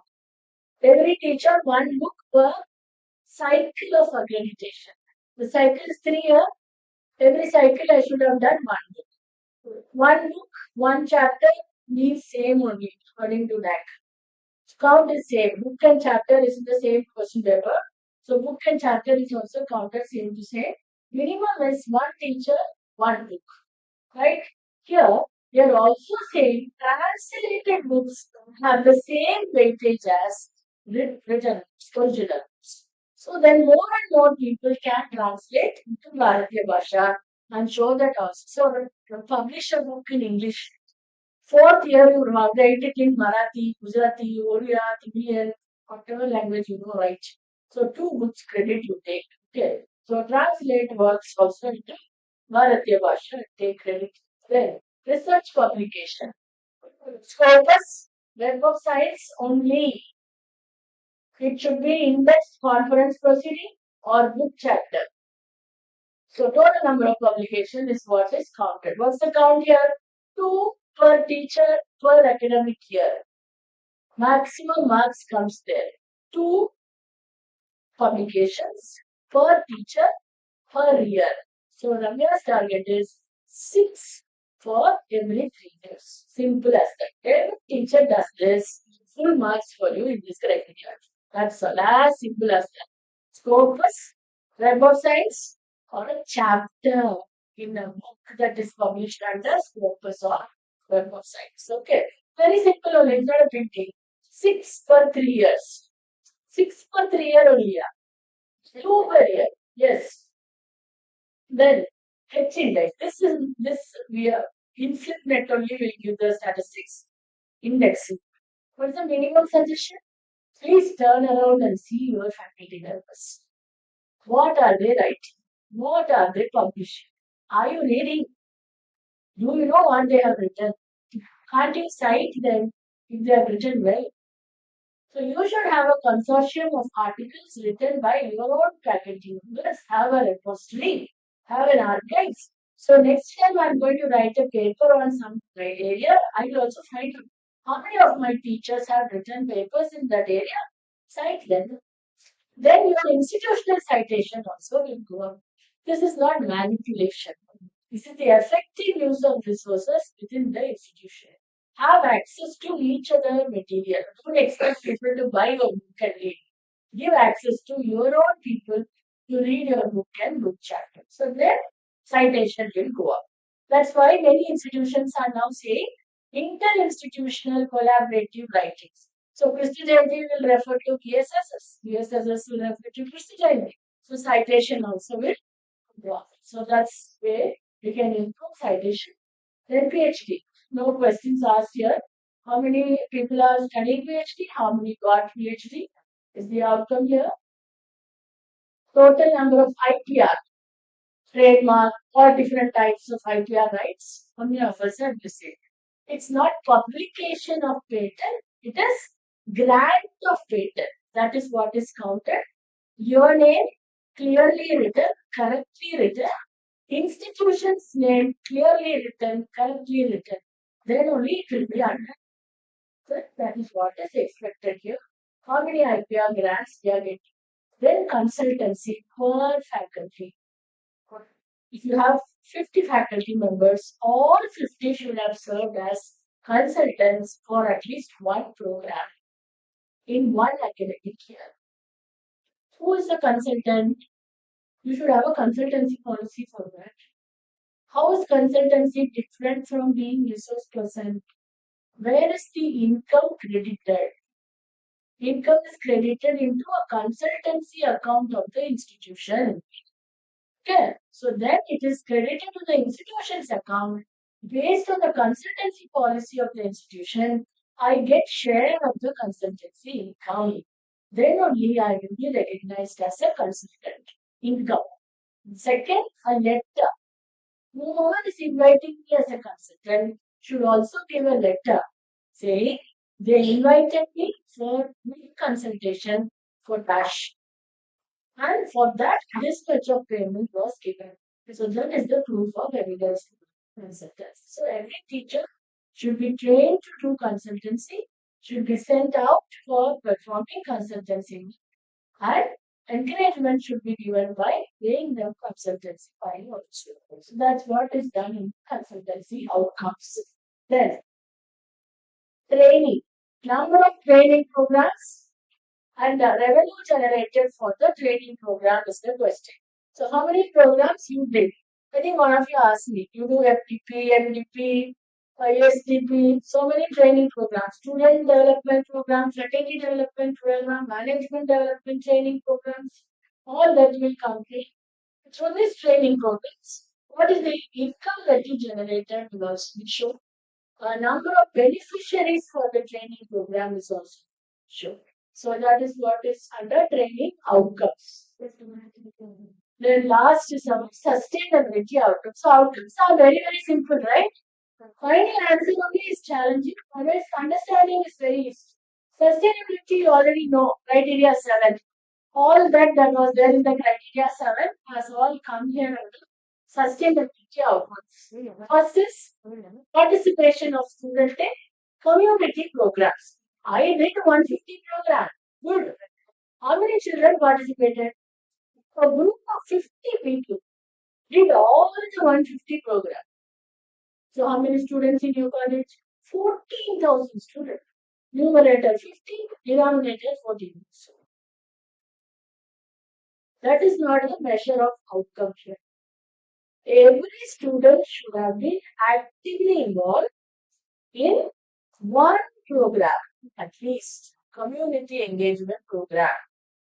A report has been submitted by every student regarding their participation in the community program. Which program? I gave you a list, no, A to H. In one of the literacy, cleaning, environment, sustainability, there are a lot of agendas. I should have been part of one of those initiatives, written a report. I learned something, that is my outcome. They benefited from the something, from the beneficiaries' side outcome. Both has to be there. Then this marks will be 100%. So aim is engaging every child in at least one program. Then community activities. How many activities you have done in collaboration with others, right? NSS is there. NSS is doing 100 programs every year.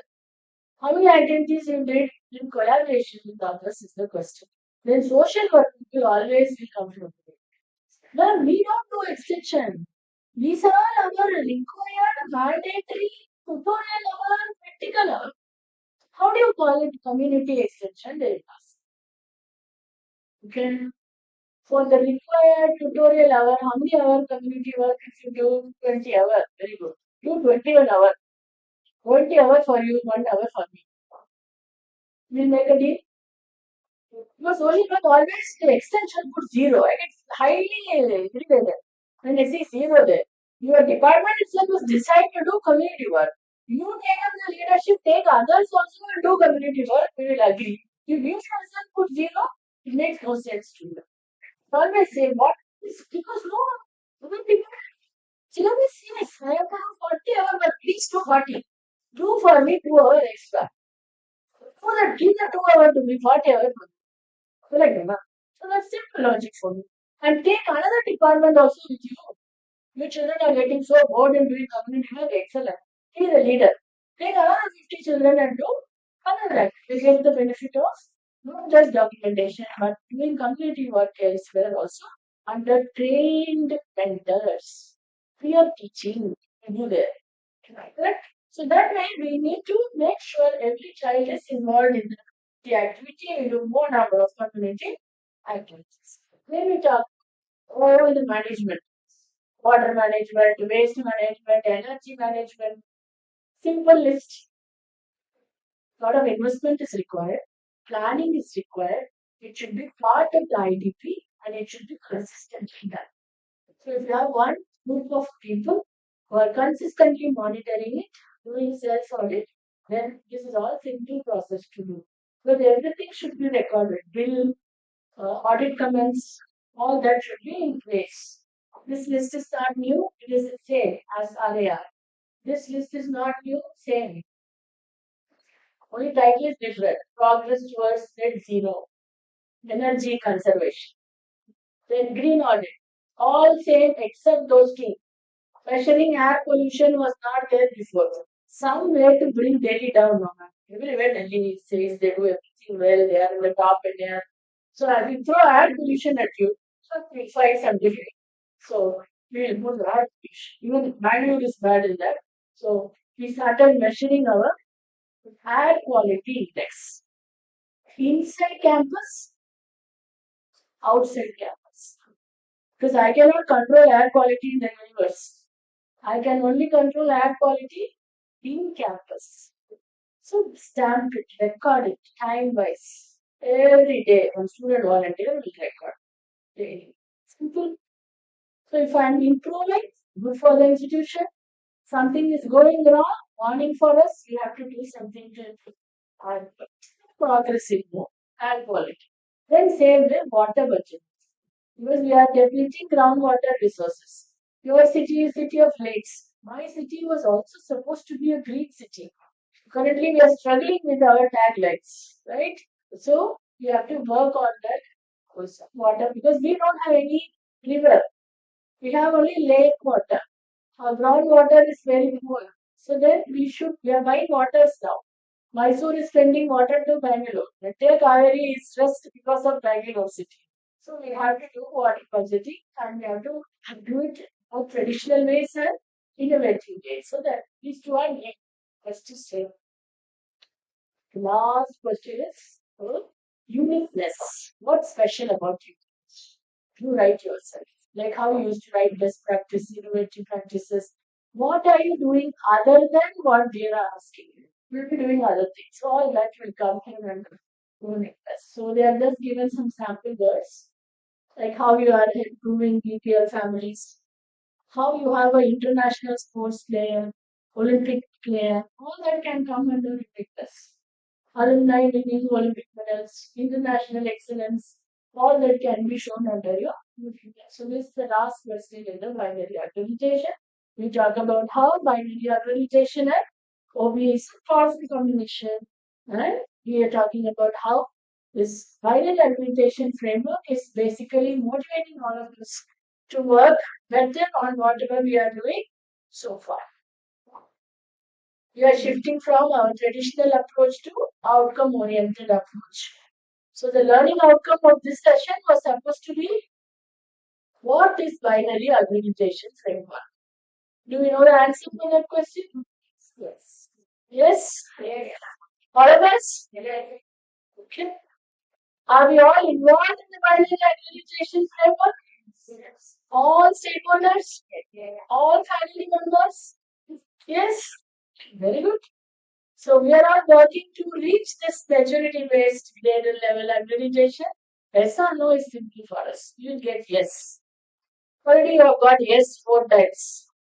What's one more? You get fifth time also yes. But the challenge is what's the maturity level accreditation we are looking for? Currently, I don't know. They have not said anything other than these two sentences. Level 1 to 4 is institutions of national excellence. Level 5 is global excellence. So you are an institution of national excellence or global excellence? Global. Did you compare yourself with Australia, New Zealand, USA, Europe, Antarctica? You only asked me now for simple student first. You asked how many national representation should be there. I know. So that's what I'm saying. Always call your fist national fist. Okay. So you call yourself global institution of excellence. This is the only other information I know about level 1 to level 5. So we look forward to more information from that. Then only we'll come to know regarding maturity based grading.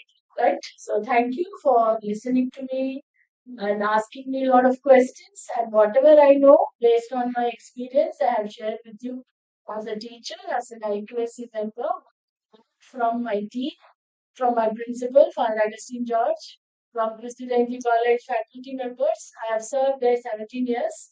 7 years I worked in Lerino College, Madurai. That much only is my lifetime.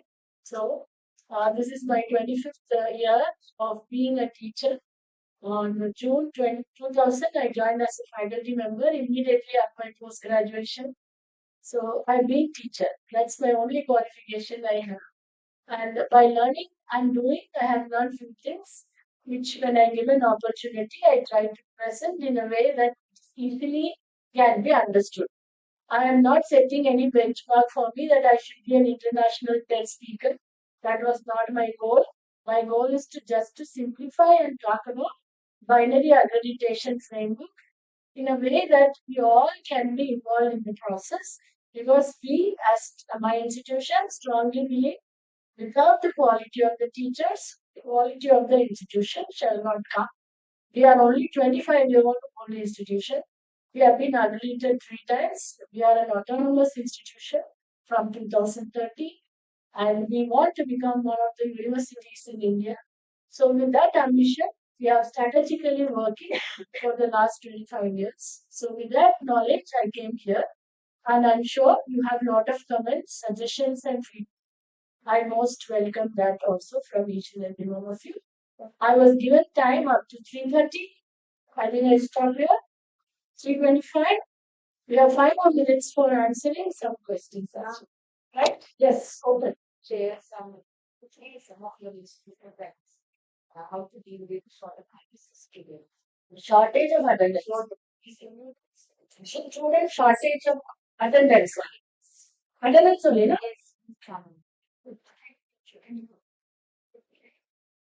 Some more question. I can take question as a set. No problem. Yes.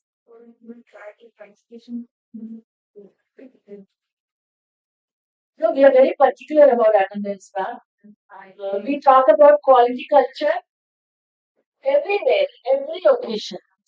Students who have 100% attendance have been given special prizes and awards every semester, every year in the college day.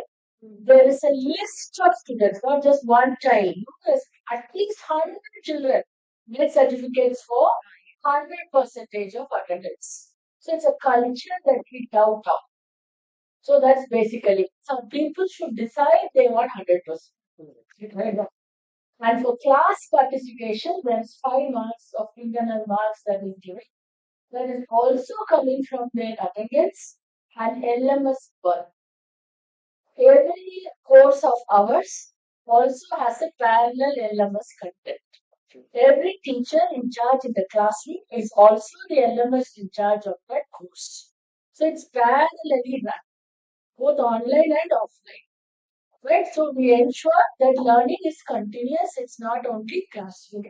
And we always find out if a student is missing more than 2 hours of my class continuous, however, it is my responsibility to track the child. Who they are, where they are, why they missed last 3 hours. Every course teacher does this. Not just the class teacher, not just the class director. And then we have upload. Teachers can view it, students can view it, their parents can also view the attendance. So sometimes that works. I have children from all over India. Parents are also not having the courage to ask the child directly whether they went. Nowadays that's there, only one child now. So they are very scared of their own children. So they want to see the attendance indirectly. So they will check, we give the access to the same account. What the student can see, their parents can also see. There's no dual account. Nothing is hidden from the parents. So they access the same ERP which the student can see. So class-wise attendance is entered there. Every month, every week, percentile is calculated and it is pushed as the information to both the student and the parent. If it is less than 50, they get alarms also. That next 20 hours only class will come. You cannot miss any of the 20 hours, then you have to miss the semester. Only these are the practices we are doing, nothing more than that. Very good, ma'am. Classroom attendance only is calculated for admitting in the end semester exam. Online there's a class participation mark 5 marks that comes through LMS and payments. That's only an incentive mark because in the current SCP my formatting is just 20. In the NEP it was 30. Right, so 2 batches I have 37 days. Recipe very bad, I have 28 only. So I cannot like a carrot keep giving marks for attendance or something. Only it is the culture right that we are doing and tracking there. We will track every hour. Now it's mid class also we will track. Also one in this so then it's not then explain now. Right. One will no condemnation fee. If any constitution collects condemnation fee for shortage of attendance, you cannot speak anything else there. Follow the attendance policy, you will get your hall ticket automatically. Attendance policy is not followed, you will not know its exam. It's your father, external affairs minister of many states, ministers and all are studying. Corporate sons are all here. Whoever it is, same policy only. Police inspector, IG, commissioner, I have students from all states. I'm not boasting. You can check my website. All states I have children. Tomorrow my principal is here for an admission drive. Okay, so they have already gone to 400 visits for admission drive. What do? They just go to a school, they'll do a skill development program for the student and the faculty member. Two programs. Faculty like us, come with us. Students like us, come to us. That's all. We don't do any paper advertisement, full page advertisement, television advertisements. We physically go there. Haryana, I want student, I go 40 times to Haryana. 12th standard classes, we will go. So we have increased children from Haryana. Chhattisgarh was less. This year, Chhattisgarh, I have 110 children. So Jharkhand, I have children. Assam, we have. So that is what. Directly we'll go to the school, we will talk to the children. So that way, their own brothers, siblings will come and they also know my attendance policy that I will not compromise. So we should not compromise on the policy. Then why should I write a policy? That's all. I think we also have problems in it, but the problems are becoming lesser and lesser, not more. Just like this. What is finally advantage is not there. Consider this national election policy now. Where could the university be tracked and which profits proceeded as for the next focus. 17 domain-based activities only got to show. Domain-based means that you're on should go with me upon early education. That's what they give so that they can put that up. Yes, that's all. We need it as India. Domain only we have to show. Even though it says club, we have to put there only. So, research. Research means only publication. Only publication will come under research. Let the and work also come out in see. But for PO, PSO also I'm eagerly waiting for the manual. Once the manual comes only, we will come to know whether the PSO term continues or PO only will be there. Based on that, all the institutions will have to slightly rework PO-CO mapping as well. Okay, whatever we are doing, I saw the slides. It has been done very well, perfectly. You are mapping PSO with your COs.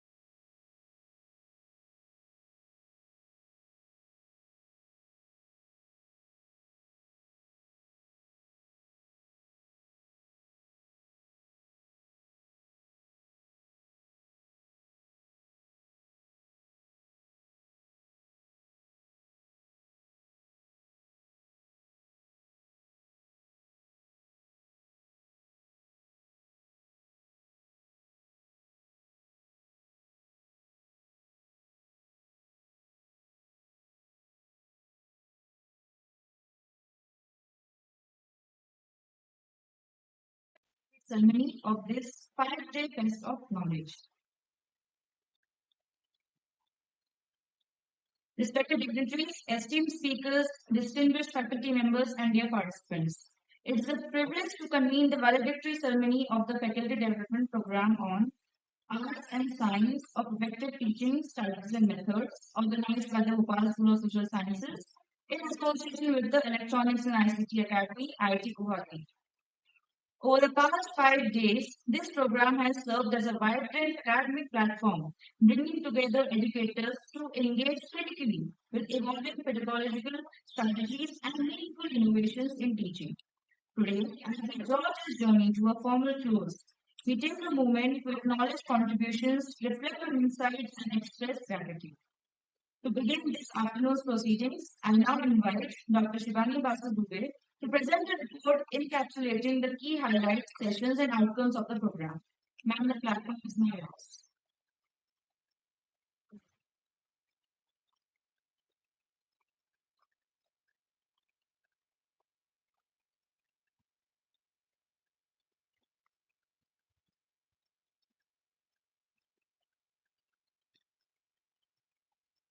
Thank you, Alisha.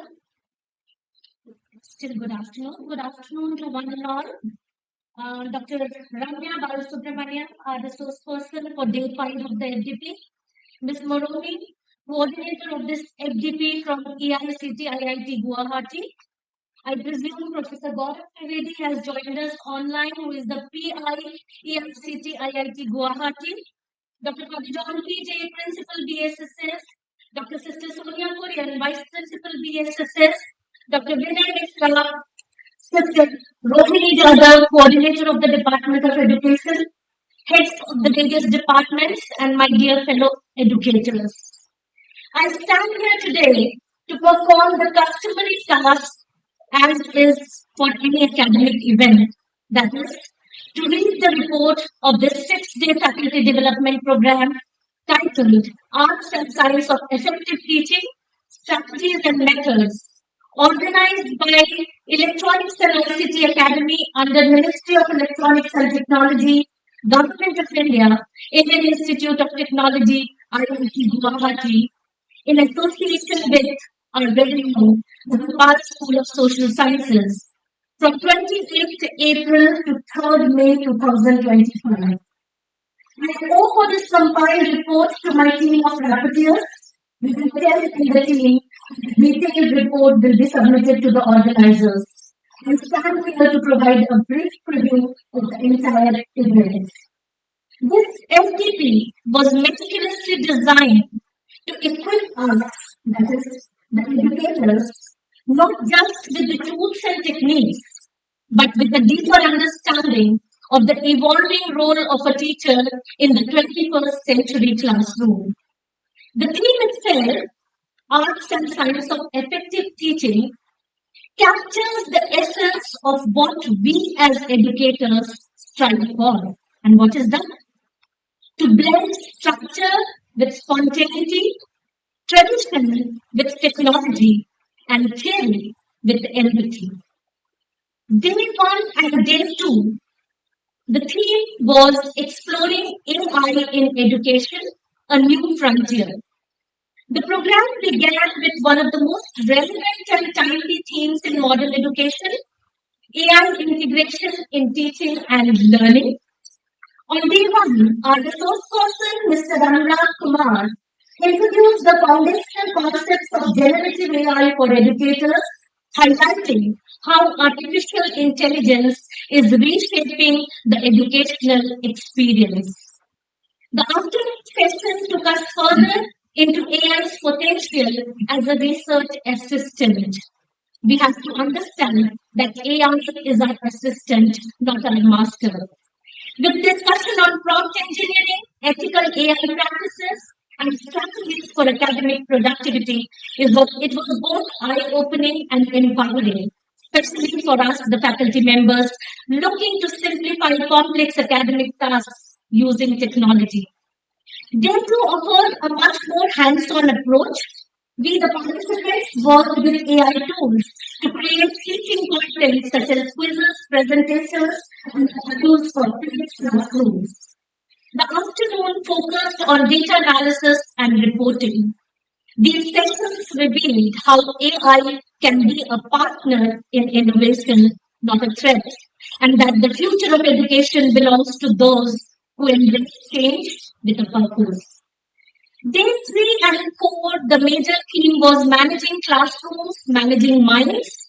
We moved from tech to technique with sessions on classroom management by Mr. Soumyajit Chaudhary and Ms. Lavanya Rao, which shared insightful tested strategies for managing student behavior, building inclusive learning environments, and fostering engagement through active participation. Dr. Sai Madhi's session on AI-powered course design provided practical ways of building outcome-based curricula, a crucial element in modern education quality frameworks. Day 4 touched on something deeply human, the mental health and emotional well-being of both educators and students. The session titled Health and Happiness, again led by Mr. Shomajit and his team, was not just a workshop. It felt like a healing pause in the hectic pace of academic life. We were introduced to a 5-minute daily relaxation technique, a simple yet powerful tool to maintain work-life balance. Day 5 was about accreditation, accountability, and academic reforms. It was dedicated to higher education reforms, accreditation, and quality assurance.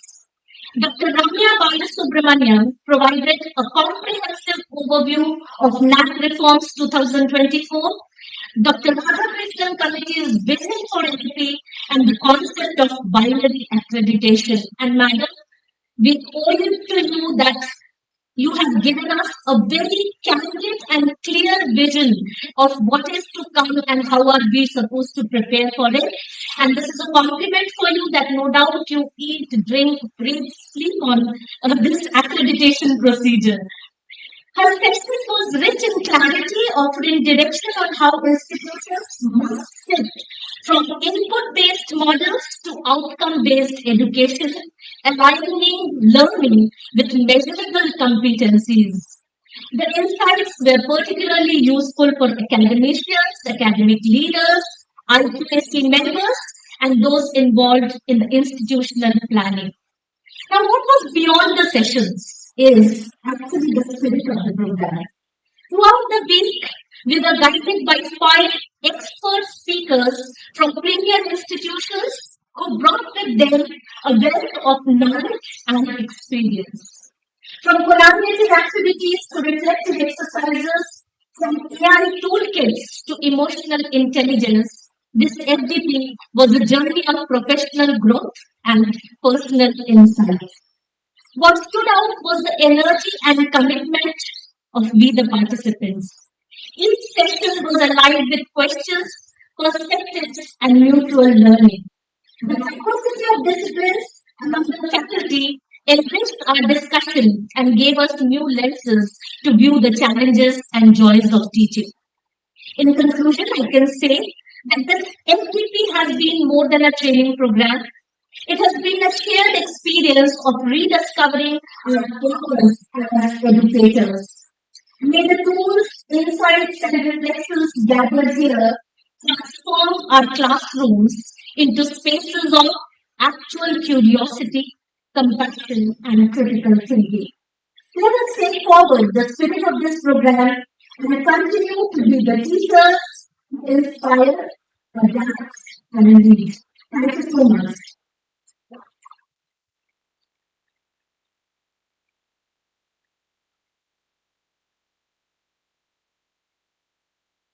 Thank you, ma'am.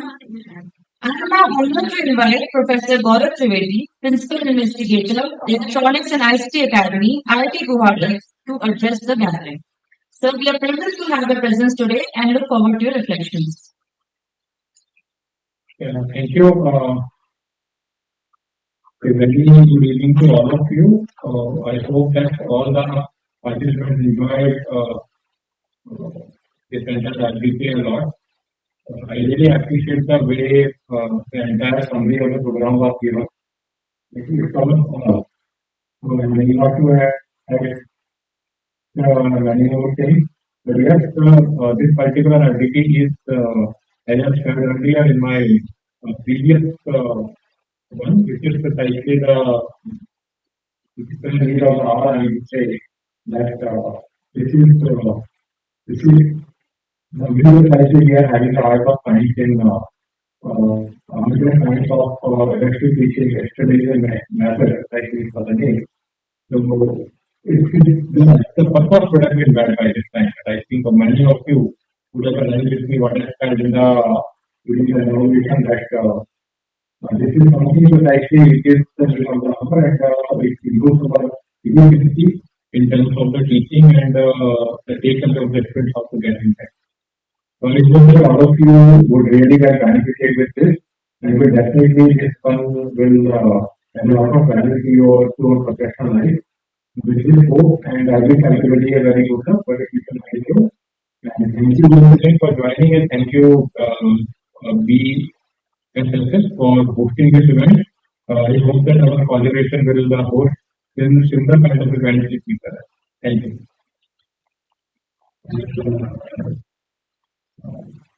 I have many end semester exams going on. So I came out from the exam to attend this weathering skill. I also seek your permission to leave the forum and join back my exam. Thank you. Thank you, sir, for your kind words and encouragement. We also look forward to more such future collaborations. It is now my distinct honor to invite Dr. Father John PJ, Principal of the Bhopal School of Social Sciences, to address the gathering. Father John is a dynamic academic leader, a committed educationist, and a visionary administrator. Father, may I kindly request to offer your concluding reflections. I am tired of listening to my own intellectuals, you know. We have with us Miss Purohit and Dr. Ramya. Miss Ramya, wonderful. Thanks for the humility. Your principal will be visiting us tomorrow. He's teaching this tonight. So I was just viewing you all through online with your age. And then I saw the senior most teachers sitting in the front line for the first time.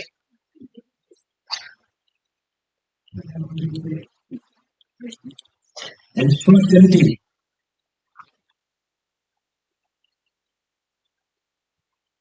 So curious to learn. The teaching and learning, you know, I think would be once or twice or every day will add up to effective teaching. There's so much spoken about AI, you know, and we cannot escape or get away from that. What are the good things we listen and hear about? Of course, it is not a good pastor, but it can be a very good servant. It can ease our workload. Sometimes we work, you know, just baselessly, I would say, without knowing, without adopting the proper tools available. I'm told, and I was told that you are taught even today AI assistance. Because this must have been 10 times or 100 times easier than what it used to be for you yourself. So you and me as teachers cannot shy away with additional learning and inputs. We will have to at some point of time stop, reflect and then move forward. If required, adapt. This FDP, I was really worried in the beginning, thinking of the busy and hectic schedule that we have in between the exams. But then if you do not make it, even in the hectic most times, it will never come in life. That is what we understand. So, my heartfelt gratitude goes to IIT Bombay. Just a mail, and the next was yes, we are there to support, to help, to assist you with this FDP. So, on behalf of the BSSX family, we would like to extend our heartfelt thanks to you and to your institution through you for the assistance and the help, the number of rich resource persons that you provided and engaged with our teachers. We stand grateful. And to all the resource persons, I had the privilege of meeting almost all of them. And they are all experts, not just only experts. They are earnest experts. They are also earnestly waiting to share what they have given. Experts who share their knowledge and ideas with you all. I remember that. Especially today, Dr. Ranga being with us. We have actually been learning and trying to learn this I2AC and all in the beginning. But we have come to some understanding of what it all stands for and what it is meant for. Mostly otherwise we used to do scattered words without unifying or focusing. And the focus comes, I believe, when we are knowledgeable, when we are aware of what we are doing, why we are doing, and how we are doing. At times these things are not, it is just being done. This is the purpose with an aim that we work out different techniques, procedures, modes of action. So everything was learning. And I'm sure that your classroom teaching will become more effective and enjoyable. Sometimes बच्चों को देख के teacher पूछती है क्यों नहीं आए पढ़ने के लिए चला था especially when you are few in number and when you see you have to teach one to one sometimes this PG classes and all teachers are ignorant that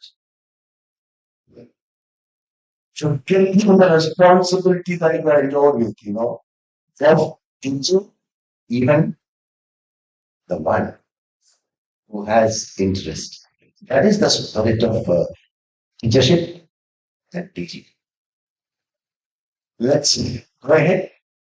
Remind us, everyone who stepped into this campus, who made this FDP success and successful, including all of you. It was not easy. Yeah, I don't think you have heard when I was sharing in these recent last years, 4 full days. The other than Sunana, much more sharing. So thank you and God bless you.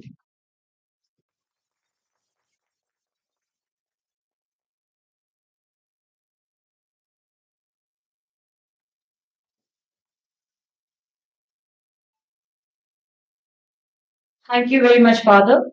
We now move to the distribution of certificates, which will be presented to the heads of departments who will receive them on behalf of the faculty members in their respective departments. This moment serves as a formal acknowledgement of the collective engagement, dedication, scholarly spirit demonstrated by each department during this program. May I kindly request the principal, Dr. Father John PJ, to step forward and do the honors. I now respectfully invite the following heads of departments to come forward in sequence to receive the certificate for their teams. Dr. Vinay Mishra, Head of Psychology Department.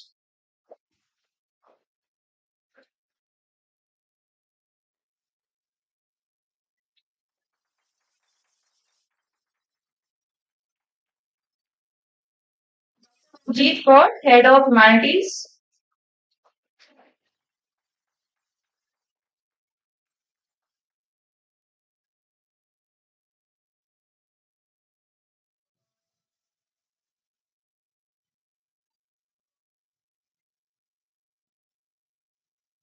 Ashish Dilraj, Head of Commerce.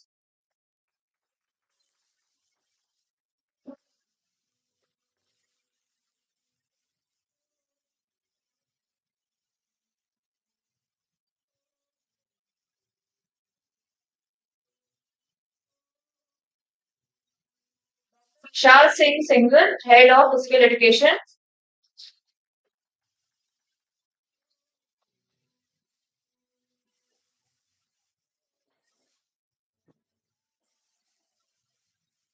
Smita Pillai, Head of Management.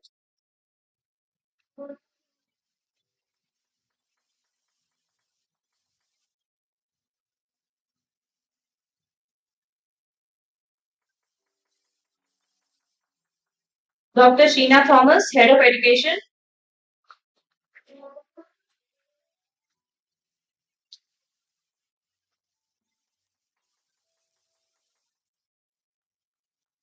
Dr. Shivani Basu Dubey, Head of English.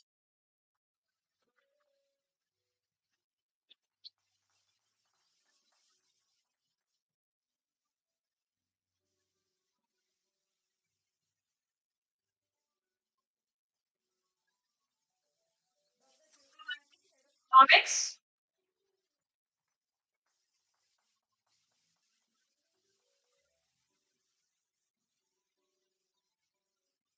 Ms. Swati Sharma, Head of Computer Science.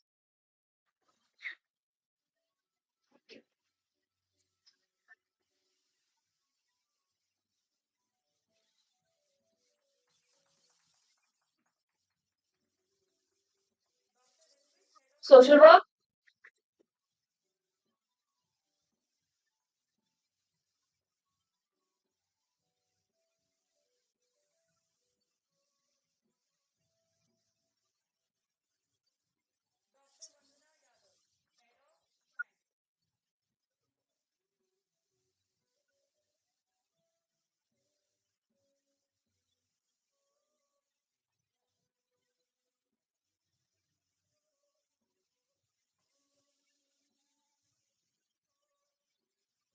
Thank you, Father, and the dignitaries for doing the honors.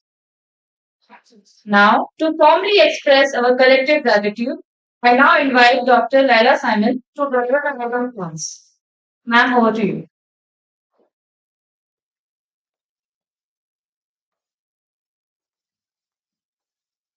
Good evening, everyone. As we come to the close of this enriching FGP, it is my honor and privilege to be here to express few words of gratitude.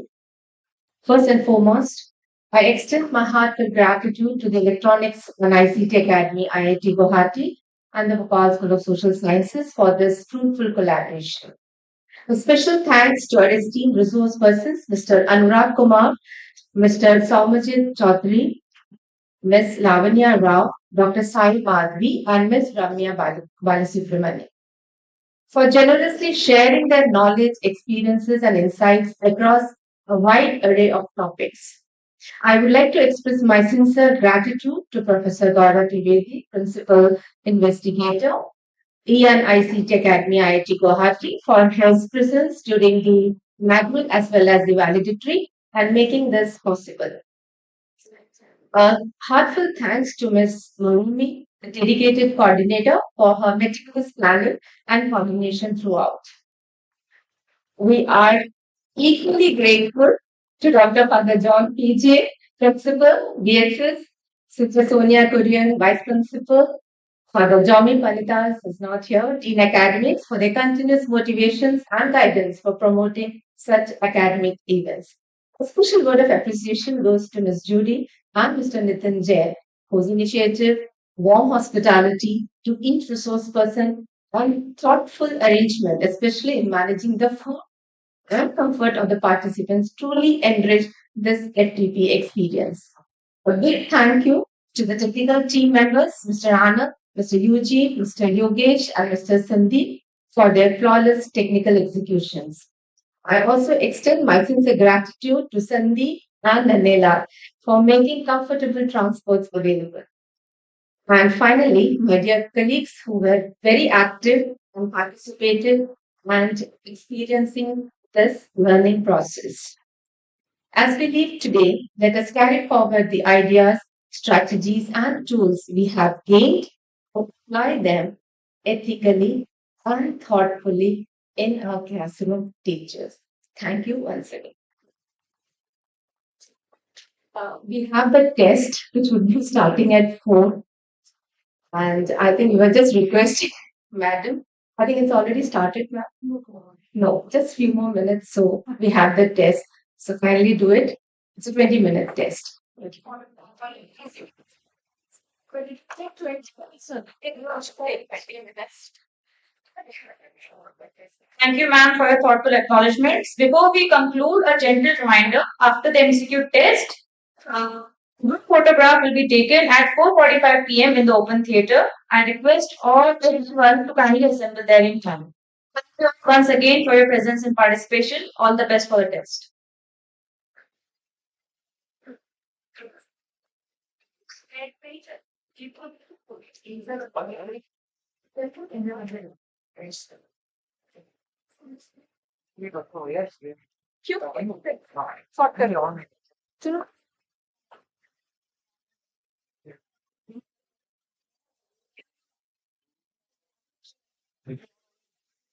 Please check the next. Only one. Neva. Yeah.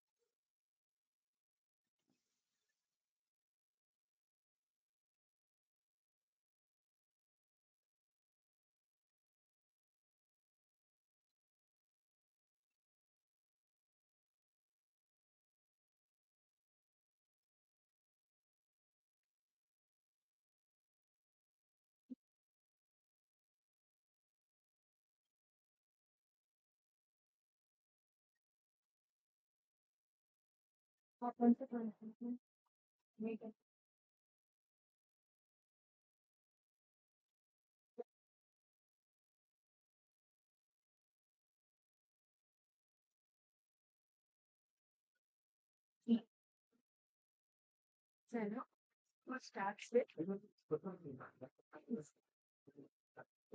We technically giving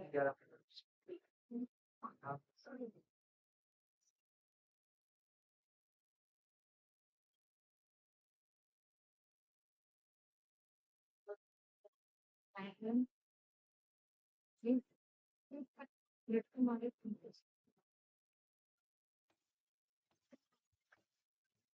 see we specifically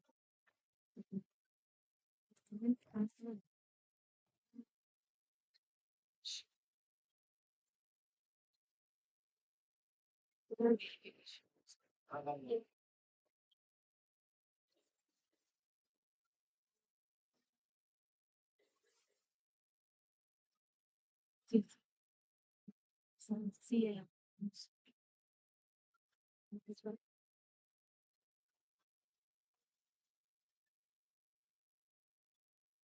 See, active now.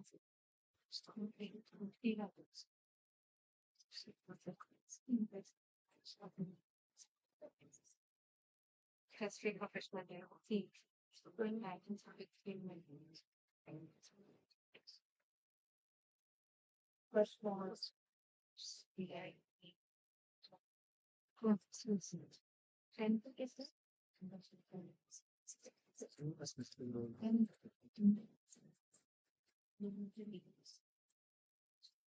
Ah,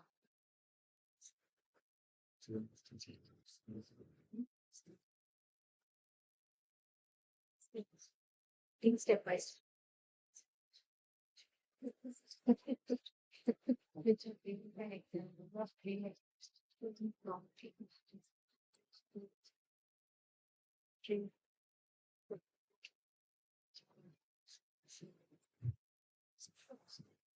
second one. Ah.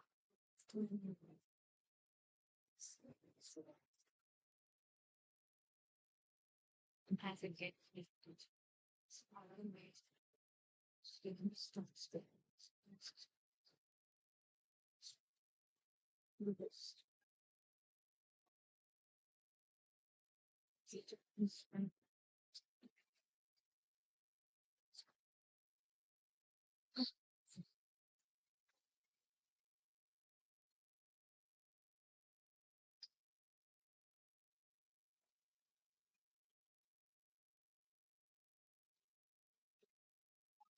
It's always me from now.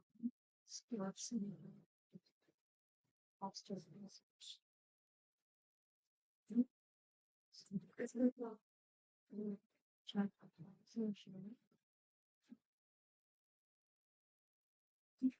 Actually, make thoughts and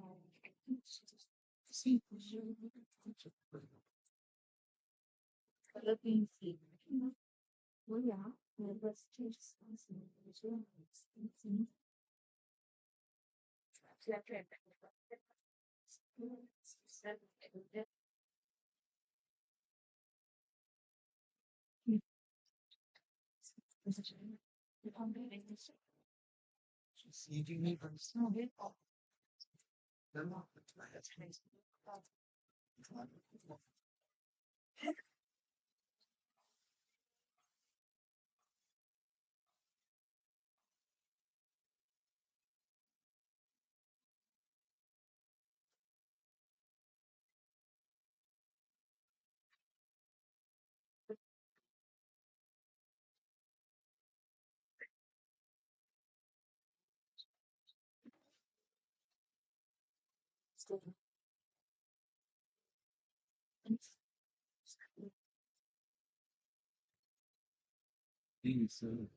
Concept.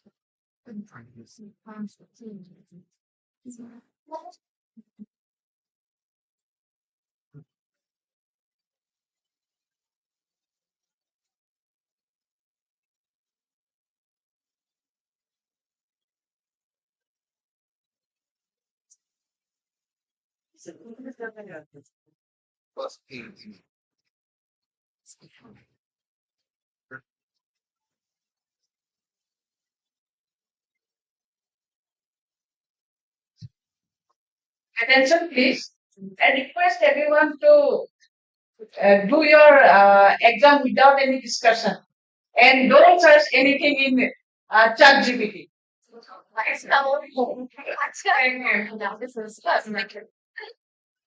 The teacher is very strict, okay? Yeah.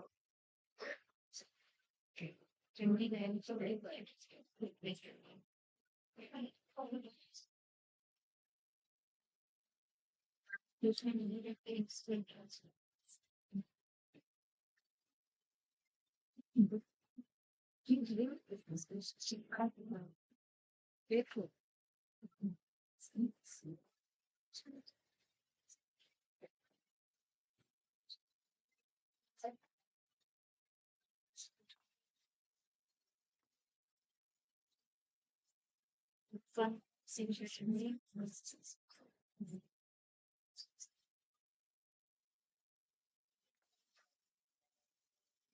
So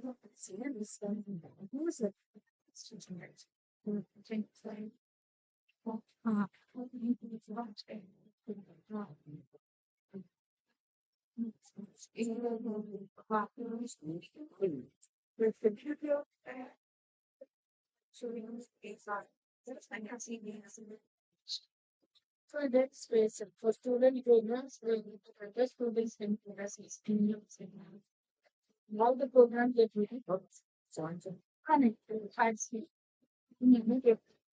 right we have tried and assets. There's a question where we can rapidly develop.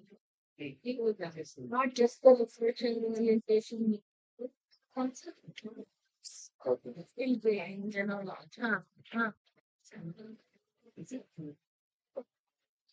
Consultancy also. No consultancy.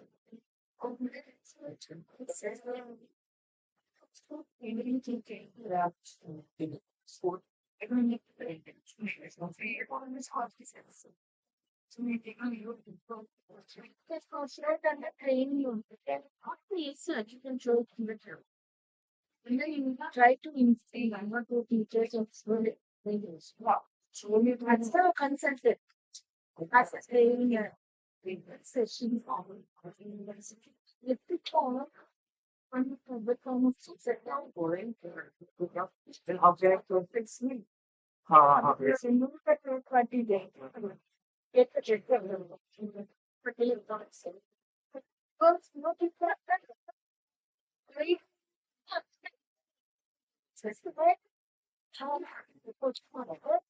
External art for the social consequences. You come with the training and the consultants and train. You have to where it is there. And influence. So it's always you can make me or call me sir and you should sort it. Right. Right. Right. To make the next part.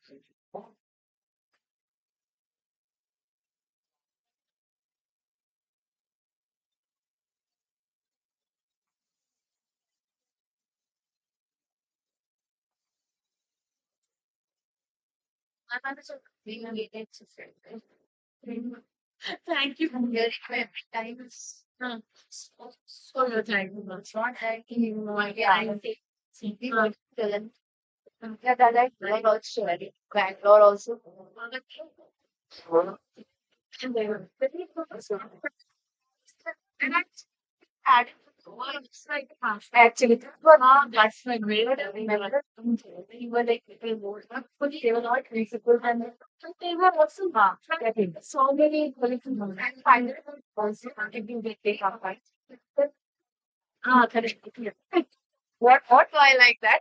Yeah, yeah. The outcome of celebrity. I mean, there is people really what you will call. That's the thing. Correct. You had Lorette first. Lorette on that. Tomato funded on. They were trying in many ways. They felt they have more pressure from the university also. So I don't count represent. Like, it's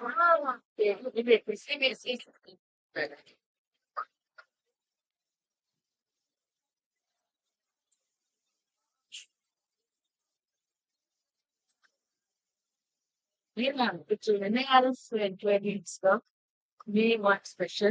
Where is the submission date? Oh, my team is working behind the screen. What is motivating submit? So we it's supposed to be right side business. No, you will be there. Oh, I will I was I did from the anybody. I took to buy somebody else. Maybe it also tried that's what it's going. Not very simple. Payment. Yes, that's this power is also this kind of power. This are only power to such people order that like the TV. Don't use my friend. So I make 30 hard for power to then you know time time. All the time 30 only. What? Really can equal it? I don't know to be the night thing. Because it's Saturday anyway, what's the point of it? Throw connection with these. You're going to the why is not moving?